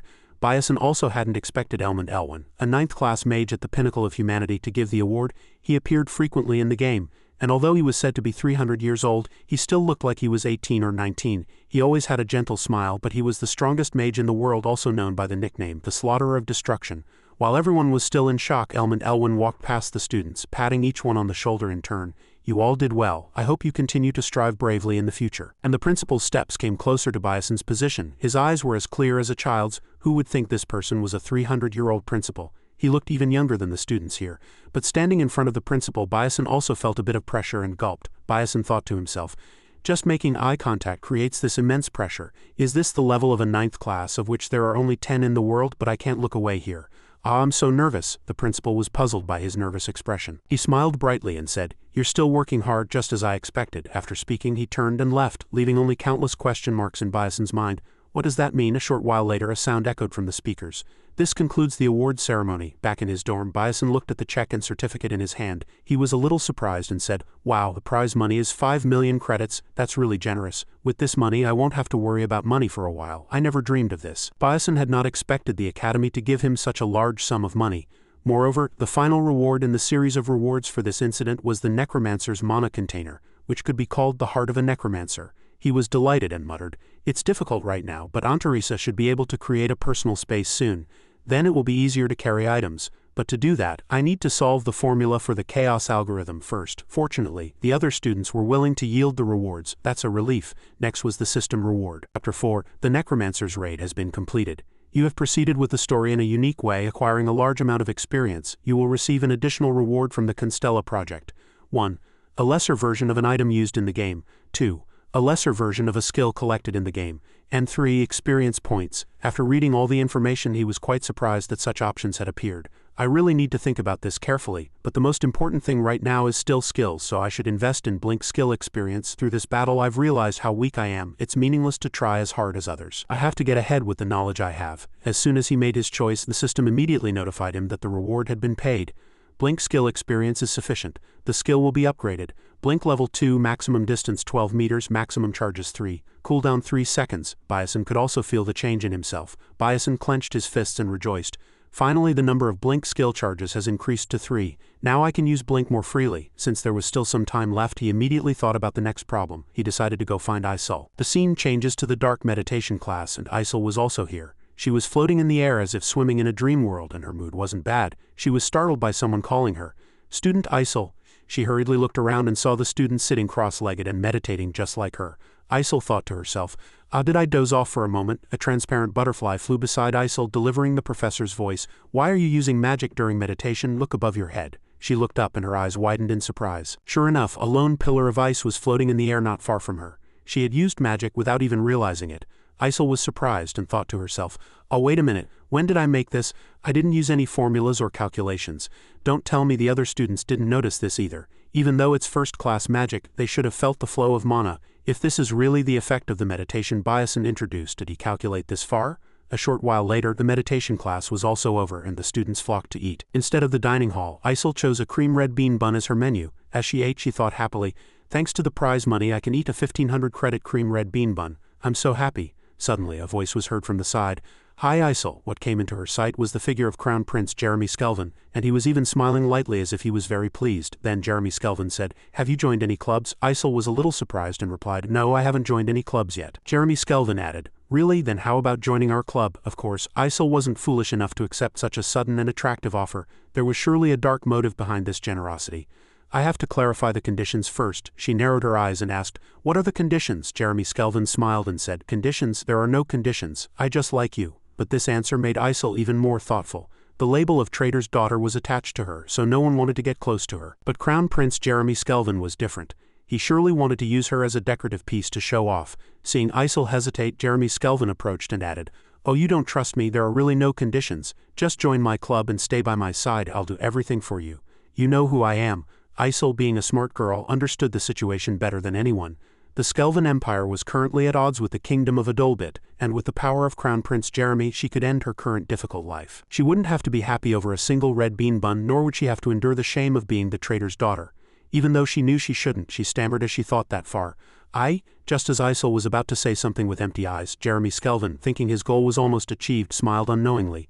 Just then a hand was raised. Without the slightest hesitation, Flame approached and slapped Isel hard across the cheek. Both she and the Crown Prince were bewildered by this action. Flame was panting as if she had run from a distance. She glared at Jeremy with furious eyes. Sharp words poured out. Flame shot at him as if splashing water on his face.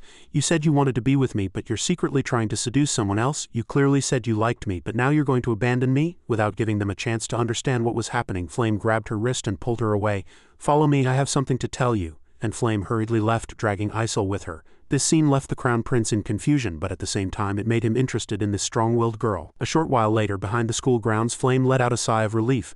"Phew, that was a close call." Isel, still bewildered, replied, "What's going on? What do you have to tell me?" Flame continued, "You should thank me anyway. If you had refused without a reason, you would have been pestered by that guy for the rest of your life. Sorry for hitting you, I'm leaving now." After speaking, Flame waved her hand and left, leaving Isel standing there blankly, not understanding what was happening. As Flame left, she thought, did I do the right thing? If Isel had joined the club as in the original story, she would have been completely ruined by Jeremy.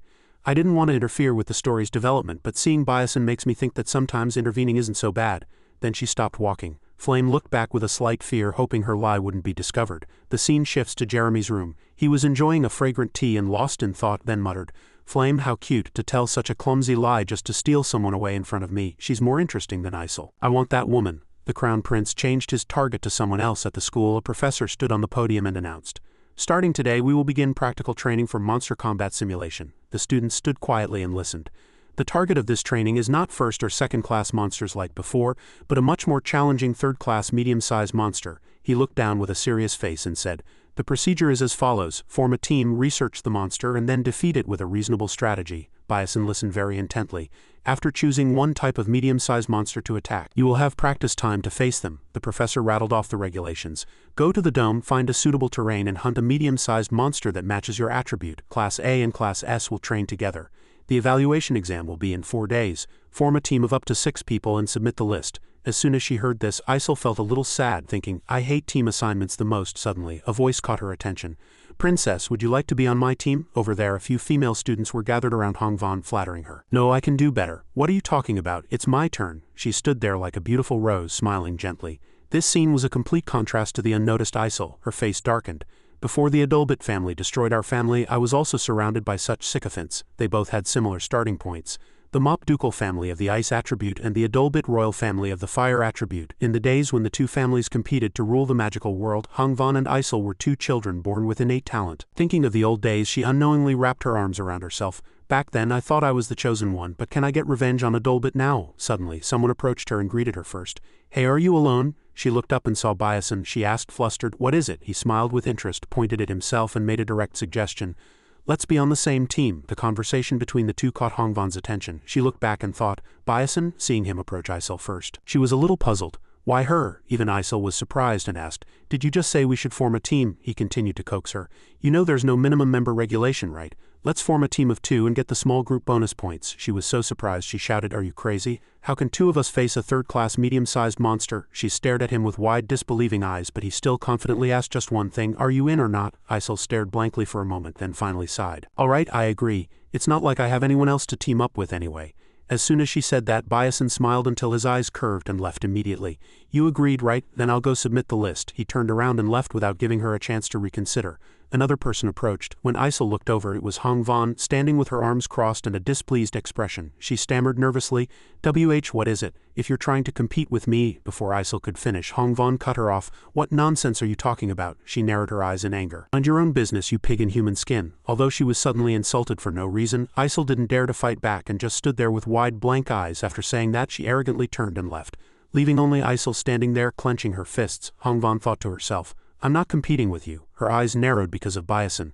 It's because of Byasin. This matter bothered her greatly. A surge of jealousy welled up. "It's so annoying. Am I losing to a loser and a commoner?" She didn't have a team yet. Hongvan looked around. She could team up with anyone, but at least having the strongest knight would be advantageous. Her eyes landed on a young man standing in the corner of the classroom. As she approached him, Ma Yu-seong glanced at her and asked, "Princess, what can I do for you?" She asked directly. "Have you decided on a team?" He replied, "No, I was planning to go alone." Hongvan immediately suggested, "Then let's team up." He didn't agree right away but smiled slyly. "Well, is there a need for that?" When she mentioned that Byasun and Isol had formed a team, his eyes widened in surprise. He couldn't help but turn and look at her, adding, "I don't think they're aiming for an ordinary medium-sized monster."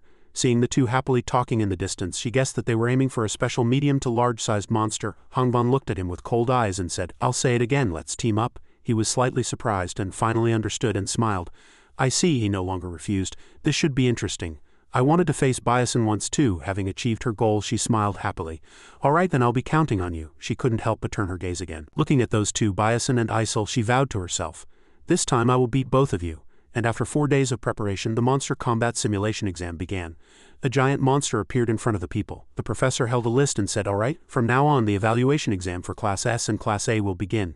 The teams took the exam one by one. Each team chose a different monster. The students' murmuring could be heard. "Oh, Group 16 chose a Mugok. That medium-sized monster looks easy." Flame stood at the top, feeling a little nervous and encouraging herself inwardly. "It's okay, I've practiced enough. Although I can't hunt a special monster or a large special monster to get an attribute bonus, just defeating a third-class medium-sized monster alone is enough to get a perfect score. Normally, 5 first-class mages can take on 1 first-class medium-sized monster, and with the advantage of attribute, experience, and environment, it's not impossible to defeat a higher-class monster, but I had an unspoken difficulty. I use light element magic, which doesn't have an advantage over any attribute. I can't help it." She looked around, hoping Isol would do well on this exam. Seeing Isol talking to Byasun, she thought, in the original story, Hongvan bullied her, so she couldn't team up with anyone and got the lowest score. I even thought about recruiting her for our team back then. Seeing the two talking happily, Flame's mind was at ease. With Byasun by her side, Isol's future will surely be brighter. Just then a sound caught her attention. The confrontation in the arena ended, and the professor's voice rang out, "Group 16, good work. Next Group 17 to the arena." It was Flame's group. She said yes. She quickly walked to the arena, passing by Byasun. Suddenly she stepped on her own shoelace, lost her balance, and was about to fall. She was startled and cried out, "Oh!" Fortunately, Byasun quickly grabbed her clothes to prevent her from falling. He was flustered. "Huh?" She was also a little surprised. "Huh?" She quickly stood up straight. Her shoelace was untied. She looked back at him and said, "Thank you." He looked down at her shoes and reminded her, "It's nothing, just tie your shoelaces." Only now did she realize. "Ah," she thought, "when Jackie tied it for me before the exam it was very tight. He kindly offered to tie it for her, but she quickly refused. No, it's okay." Inwardly she thought, "It's a good thing I noticed, otherwise it would have been really dangerous." She tied her shoelaces tightly and prepared to enter the arena, alone with only a magic staff. The sound of other people murmuring was heard. "Is that girl alone?" "I think so." Some people looked surprised. "No way. Is she planning to take on that monster alone?" The monster she chose was a giant boar, its eyes glowing red. Flame stared at it intently. That monster had no special attribute, so it couldn't be countered with affinity. The monster also took a stance. It snorted smoke from its nose, lowered its head, and glared with its eyes. The professor shouted, "All right, Group 17, begin the exam." As soon as he finished speaking, the boar attacked first. The people around continued to whisper, "Look at that rush, how can she handle it alone?" Flame was very calm, gripping her magic staff tightly and using her magic whisper of the petals on the wind. A golden magic circle appeared around her. Her eyes were filled with determination. Vines shot up from the ground and wrapped tightly around the boar. In an instant it was subdued. She continued to attack. Material conversion. Immediately, the vines turned to stone and the boar was bound motionlessly. No matter how hard it struggled, it couldn't break free. She looked at it with murderous eyes. "It's not over yet." Another magic circle was formed and the vines tightened even more. Suddenly the vines snapped and the boar opened its mouth wide to bite her, charging fiercely. Suddenly a flash of light appeared in the space and in an instant, something like a fireball flew straight into the boar's open mouth and pierced through its body. She was sweating, looking tired. The boar collapsed. The battle was over. The others couldn't believe what they had just seen. "My God, that's amazing. Our team of 5 couldn't even catch one medium-sized monster. Who is that girl?" Flame let out a sigh of relief. "Phew, it's finally over." Suddenly someone approached. She widened her eyes in surprise. "How am I seeing things?" Then the professor's voice echoed. "Now we will begin the exam for Group 31. It was Hongvan and Ma Yu-seong. The two stood arrogantly. Other people around started to cheer. "Look over there, it's the princess. Go, princess." Flame couldn't understand this scene and thought, why is Hongvan with Ma Yu-seong? In the original story they weren't on the same side and had no connection. What is this combination? A dark light emanated. A giant monster with a hard-looking body. People exclaimed in horror. "Wait, isn't that a Skangiava? My God, that's a special medium to large-sized monster." As expected of the princess, it's amazing that she found such a rare monster to hunt. Flame knew at a glance that it wasn't just a special medium to large-sized monster. The attributes of Hongvan fire, earth, and Ma Yu-seong lightning were completely countered by the water element monster, Skangiava. The Skangiava had high fire resistance and could fly, which perfectly countered Hongvan and Ma Yuseong. She stood there and watched. She assessed them inwardly. Not only were they aiming for a special medium to large-sized monster that everyone had failed to defeat, but they had also given up their attribute advantage. They must be aiming for a perfect score, but that's a score you can only get if you succeed. She, too, doubted whether these two could succeed. The monster began to move. It flew high up and looked down. Then it roared. Its power was truly immense. Hongvan held up the weapon in her hand and shouted, "Let's begin," Ma Yu-seong also replied excitedly. "Understood, princess." He stepped back a little behind Hongvan. The other students watched with curious eyes. "What are they trying to do? I thought they would attack right away." Some were surprised. A knight moving behind a mage. Ma Yu-seong's eyes were full of confidence as he looked up. Then he instantly vanished and reappeared in the air. The people watching from above were impressed. "That's a pretty good leap," a female student commented from the side, "but that's not enough to reach the Skangiava." She even thought that you couldn't use a leap in midair. By this time he was already very close to the monster. People wondered what plan they had. Just then, as Ma Yu-seong took out his weapon, a square foothold appeared. He stood on it. Hongvan's massive flames surged powerfully, instantly becoming the propulsion that allowed Ma Yu-seong to leap even higher. The people below finally understood and exclaimed with interest. The flames still blazed fiercely. Hongvan's gaze never left the scene above. The two faced each other, and the people around them exclaimed in disbelief. They knew the monster would try to flee as expected. Ma Yu-seong threw a huge hard punch. With a single blow, the monster plummeted from the sky to the ground. As its body shattered, he quickly drew his sword and finished it with a powerful strike. The rocks he created surrounded and pierced the monster. The monster trembled all over, its eyes wide open, trying with all its might to get up and break the rocks that imprisoned it. Ma Yu-seong had already returned to Hongvan's side. HMPH had tried to run away as expected. His eyes glinted with cold, killing intent, but it was already too late. Seeing the blazing red flames, he knew the princess's magic was complete. It was a massive inferno that nothing could stop. It incinerated the monster in a single blow. Everyone watched with their mouths agape and eyes wide. "My God, the monster is burning away without a trace." The monster was in agony. And this was despite the Skangiava having high fire resistance. They had won. Ma Yu-seong laughed with delight. "It's over." He had added his magic to Hongvan's flames, attacking the monster simultaneously. Their flames turned the monster to charcoal, and everyone present was in awe. For the Skangiava to be defeated without even a chance to counterattack, this year's students are truly incredible. At this level, they're on par with the third-year S-class seniors. People looked at them with endless praise. "Is this what a genius is?" Having achieved her goal, Hongvan smiled to herself. "How was that?" She turned sharply and looked down at Byasun. "No matter what monster you choose, you won't be able to beat me." She couldn't help but raise the corner of her mouth, looking down at the two below. "This time I won." Unexpectedly, as soon as Byasun stepped onto the arena, he shouted, "Give me 5." As soon as he finished speaking, Hongvan froze on the spot. The other students also gaped and said to each other, "What did I just hear? It's already a struggle for 5 people to face one medium-sized monster. And those two dare to choose 5. They looked at the two below. They had heard the rumors, but this guy named Byasun. Some even asked, "Is he crazy?" A blue light appeared, black shadows emerged, and the summoning was complete. 5 monsters surrounded the two at once. Even Professor Baiken, a monster studies researcher, crossed his arms and looked on with a bit of surprise. A horned blue frog, Hamerun, a black sand bison, and a slime, lastly a sensitive bat. "Don't tell me this combination is..." Suddenly Hongvan turned to Ma Yu-seong and asked, "Did you understand?" He shook his head, smiled, and looked down. "No, I'm also curious about what Byasun is thinking," looking at the two standing back to back below. He honestly felt a little excited. The professor crossed his arms and asked seriously, "I'll ask just one thing. Who decided on this monster combination?" Byasun replied. "I did." The professor gave a firm assessment. "You're a knight, so you might be able to score points easily in such a dangerous situation, but she isn't. I think this strategy is a bit much for a caster." But Byasun smiled with great confidence. "No, sir. To be honest, this strategy was designed specifically for a caster." The professor had no choice but to say, "In that case, I won't say any more." "All right, then begin." The huge monsters seemed to press in on the two even more. Byasun broke into a cold sweat and said with some concern, "Hey, can you do this?" Isel said firmly. "Of course," Byasun added.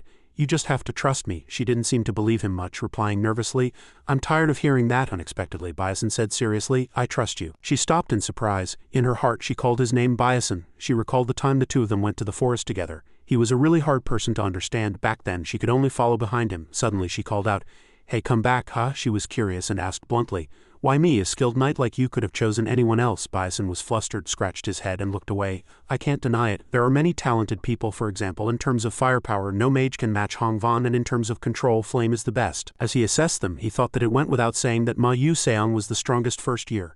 Shin Heejin or a Janren who specialize in single-target attacks would also be a good match for me. She approached him lightly, growing more curious. "Then why?" Suddenly he turned sharply and continued walking. "Still, I feel you're the most suitable." He looked back and smiled confidently. Honestly, that's all there is to it. After speaking, he walked straight ahead. Then let's keep going. Now it was Isol's turn. Her cheeks flushed and her eyes widened in disbelief. The reason he chose her was simply that he felt she was suitable. There was no special reason. At this moment, standing on the stage, she had to do her best. She gripped her staff with both hands, closed her eyes and vowed to herself, "I don't quite understand your intentions yet, but there must be a reason why you chose me." A blue light began to emanate from around her. "In that case, I'll show you." She spread her arms and the staff floated in the center of her body. The blue light grew stronger and stronger. The other students exclaimed loudly in amazement and surprise. "Wait, isn't that supernatural resonance? No way. That's a phenomenon that only happens when 6th class or higher mages enter an unconscious state." Isol had her eyes closed as if asleep, submerged in the deep blue light. She paid no heed to the shouts around her. If she lost her concentration, the flow of mana could reverse and she could become disabled. And yet she was only a first-year student. Bison looked back at her with a satisfied smile. As expected of a candidate for the Winter Queen, everything was proceeding according to his plan. "Now shall we begin?" He drew his sword and looked at the monsters. It was a fight of 2 against 5 medium-sized monsters. His feet instantly left the ground and he blinked in front of the frog. He dealt it a painful blow. Blood splattered and Bison's eyes gleamed with anticipation. As expected, the frog was injured. It spewed blood as it was cut, its whole body in agony. He immediately turned to look at the black bison. "First Hammeron is done." The black bison's eyes burned red. "Next is the black sand bison. It's your turn." A red light emanated from the frog's horn and the black bison immediately took notice. Its eyes burned red as it stared intently at the frog's red horn. It lost its reason and began to rampage. Bison held a dagger in his hand and smiled triumphantly. "Good, it's just as I expected." The way to deal with 5 medium-sized monsters at once was to create a chaotic scene. The bison kept scraping the ground and sand flew onto the slime immediately. The slime also got angry. His plan to make them enemies of each other had succeeded. The students exclaimed in surprise, "My God, what is that? The bird and the bat are fighting. That's a rare sight. The monsters are attacking each other." Bison couldn't help but smile, thinking triumphantly to himself, "It's according to plan. I'll make the monsters hostile to each other and have them attack one another." In other words, this was killing with a borrowed knife. It was a scheme to eliminate enemies without effort by borrowing someone else's power. The veteran players of Aether had wondered how a small group could defeat a large number of monsters, and after numerous experiments they found a way to use the monster's characteristics and attributes, just as he was doing. First, attack Hammeron. When attacked, Hammeron's forehead glows red and this light stimulates the attack instinct of the black sand bison. The agitated black sand bison scatters sand around it. When the sand touches the slime, this one gets angry too. They create a huge amount of water to keep their skin moist. Seeing the water rise beneath his feet, he grew even more pleased. "Good, thanks to the school's barrier. The water is rising very quickly." He smiled triumphantly and looked at the bird. Then next, when the chasm feels the humidity, it will let out a high-frequency scream of 7 or more. As the water rose, it continued to make a commotion and scream. And finally, it stimulates the sensitive bat, which is extremely sensitive to sound. The bat immediately jumped up and kicked the bird hard in the face. The bird then attacked the slime, and the slime, having been hit for no reason, attacked the bird back. The bat was furiously angry, its eyes glowing, and so they began to fight each other wildly. The professors watching this scene from above also stroked their chins in surprise. "All the monsters are stimulating each other," a female professor also praised. "Oh, that child has accurately grasped the characteristics of each monster. Even I, a monster studies expert, have never thought of this. Truly amazing," another professor standing next to them with his arms crossed and eyes fixed on the arena added. "But what's more amazing is the concentration of that girl Isol." It was true. She stood within her mana barrier without the slightest waver, maintaining her focus and the flow of mana even in such a chaotic situation. The professors guessed it was because she completely trusted her knight. It was true. Bison always stood in front of her with his sword blocking the way. He was suddenly surprised to see a bird flying right behind her. He quickly used blink and dealt with it neatly before it could attack. The bird that was about to attack Isol was sent flying with a single blow. Bison protected her silently like that. His eyes continuously scanned the surroundings. A large explosion occurred right above Isol's head. It had almost reached her, but Isol still didn't waver in the slightest and maintained 100 concentration. Bison didn't disappoint her either, flying in an instant to protect her. Ma Yu Seong opened his mouth. "Hey princess." Hong Von looked back. "What?" His gaze suddenly softened as he looked down. Looking at Bison, Hong Von widened her eyes in surprise and listened. He said, "Doesn't he seem like an ideal knight, like a knight protecting his princess?" "He really does. He used all his strength to prevent the monsters from reaching Isol." At this moment she seemed like a true princess. No matter how dark the surrounding darkness was, she could stand firm because there was always a hero by her side protecting her. She was alone, submerged in her own space, focusing her power. The more she concentrated, the greater her power became. "I did it." Isol gently opened her eyes. A crystal flower bloomed from behind her. She herself was surprised. The ice spread out like petals. Isol stood in its center, surrounded by sharp shards of ice. The huge transparent block of ice emitted a blue light. The other female students watched in admiration. An ice flower bloomed in the middle of the room. Everyone couldn't help but exclaim, "It's beautiful." The color, purity, and hardness, everything was perfect. Isol frowned and shouted, "Shatter." The entire flower immediately unleashed its power. Sharp shards of ice flew straight at the monsters. They couldn't possibly block it. The surrounding space was as if submerged in an ice world. In an instant, silence returned, and only the murmuring of the students could be heard. Is it over? Did just 2 of them really defeat 5 medium-sized monsters? The monsters were frozen. But it seemed they weren't dead yet. A scream rang out. It was a flustered voice. No, look over there. The ice is still there. The monsters' eyes flashed. They were not dead yet. A loud shout was heard. The monsters have woken up, one person sighed in frustration. Tisk, so they couldn't finish them in the end, the person next to him agreed. What a shame, but with a performance like this they would have already received a very high score. A hand was raised. It was Isol. She hadn't used all her power yet. The ice flower wasn't everything. Summon the golden sphere, her eyes flashed. Everyone was horrified. That flow of mana, don't tell me, a voice echoed. Descend. With those words, Isol dealt a blow to the monsters. A dazzling light spread in all directions, extremely powerful. This time the monsters no longer had the strength to resist. The power gradually subsided. Isol stood proudly. She looked small and gentle, a complete contrast to the huge lightning bolt from just now. Her clear eyes looked slightly surprised. This is my magic. She caught the small ice shards falling in the air with her hand. I could do something like this too. Now that I think about it, it was just as he had said. She remembered how she had argued with Byasin in surprise before. What, 5 at once? She had protested vehemently. Are you crazy? He had just replied softly. No, he smiled lightly, reassuring her with his confident eyes. You can do it, and I believe in you. She could only widen her eyes and follow him. So believe in me who believes in you. Now she had really done it. She clenched her fists and gained confidence. Until now I had nothing, no faith in the path I chose and no one to tell me that path was right. She always had to bear everything alone and couldn't even trust herself, but she had changed. Byasin was like a ray of light guiding her. His back was more reassuring and trustworthy than anything else. It's different now. Now, she promised herself, I will no longer lose my way. I will follow in his footsteps. The professor announced that Group 32's exam was over. Isol smiled with satisfaction. It had been a long time since she had been this happy. Byasin was hanging in the air, barely holding onto the remaining strands of ice. He thought to himself, I was almost swept away. You should have at least said something before you did it. Soon the results were announced and Byasin and Isol's team took first place. Ma Yu Seong and Hongvan stared blankly at the board. They were in second place. Seeing the results, she had to admit her complete defeat. She bowed her head with a look of submission. Having chosen a special medium to large-sized monster and even lost despite the unfavorable attribute matchup, she had no choice but to accept it. At her clean admission of defeat, he stood beside her, smiling and teasing. Oh, are you admitting it that quickly? She shot back in annoyance. Shut up. She felt very uncomfortable inside. But thinking of Byasin, if my knight were Byasin, as she thought this far, she was startled and squeezed her own hands tightly. I could have performed magic just as well as Isol. Was she now feeling dissatisfied with her own teammate? The more she thought, the less she could understand. But why is that commoner so devoted to Isol? If a perfect knight exists in this world, she imagined him one day kneeling before her throne. In her heart, full of jealousy, she thought, that knight should be the knight of me, the perfect queen. Though no one knew who had given her that title, she was now angry at herself and jealous of others, biting her lip hard and glaring at the results board in frustration. Actually, it was a lie that I admitted defeat. I can't accept it. I really don't understand. Thinking this, she turned and left. I need to investigate Byasin in detail. Suddenly she stopped, startled. Before her stood a girl with long black hair, coldly and silently looking at her. That girl was Sarah One. Seeing her, Hongvan, not at all pleased, walked past her, thinking to herself, did she come because she heard I lost to a commoner and a traitor's team? What an annoying woman. She too said nothing, just watching Hongvan's retreating back. Her gaze was very cold and sharp. Finally she said one thing.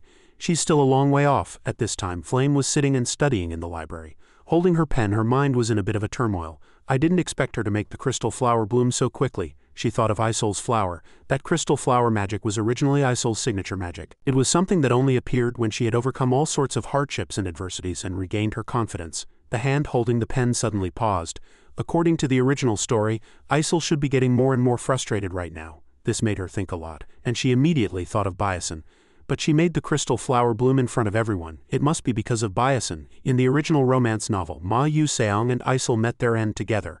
But what if there's a side story I don't know about? What if the nameless character Byasin loved Isol, and at the moment the world was ending he chose to regress instead of Ma Yu Seong? Countless variables came to her mind. She suddenly rested her chin on her hand and looked around.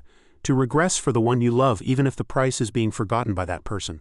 Would Byasin really not regret it? Flame sat like that, lost in thought with her chin in her hand, her mind filled with nothing but thoughts of their love story.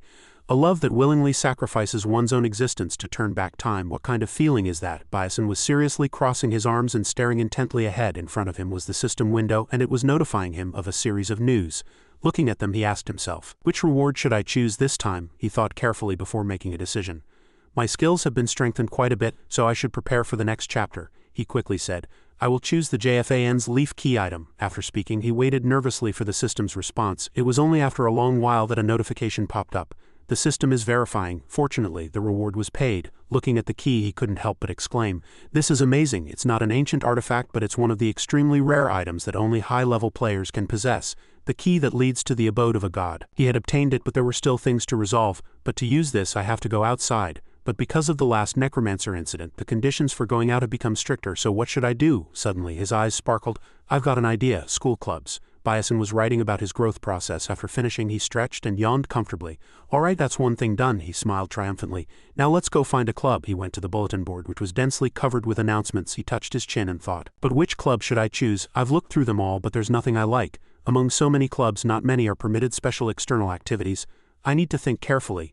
Suddenly, his gaze shifted to the side. "Oh, it's Isel," he asked out of curiosity. "Are you looking for a club too? You haven't joined any clubs yet?" She was a little surprised. "What? So what?" Seeing her situation, he found it a little unbelievable. You should have received many scouting offers from various clubs." Isel was at a loss for words. Then after a moment she asked back, "Do you not know who I am?" He replied immediately, "I know you're Isel. You're pretty famous these days too." It was clear that wasn't what she wanted him to know, but she was at a loss for words. "Ah, well, I guess so." Bison glanced at the girl standing next to him and thought to himself, "After the exam, Isel's reputation has changed quite a bit." He guessed that she herself must have realized it. She narrowed her eyes and scanned those clubs. "But I have to choose a club carefully." As the two were talking, someone approached. It was Ma Yu-seong. He clapped his shoulder and greeted him with a smile. "Duel?" Seeing his face, he firmly brushed off the hand on his shoulder. "Ma Yu-seong, why is this guy here?" He seemed very interested and praised him. "I saw your exam, and I also heard you commanded the necromancer hunt. That's really impressive." Bison, not at all grateful, answered perfunctorily without even looking at him. "Ah, I was just lucky." He said nothing more, but stared at him and smiled, and suddenly opened his mouth. "As I thought, there's something about you." His eyes turned red. His face darkened as he made a meaningful expression. "You're very different from the others." He too stared at him blankly with wide eyes. Feeling a little guilty, he quietly swallowed and said nothing. Standing between the two, he cleverly replied, "As you know, I'm a commoner, so I always have to think of ways to do better than others." Ma Yu-seong also feigned dropping his suspicion and smiled comfortably. "So you used your time much more efficiently than me." Suddenly he asked him, "What are you doing this weekend?" He asked back in surprise. "Me?" He said just one word. "Studying." Both he and Isel were stunned. "There was nothing to say." He asked without sincerity, so I answered without sincerity. "Thanks." He hurriedly waved his hands and explained. "No, I'm really studying," he added. "I study and train too." He opened his eyes wide in surprise. "What?" he asked back in disbelief. "You don't usually do that kind of thing." Ma Yu-seong scratched his head awkwardly. Well, right, I don't know why, but I've been doing it lately." Hearing him, Bison didn't ask any further and looked at him, thinking to himself, Ma Yu-seong starting to train is something that happens much later. What's the reason? Suddenly, Isel opened her mouth. "Is it because of the dungeon training?" Surprisingly, he smiled comfortably and admitted it. "That's right. If that lady hadn't interfered back then, it probably would have been dangerous." As soon as he finished, she shouted in annoyance, "Don't call me a lady." Listening to their conversation, he suddenly remembered. That's right, in the original story, Ma Yu-seong teamed up with Flame and easily defeated Heejin-ryong, but this time I interfered, so Flame was tied up and he had to face Heejin-ryong alone. Is this why Heejin-ryong has become strange? Anyway, it's a good thing. This way, both Heejin-ryong and Ma Yu-seong will train on their own. The more he thought about these two, the more he felt they were different from him. Their growth would surely have a positive impact on the happy ending. As he was lost in thought, Ma Yu-seong suddenly asked him, "By the way, you haven't joined any clubs yet. It's been a while since you enrolled," he replied nonchalantly. "I've been busy lately." At that, Ma Yu-seong beamed and suggested himself. "Then do you want to join the same club as me?" He coldly glanced the other way. He wasn't interested at all. "Well, if you can meet my conditions, I'll think about it," he immediately asked. "What kind of club do you want?" Surprisingly, Bison rattled off a list. Quiet, few people, no private gatherings, full benefits, cheese tonkatsu for lunch, free external activities, respect for personal activities, and special permission for outings. The two listened as if they had never heard such a thing. Isel was baffled by the cheese tonkatsu and Ma Yu-seong was interested in the full benefits. She couldn't help but remind him, "Where in the world is a club like that?" He of course knew there wasn't one. "It's just a joke." I said that to politely refuse Ma Yu-seong's offer. Surprisingly, he didn't give up. "Is that so?" He smiled and pointed at himself.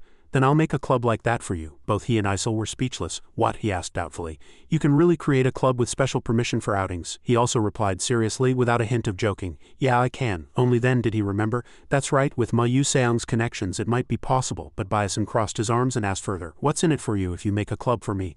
I should be wary of free things after all." But Ma Yu-seong was like his ardent fan. He smiled and looked straight into Bison's eyes. "There is, because you're special." His words made him a little nervous. "What do you know?" He was about to speak, but suddenly shut his mouth. I remember one of Ma Yu-seong's core problems was that he was extremely afraid of loneliness. Seeing nothing strange about him anymore, he also agreed.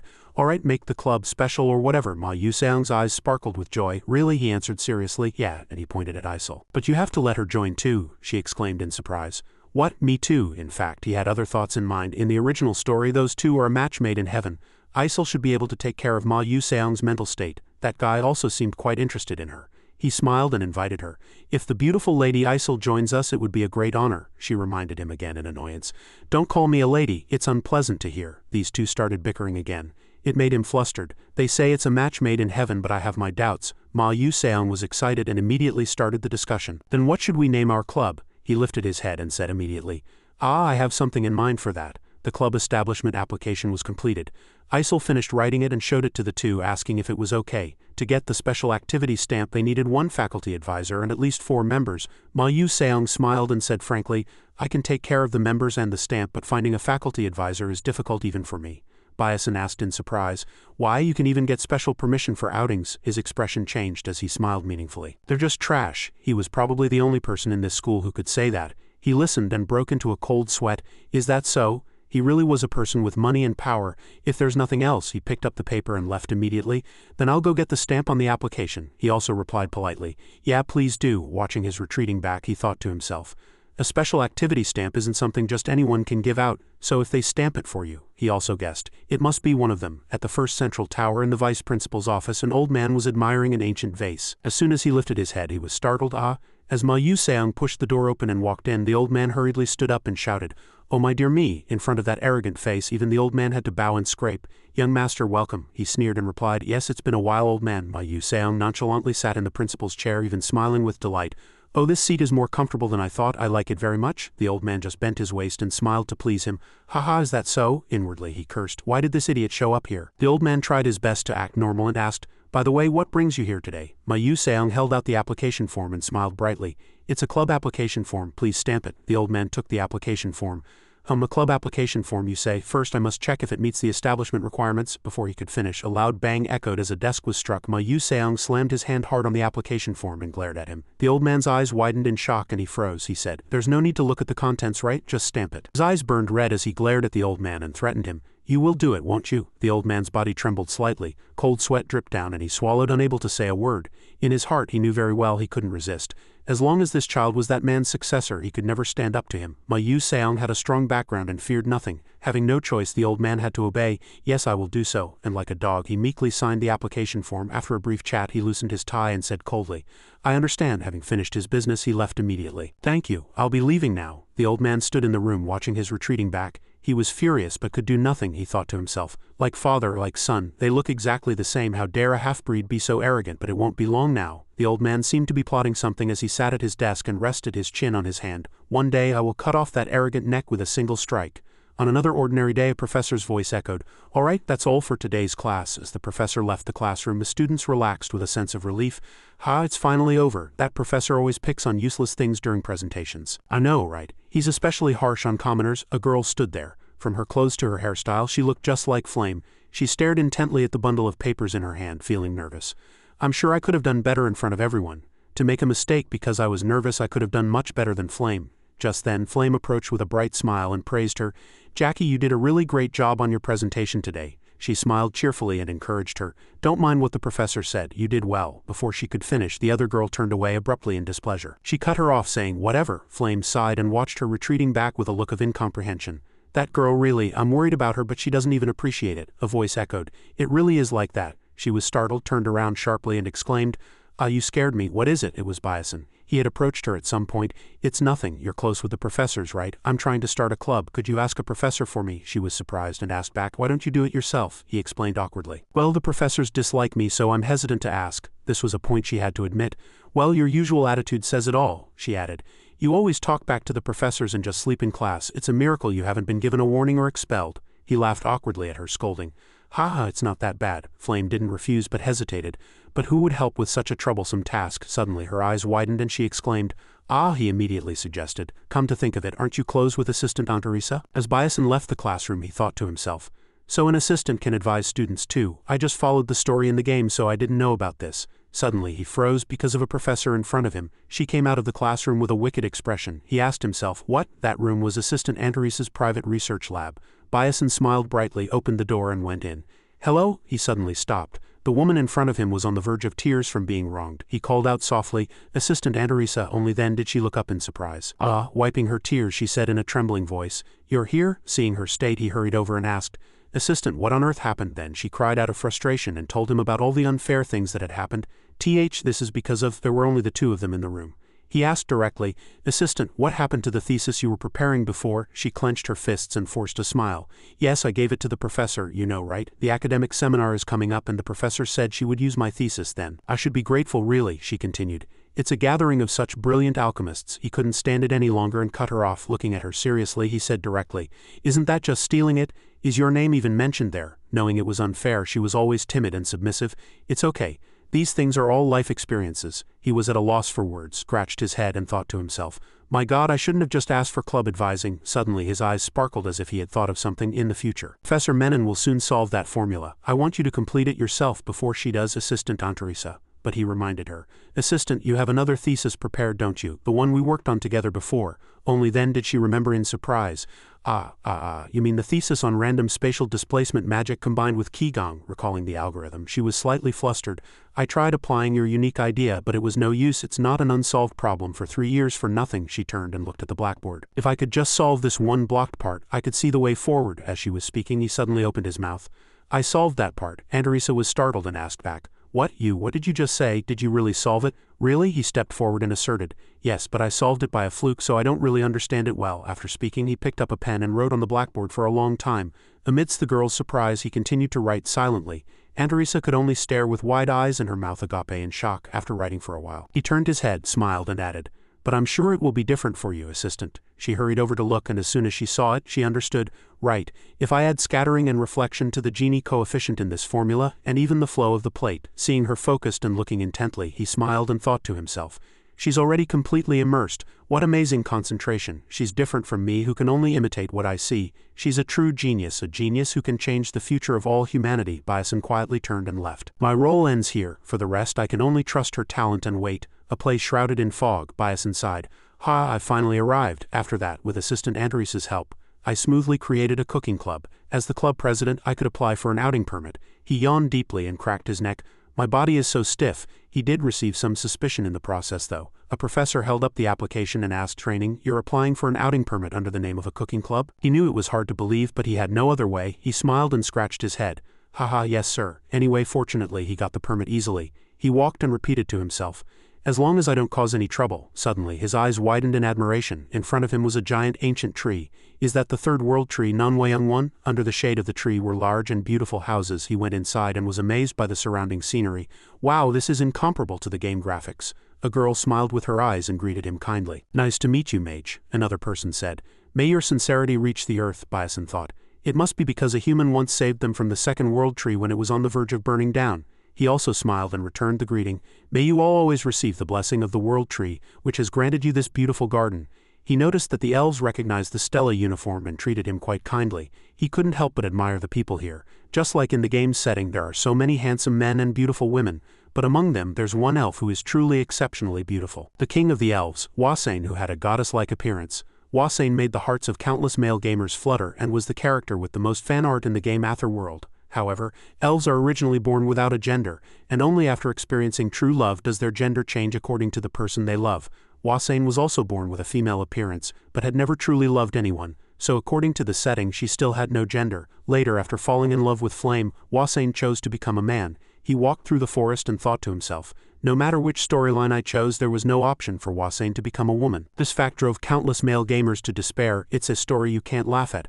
I once liked Wasain too. After walking for a long time, he finally arrived. His eyes sparkled with interest as he exclaimed, "I found it." A very beautiful forest spread out before him. This was the mystical labyrinth, the garden of the celestial spirit Lefenio. "My skills have been strengthened quite a bit now, so it would be good to prepare for the upcoming events." He looked up at the system and checked the item. "Rel's strange leaf key." He smiled lightly. "I'm glad I can use it earlier than I thought." He inserted the key into the hole. Suddenly, a notification popped up in the system. "Warning, if you open this door, there is a possibility that another person with a key will be detected." Seeing this system window, he thought he had definitely seen this warning in the game. He thought to himself. But it was confirmed among players that no special events would occur, so he still decided to open the door. What more could happen at this point? A dazzling light flashed. The door to the garden of the celestial spirit Lefenio was opening. The kingdom of the elves, the cradle of wood spirits. Inside a high castle, an elf was asleep in bed. Suddenly she woke up. She got out of bed and opened the window. A giant tree was visible in the distance. She was the king of the elves, Wasain. Looking at the scenery outside, she uttered, "The world is peaceful today as well." Birds were flying freely in the sky. She looked up with envy. "When will I be able to be that free?" She smiled faintly and self-deprecatingly. "Just looking at those birds makes me jealous." As he passed through the door, she was suddenly startled and exclaimed, "This energy!" She held her head and immediately realized, someone has entered the secret garden where Lefenio sleeps. That place is supposed to be inaccessible to anyone. Who could it be? She was flustered and calmed herself down. This is not the time to think like this. She hurriedly took something and went out the door. She gripped it tightly in her hand. "I have to suppress it. I've endured for decades. I can't act recklessly now." She wrapped her arms around herself worriedly. What if the curse activates again and drives someone mad? Her face darkened and her eyes were filled with fear as she tried to endure. "Let's wait until the coming day of Advent. I'll investigate then." Meanwhile, Bison was walking when he let out a big sneeze. Seeing the thick dust at his feet, he complained, "Achoo, this damn pollen!" Just then a tree root attacked him. Fortunately, he quickly dodged and exclaimed, "Whoa, these damn tree roots!" He ran around, dodging the attacks. The tree roots were protecting a giant flower. He knew that continuing to attack was pointless, but he took out a potion bottle and smiled. "If I had known, I would have prepared a Molotov cocktail with alchemy beforehand." He threw it at them, and it exploded in one shot. The flames blazed fiercely, burning all the flowers. He decided, "I can't miss this chance." He used blink and rushed in. Suddenly, he froze in surprise. Seeing the opening there, he put all his strength into his sword and brought it down hard. Everything disappeared. A notification of experience points appeared in the system. He looked around and let out a sigh of relief. "Phew, this much fodder should be enough." Suddenly, his gaze shifted to the side. "There it is. Now let's go achieve my real goal." As he passed through the door, a flower garden appeared. A notification appeared in the system that he was entering the boss room of the labyrinth. Walking along this flower path, he admired. "Wow!" Suddenly, his gaze stopped. It was a stone statue leaning against a stone pillar. He asked himself, "Is this the celestial spirit Lefenio, the most mysterious creature in the world?" A celestial spirit is a pure soul that has trained for hundreds of years and finally achieved enlightenment, transforming into a new being. Even in Atherworld, the number of such beings is very rare, but the one before my eyes is not a complete celestial spirit. This woman had her heart stolen just before becoming a celestial spirit, and her body was permanently frozen in that state. Sweat formed on his forehead and his breathing became heavy. As he took one heavy step after another, he suddenly exclaimed, "Ah!" His whole body felt as if it were being crushed by something. He fell to his knees. He said in a fluster, "This is monopressure." As expected, a celestial spirit is a celestial spirit even in death. He struggled to lift his heavy body. "But I can't give up here." After a long while, he was barely able to lift his legs. Trembling, he approached the stone statue and knelt before it. Only then did everything become quiet. A notification appeared in the system that his mono-leak trait experience had increased. Only now was he okay. He leaned back and let out a sigh of relief. I can finally breathe." His stats had increased. Seeing this place, he became even more certain. Yes, this is the ultimate natural training ground. The place where the celestial spirit last appeared. One of the fortuitous encounters that the mages of the world yearn for. Finding the Mai of Mana. Here, just by training normally, one can absorb the celestial spirit's energy into their body, increasing efficiency by hundreds of times. And the ability to harmonize with nature also rises sharply, Bison thought in his head. Simply put, I went through all this trouble to find the best gym, even though I don't even exercise in real life. Then he saw the purple glowing branch in the statue's hand, but before that, he said immediately, "Acquired the artifact, the branch with a grudge." Looking at this glowing branch, he thought, "With this I can face Menon Tiran in Chapter 8. Now that I have the artifact, it's time to start training." A few weeks later, all his stats had increased. Wiping away the sweat that poured down like rain, he looked at the system window. "With my current stats, I should be at the intermediate 2-star level." He continued to swing his sword. "There's still a long way to go. The protagonist has multiple stats over 4-star. There is no master to teach him swordsmanship in this world, so he must continue to stab and cut and train until he can see through the enemy's weaknesses." Bison gritted his teeth and put all his strength into it. "I have to work harder." He continued to cut and stab. It must be exchanged for the kind of effort that shaves off flesh and bone, that makes one cough up blood. Suddenly he felt a change throughout his body. He also stopped and felt it. The sword fell from his hand and he coughed incessantly. He was out of breath and wiped his sweat.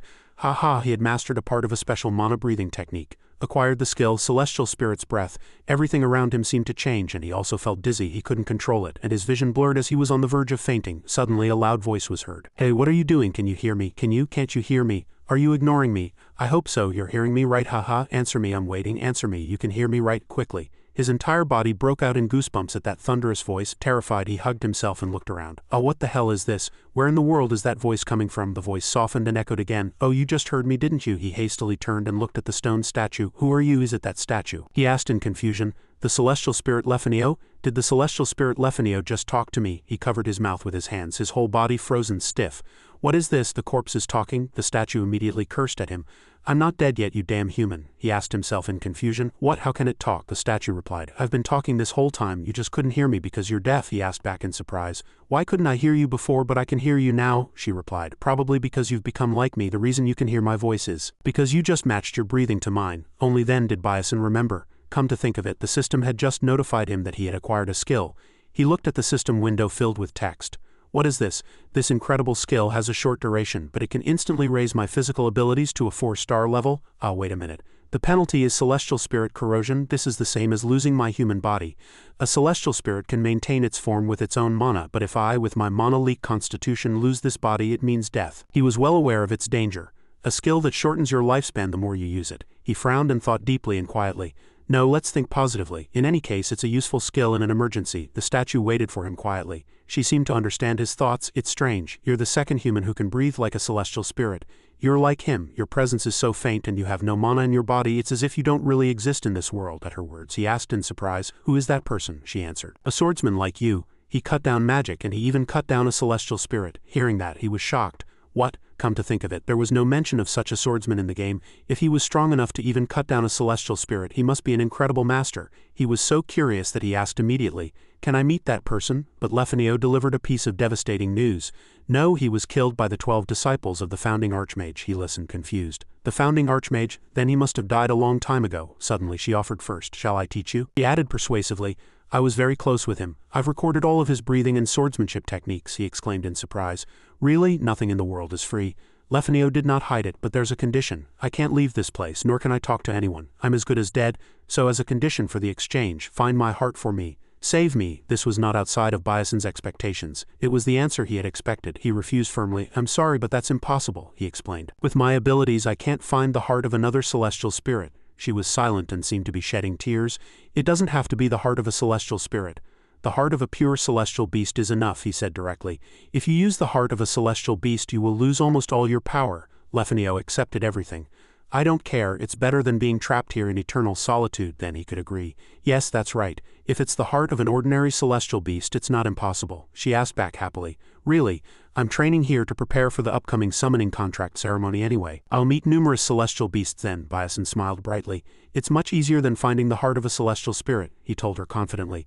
I'll try to find as many as I can, Lefenio answered sincerely. Thank you, I'll be waiting. Hey, good morning, I have something for you. He asked back in surprise. For me? Yes, she told him. Check the pillar behind me. There should be something there, he asked curiously. What is this? It's a rather pretty flower crown. According to her, it was a symbol that he was her friend. Lefenio's flower crown. This is a completely new item. I've never heard of it in the game. Well, in a pinch I can use it as firewood. With that thought, he immediately took it. Suddenly he realized. Wait a minute. She's a celestial spirit. He smiled triumphantly. A token of friendship from a celestial spirit. Maybe this is a pretty useful item. Moonlight shone through the window and Aunt Teresa held a piece of chalk in her hand, constantly writing something on the blackboard. She slumped to the floor looking at the blackboard filled with writing, basking in the joy of accomplishment. She suddenly lowered her head and repeated to herself, No, this is not the time to be complacent. She continued to transfer it onto paper. The pen didn't stop, and her face glowed with joy. Tomorrow a new era will begin. Looking at the report, she said to herself, Bison will definitely be happy when he finds out. She added his name to the report.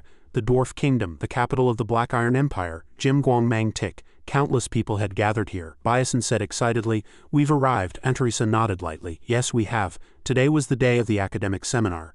This academic seminar is held in a different location every year. This year it is being held at the Jiamhaguang Academy, the top alchemy school in the Dwarf Kingdom. Since dwarves are the originators of material magic, the scale will surely be extraordinary.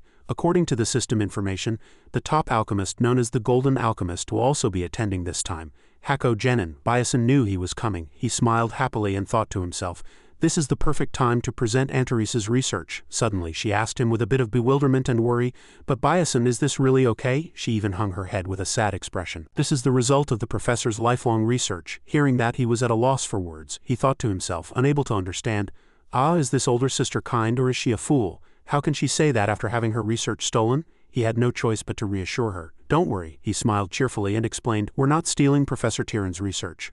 Teresa widened her eyes and listened to him in surprise. It's just that the assistant was more skilled than the professor. Only now did she shed her guilt and smile happily. Yes, thank you. The two walked together. He asked in a low voice, shall we go inside then? That red carpet is too much of a burden. Let's go through the back door. She immediately agreed. Yes, good idea. Introverts are afraid of being the center of attention. In the room, all the important figures had gathered. The host's voice echoed, doctors, professors, and researchers of the Alchemist Association, welcome. He stood on stage holding a piece of paper. We will now begin the 87th academic seminar. According to the introduction, the first session will be a presentation of new medicines. A woman came up to the stage first. We would like to invite Professor Tieran from the Academy for her presentation. She stood there, pointed at the projector screen, and began to speak. I am Tieran from Stella Academy. First, I will present on the red potion alpha version. If you look at this part here, she spoke about research that wasn't even hers. The people sitting below were amazed by her fluent presentation. After finishing her speech, she concluded with one sentence. This concludes my presentation. Bison stood below the audience, crossing his arms and quietly watching everything. The host came on stage and praised her. Truly wonderful. For Professor Tieran to have improved that difficult red potion, it's a truly brilliant idea. Seeing her disgusting face along with the praise, he thought, filled with anger. How dare she shamelessly present Teresa's research as her own? He began to calculate in his head. There are countless ways to teach that woman a lesson. But the main course is just beginning, the murmuring from below continued. Next, we will have a presentation from Assistant Teresa of Stella Academy. With the introduction, Teresa came up to the stage. She seemed a little nervous. Hello, I am Teresa, an alchemist from Stella Academy. As soon as she finished speaking, murmuring began from below. Oh, that's the person introduced by that pharmaceutical company before. It's about the natural regeneration cell extraction that the professor just mentioned. You mean the magic staff coated with the medicine shield that the professor said she would develop this time? Bison stood there and listened. The topic I will be presenting today is, he smiled triumphantly and looked down on stage. Teresa got to the main point, the complete synthesis and understanding of the formula combining alchemy and magic engineering. Everyone's mouths dropped open in shock, and even the prominent figures in this field couldn't believe it. One person asked in a fluster, do you know what kind of place this is to be daring to say such things? Teresa answered worriedly, of course, a great and prestigious place like this is too much for someone like me. Because of her timid attitude of putting herself down, they pressed her even more. Then how should we understand what you just said? She clenched her fist, trying her best to maintain her composure and calm herself. She opened her eyes wide, looked straight at him, and said clearly, please understand it as one alchemist. The people below began to murmur once again. But the combination formula of alchemy and magic engineering is impossible. In principle, magic engineering and alchemy cannot be mixed. Only one person sat quietly from beginning to end. He also heard their murmuring. A problem that no one had been able to solve for over 3 years, and now there's an answer, he suddenly shouted loudly. Everyone be quiet. He was the golden alchemist, Hakogenin. He put both hands on the desk and looked straight up. If you hastily conclude that it's impossible just because there have been many failures, how can you call yourself an alchemist? He opened his eyes wide and said sincerely, I'm really looking forward to this. A young alchemist trying to find the truth in an almost impossible formula. He looked at her and encouraged her. Present the truth you have found. Teresa's cheeks turned red. She was very surprised and hurriedly continued, thank you, then I will begin my presentation. Just then, Tieran shouted sharply, interrupting her. I object. Before Teresa could present her thesis, she glared and gritted her teeth. I question that thesis. The old man turned sharply to look at her and asked back, question? What do you mean? She was sweating profusely, her eyes wide as she smiled wickedly. She raised an accusation of plagiarism in front of everyone. Teresa's body froze. She stared at her with wide, frightened eyes and couldn't move. The whole room started to murmur again. My God, plagiarism accusation. Only the old man, Hakogenin, calmly burst into laughter. Haha, this is getting interesting. He looked straight at her and asked, do you know what happens if you raise an accusation of plagiarism and fail to prove it? She placed a hand on her chest and said with a very confident expression, of course I do. Then she walked straight up to the stage and stood before everyone. She spread her arms and said, as you all know, there are 5 difficult problems in the combination formula of alchemy and magic engineering. Only when all 5 problems are solved can alchemy and magic engineering be fused. Bison crossed his arms and listened to her coldly. So far, the academic world has only solved 2 of them, and even those 2 problems are not complete answers. She clenched her fists with a triumphant expression. But I have solved 4 of those 5 problems. She maliciously targeted Teresa, saying, and Assistant Teresa standing here is my alchemy assistant. The people there were all confused and looked at each other. If that's true, then this thesis is, she widened her eyes and smiled cunningly. That's right. That thesis is undoubtedly mine, she glared and threatened. Even if Assistant Teresa solved the 5th problem, the timid Teresa now just let her say what she wanted and stood there trembling. Can you be sure that she solved the other 4 problems on her own? After speaking, she laughed very triumphantly. She cursed Teresa in her heart. This arrogant thing. I acknowledge your innate talent, but your career as an alchemist ends here. That talent will forever be mine. Tiran even approached her step by step, pressuring her. She stared at her intently. Now what do you think about this, Assistant Antarisa? Antarisa was now so scared that her body was stiff, and she stood there trembling with her hands clenched tightly. She thought to herself in fear, I knew this would happen. But my mind is completely blank right now, and I can't think of anything. I don't know what to do. At her most desperate moment, she suddenly remembered what Byasin had said. If it's too much, call me. Remembering his words, she felt at ease, and the trembling in her hands stopped. She gathered all her confidence, raised her hand forcefully, and stammered, I would like to call one person, the person who will help me with my presentation. The old man Hakogenin immediately asked, Who? Antarisa, sweating, said in a low voice, The co-author of this thesis. She pointed forward with a trembling hand. Student Byasin, who is sitting right over there. Byasin was startled, his whole body flinching, not understanding what was happening. I'm a co-author? Tiran also looked at him. The others looked at him and murmured, No way, such a young student, but what's going to change even if he does that? The old man Hakogenin crossed his arms and smiled happily. Oh ho! He watched Byasin come up to the stage and admired. I was looking forward to this. He bowed his head and without any expression coldly glanced at Tiran. He passed her without a word, quietly took out a branch and cast a spell. He activated the special function of the branch with a grudge item. When he said nothing, she clicked her tongue and cursed. How rude! Seeing her displeased expression, he laughed to himself. Good, it's a success. He stood seriously on the stage, looked down at the audience and began to speak. First, I've listened well to Professor Menon's points. There's a saying, seeing is believing. His eyes shone brightly with confidence. So how about we solve the combination formula right here? As soon as he finished speaking, everyone agreed. A showdown between a professor and an assistant. This is exciting. Assistant Antarisa was flustered. Byasin, before she could say more, he cut her off firmly. Assistant Antarisa, don't you trust me? She stopped, startled. Oh no, I trust you. Byasin looked straight into her eyes and smiled reassuringly. I've been watching you all this time, you know. Don't worry, Assistant Antarisa, you can definitely do this. Trust me, who believes in you. Her cheeks turned red and her eyes widened. Can I do it? Clenching her fists in front of her chest, she made a decision, adjusted her glasses and muttered. That's right, Byasin is right. She neatly tied up her hair and finished her preparations. I have to believe in what I've done so far. She turned around energetically, looked straight at Menon and asked directly, Shall we begin then? She took off her glasses completely, prepared for a final showdown with her. Professor Menon, the chaos interference formula. 300 years ago an alchemist said, I have discovered a tremendous formula that can solve this formula. After that he slipped in the bathroom and died. Because of that the formula became famous for being unsolved. Since then numerous alchemists have challenged it, but all have failed, and gradually no one attempted it anymore. The unsolved formula came to be considered impossible. Ken, the captain of the Moon Shadow Tower's 13th Assassination Squad, thought with a cigarette in his mouth and his arms crossed. But for someone to appear now and declare they will solve it. Interesting. The woman standing next to him yawned and said, What's so interesting? I'm bored to death. She was the vice captain, Macon. At this time the two were invisible. Stood there talking. By the way, Captain, is that professor really a dark mage? Although they were invisible, Ken was smoking. Someone smelled it and wondered. I think I smell cigarette smoke from somewhere. Watching the two women filling their respective blackboards on the stage, they thought, Thinking about it again, this mission is really unlucky. Macon glanced at Ken, sighed, scratched her head and turned away. Anyway, this is what happens when the captain always believes that old man's words so blindly. Suddenly she was startled. Huh? Both of them were surprised, their eyes wide as they looked around the room. They sensed something strange. Wait, didn't the atmosphere in the hall just change? The host's voice echoed. Yes, the solution to the first problem has just been completed. The old man Hakogenin's eyes widened in surprise. Comparing the two blackboards, he noticed that while their approaches were similar, their perspectives were slightly different. Ken felt it too, but compared to Professor Menon's solution, the assistant's was much simpler and easier to understand, with a slight difference in the final answer.